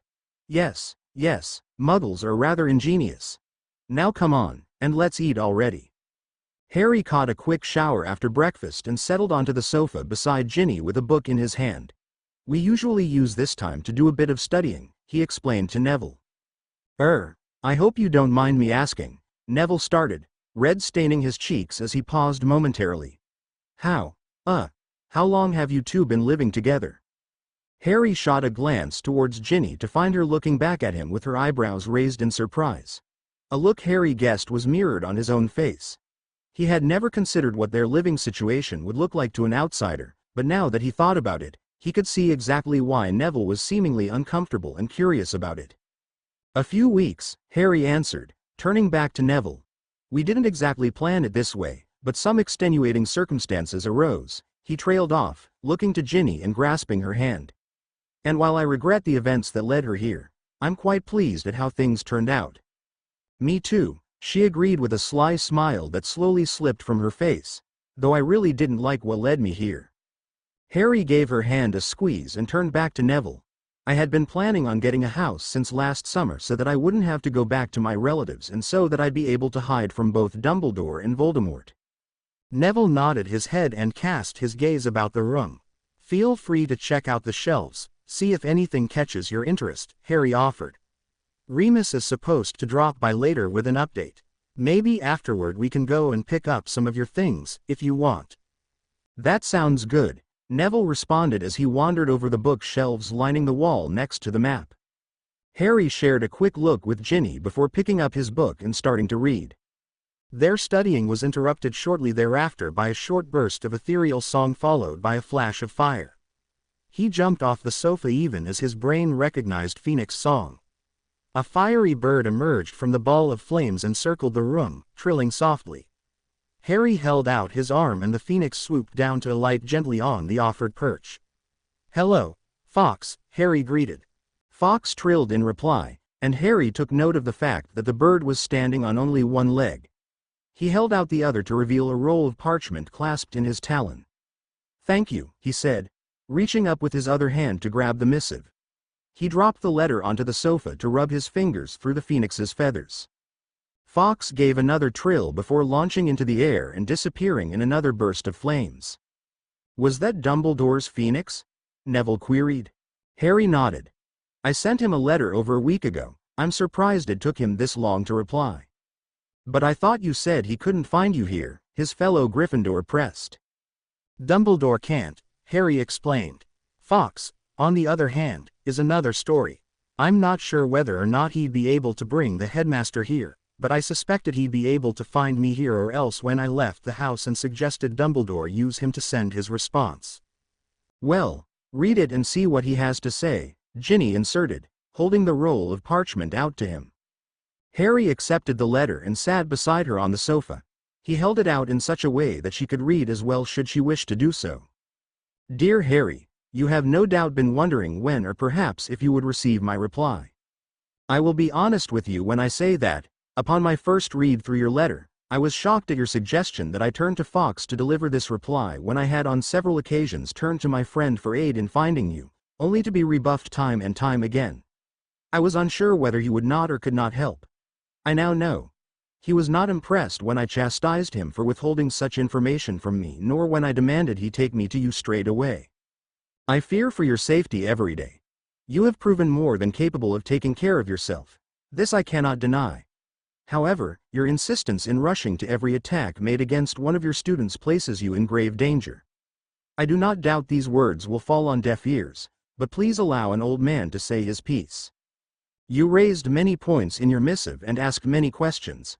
I fear that any answers I can provide to you will be wholly inadequate, but as you so eloquently stated, we cannot expect to be perfect. All we can do is try. I do not, as you might hope or expect, have a grand design for you. There is no guide to follow on your road to confront Tom. There are no methods I can offer you to guarantee his defeat. I have only suspicions and educated guesses, though, with all false modesty aside, my guesses are far more educated than the average person's. You asked me what power you possess that the Dark Lord knows not, and my answer was love. Love is what saved you from death. Tom has never considered love to be anything but a weakness and never conceived that such a force could stop an unblockable curse. Even now he underestimates the power of love, believing that with your blood flowing in his veins that whatever power your mother's love and sacrifice provided you has been nullified. I believe he is wrong. I believe the power of your mother's love continues to live on in you today, and I believe your own very nature has kept it alive all these years. Despite the similarities shared in your childhoods, you never lost your capacity to love. No, your ability to love, if anything, exceeds that of most your age. You love so fully and completely, and that love empowers you. There is no offensive spell powered by love. It will not provide you a curse capable of defeating Tom. Perhaps it was hopelessly naive of me, but I never intended for you to fight in this war. At least not while you were still a student. I had hoped to prevent Tom from returning at least until you were fully trained. When he returned at the end of your 4th year, I hoped to limit his influence and shield you from the realities of war for as long as possible. I do not need to tell you the extent of my failures.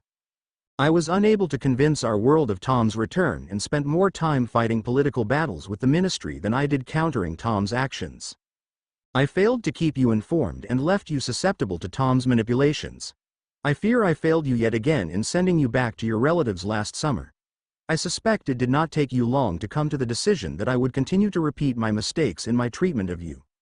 I have found myself curious as to how exactly you managed to teach yourself the intricacies of wandless magic in such a short span of time, but now is not the best time for such intellectual inquiries. I will be honest and state that it is still my desire to prevent you from continuing to put yourself in danger by engaging Death Eaters. I also understand that my desires hold little sway over your actions. Moreover, I would be hard-pressed to stop you even if I could find you, and given your recent ascent into legal majority, I would have little ground to act upon. There comes a point in every man's life when he must admit defeat. There are some battles worth fighting to the bitter end. This is not one. Continuing to fight against each other would only further hinder our cause, and you are correct that we can accomplish much more if we work together. The ball, as the youths say, is in your pitch. You know where to find me, yet I have failed utterly in all efforts to locate you. You offered me an olive branch, and it is only fair that I offer the same. I realize my recent actions have left you little cause to trust me, but I offer you my solemn vow that, upon our next meeting, I will do nothing to stop you from returning to your current residence. I hope my word is enough to assuage any doubts you may have about meeting with me. Should you require further assurance, you know where to owl me, otherwise, my door is and always shall be open to you. With my sincerest regards, Albus Wulfric Percival Brian Dumbledore. Harry looked over at Ginny to find her still reading. He turned to find Neville no longer sitting across from them. He must have been distracted while reading the letter. It took only a moment to locate him by his magic in the loo. By the time he turned back to Ginny, she was looking up into his gaze. "What do you think?" Harry frowned as he thought it over. "It sounds like he's coming around." "Do you believe him?" she pressed. "I don't think he's the type of person to break a vow," Harry replied thoughtfully. "I mean, I know it's hard to take him at his word right now, but I don't think he's a bad person. He's just made some poor decisions lately." She nodded her agreement. "I know, and I know how much we need him in the war. I just don't particularly want to have to deal with him myself." Harry gave her a sad smile and squeezed her hand in support. "I can't say I blame you. I'll set up a meeting with him in a few days, and we can take things from there." With that decided, he went back to his reading only to be interrupted again by the arrival of Remus. He had gotten in touch with Neville's great-uncle Algy, who requested Neville's help in setting all the affairs in order. They were planning the funeral service for tomorrow, so Neville decided to stay with his uncle for the evening despite Harry's offer to ferry him back and forth as needed. Harry and Ginny arrived at the funeral early and sought out Neville, wanting to make sure their friend was all right. They found him with two wizards and a witch who all appeared to be contemporaries of Neville's gran, and Neville appeared relieved to see them. "Thank you both for coming," he said to them, accepting Harry's handshake and Ginny's hug. "Of course we're going to be here, Neville," Ginny stated. "We're your friends." "And you are still coming back with us, aren't you?" Harry added. Neville nodded with a small smile. "Yes, and thanks, again." Harry waved him off. "That's what mates are for. We'll get out of your hair as I'm sure you have things to do." Actually, Neville spoke, causing Harry to pause mid-turn and face him again. "If you don't mind, would you? It's just that, we don't have much family, and, as you can see, no one even near my age," he said, gesturing to the elderly wizards and witches behind him. "It would mean a lot if you'd stay and sit with me during the funeral." "Of course, we're here for you, Neville," Ginny added. "Whatever you need, I appreciate it, more than I can say," Neville replied. Harry smiled, knowing that no amount of denials would stop Neville from showing his gratitude. "Any time, Neville." To be continued. I hope you enjoyed this story. Also remember to subscribe and like this video. See you in the next video.